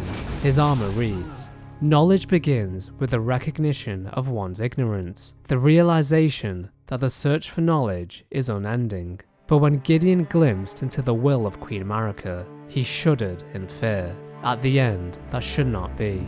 What drove Gideon to abandon his ambition for lordship? Some suggest it was the realization that Marika wished for the Tarnished to struggle eternally, to leave the Elden Ring shattered. In addition, perhaps Gideon learned the truth behind the Golden Order and why Marika shattered the Elden Ring. The revelation that the Queen was merely a puppet, controlled by the strings of an outer being, may have been too much to bear. In truth, the idea that Marika had any control was but an illusion, one which Gideon opted to maintain. What use is an Elden Lord if they are merely a slave to an outer god? On the contrary, what hope does one have in slaying a god, should they choose to defy them? After all, Marika herself failed in this regard. Gideon had gained true knowledge after his long exchange with the two fingers, discovering all had been broken long ago, that the trembling fingers bent with age, and the Erdtree itself were no exception. Like cattle who marched to their doom, the Tarnished were unaware of the reality they faced. Only when Gideon learned the truth was he freed from his ignorance, coming to the conclusion that the Tarnished exist in a world in which they have no control. In his mind, the pursuit of becoming Elden Lord is meaningless, for this title would grant them nothing. For these reasons, Gideon abandoned all hope. Edging ever closer to the Erdtree, the Tarnished is blocked once more. Cradling the deceased Omen King is Godfrey, first Elden Lord. Brandishing his splintered axe, the Lord assails the Tarnished. Like a raging tempest, Godfrey storms the battlefield. Posing a significant threat, Godfrey realizes he must fight the Tarnished unshackled. To do this, he slaughters Sarosh, thus removing his limitations. Godfrey abandons his regal name and relinquishes his axe and armor, reverting back to the primal Hoaraloo, chieftain of the Badlands. His unparalleled strength shakes the foundations of the city. Even with all the strength he could muster, it would not be enough. After a long and grueling battle, the warrior is bested. With his final breath, he proclaims that the Tarnished strength befits a crown. All that remains is to venture into the heart of the Erdtree. Upon entry, Marika's enslaved vessel falls to the ground, and Radagon of the Golden Order enters the fray. Broken hammer in hand, the husk of a god attempts to snuff out the Tarnished. Radagon delivers blow after blow, each strike like a hammer to an anvil. The once mighty god is far from his peak. Over the years, his somber duty weighed upon him, eating away at his soul. No longer at full power, Radagon is unable to resist the Tarnished. The god falls to his knees, his lifelong duty finally at an end. From the depths of the Erdtree rises the Elden Beast, the vassal beast of the Greater Will, and living incarnation of the concept of order. The true form of the Elden Ring. Its form resembles that of a supercluster, groups of galaxies shining within its frame. Displaying no sympathy, the creature fashions the sacred relic greatsword from Radagon's corpse, his ribcage still visible at the center of the guard. A sword wrought from the remains of a god who should have lived a life eternal. An apt view of the relationship between the self-serving outer gods and the deities of the lands between, viewing them as nothing but disposable tools. This tumultuous battle will decide the fate of all. Endeavouring to succeed where Marika had failed, the Tarnished charges the cosmic entity. Each swing of the beast is a hurricane, barraging the Tarnished with shimmering spears of golden light. Conjuring black holes and nebulas, the deity displays its cosmic wrath. The flame of ambition will not be extinguished. Tempered by their journey, the loss of their comrades, and the faith of their allies, the Tarnished evades each and every strike. There is no room for error. Wielding the god-slaying weapon forged by Hugh, the Tarnished, with haste and purpose, delivers a mighty blow to the Elden Beast.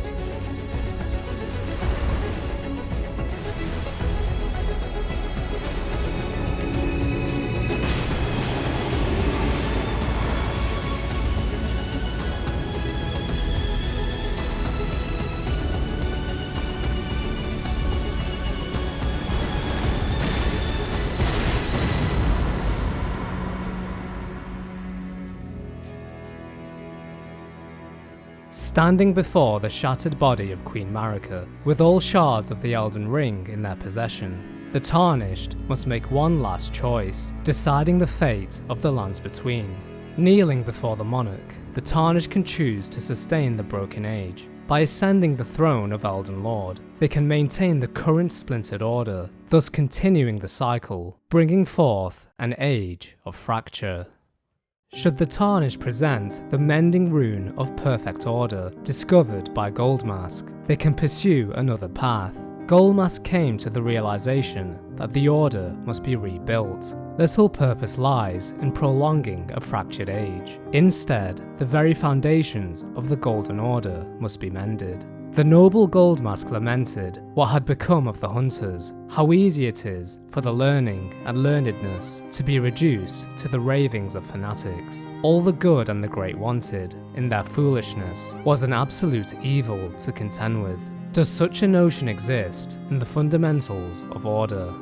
Believing themselves to be good, the Order hunted those who opposed them. In reality, what some may view as good, others perceive as evil, leading to conflicts with no end in the lands between.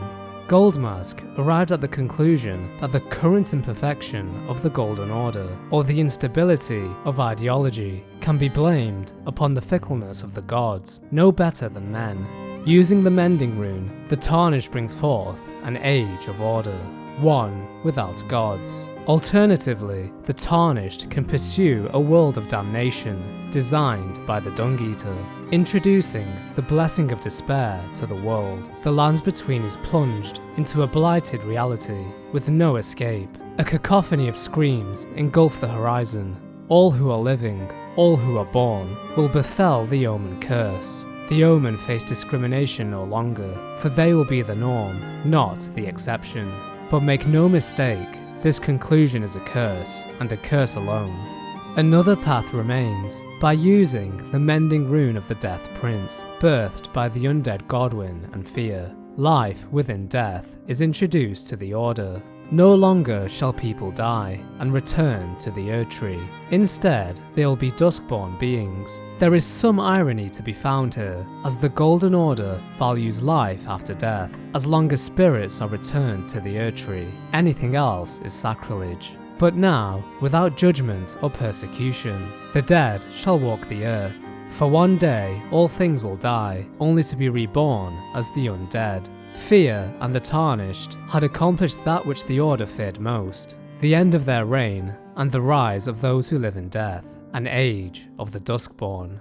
On the other hand, had the Tarnished followed Vike's path, Melina would attempt to dissuade them from pursuing the Flame of Frenzy. Ignoring her guidance, the Tarnished would succeed where Vike had once failed and embrace the Three Fingers, thus eliminating the need for Melina's sacrifice, as the Tarnished, utilizing the Flame of Frenzy, could burn the Erdtree and its thorns. Sitting upon the throne as the Lord of Chaos, the world is torn asunder, the living, their sins, and the world itself, let it be cinders. Desire to rule had broken this land. Perhaps this was a just ending, eliminating a land beyond salvation, never to be manipulated again. Others may perceive this as cowardice, electing the path of omnicide, making no attempt to repair this fractured realm. Having robbed Melina of her choice, she knows that the Lord of Frenzied Flame is no lord at all, since the land they would preside over would be lifeless. Following through with this plan would only invoke her wrath. Damning the world to spare her life may be considered a fair bargain by some, for many would prefer Melina to be alive and filled with hatred than to die in obscurity. Amidst the ashes, clasping the burnt whistle of Torrent, Melina swears to deliver destined death to the Tarnished. For the first time, we bear witness to Melina's once sealed eye, suggesting that the unsealing of the Rune of Death triggered its opening. Due to its unique colour, many wonder if she was once the Gloam-Eyed Queen, although this is never proven. By her own admission, Melina states that she's burned and bodiless, much like the Lunar Princess, implying her form is merely a vessel, although this may be a reference to her calling as a kindling maiden, for they will be burnt and bodiless once fulfilling their duty. Furthermore, a unique marking can be seen upon her face. Some theorize that it resembles a beast's claw, symbolizing Malekith and destined death. Conversely, it more accurately depicts a bird's foot, perhaps linking it to the twin bird, an envoy of an outer god, and mother of the Deathbirds. Ranni too has a marking on the opposite side of her face, though there is little information regarding its meaning. From the description of the Grey Violet, we know that the ghost flame tended to by the Deathbirds had a violet hue. The twin bird is represented by the colours blue and red, the same shades which are linked to Ranni and Melina, colours associated with ice and fire. When the two colours are combined, it forms the colour purple, once more drawing parallels between Melina, Ranni and the Deathbirds. Either way, her true identity remains shrouded in mystery. All but one path remains, the Age of the Stars. With Ranni replacing Marika and the Tarnished as their consort, a new course is charted for mankind, an order freed from the grip of the Greater Will. Upon the order I envision, mine will be an order not of gold, but the stars and moon of the chill night. I would keep them far from the earth beneath our feet. As it is now, life and souls and order are bound tightly together. But I would have them at a great remove, and have the certainties of sight, emotion, faith, and touch all become impossibilities, which is why I would abandon this soil with mine order. Wouldst thou come to me even now, my one and only lord? Ranni seeks to create an order that cannot be touched or seen, one led by the Dark Moon Outer God, which will not influence the lives of those in the lands between, as it remains far from the earth. Oblivious to the existence of the Dark Moon, Ranni, and the Tarnished, no faith can rise from the living, none shall worship them, or wage wars in their name.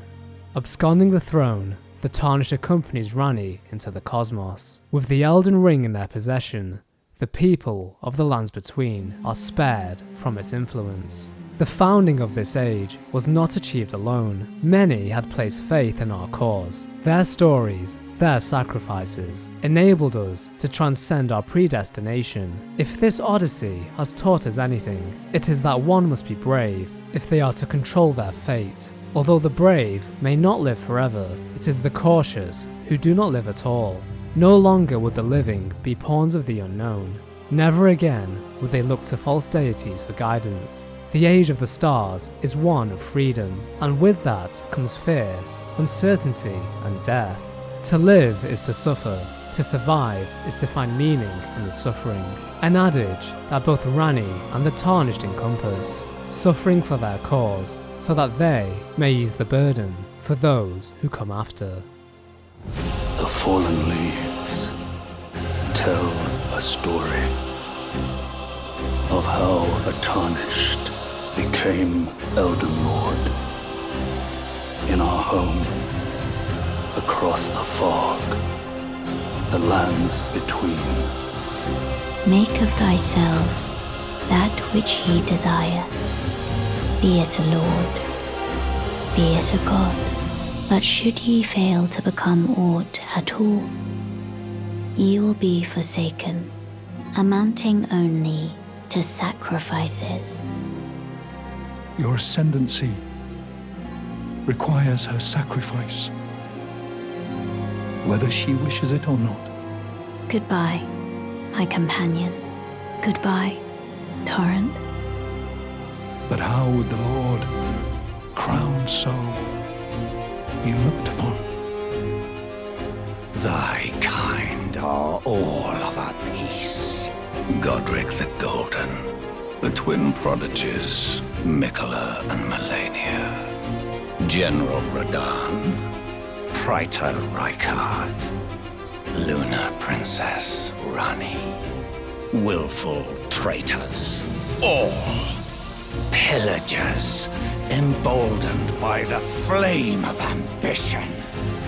Great Elden Ring, root of the Golden Order, anchor of all lands, giver of grace, wellspring of all joy. Why is the round table burning in ruins? Look at it. The culmination of perfection, burning before our very eyes. The land has been tainted by madness since the shattering of the Elden Ring. I thought that I feared nothing. Kill me, please. have given everything.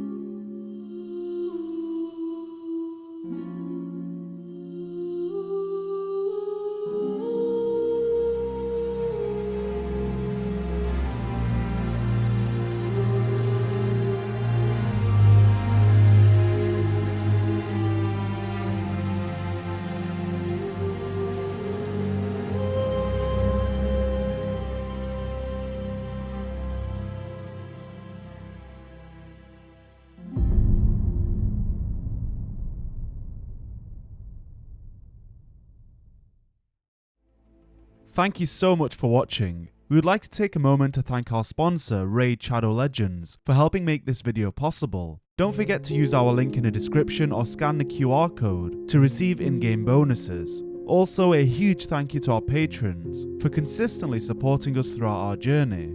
Please visit our page at patreon.com/thebrotherscode and take a look at what we have to offer. Subscribe to our channel to stay up to date on our future projects. Of course, we'll be covering Elden Ring Shadow of the Erdtree, so stay tuned for that. Leave a like to show your support and help spread our content to a wider audience, and comment down below letting us know what you thought of the video. Thank you, we'll be back with more soon.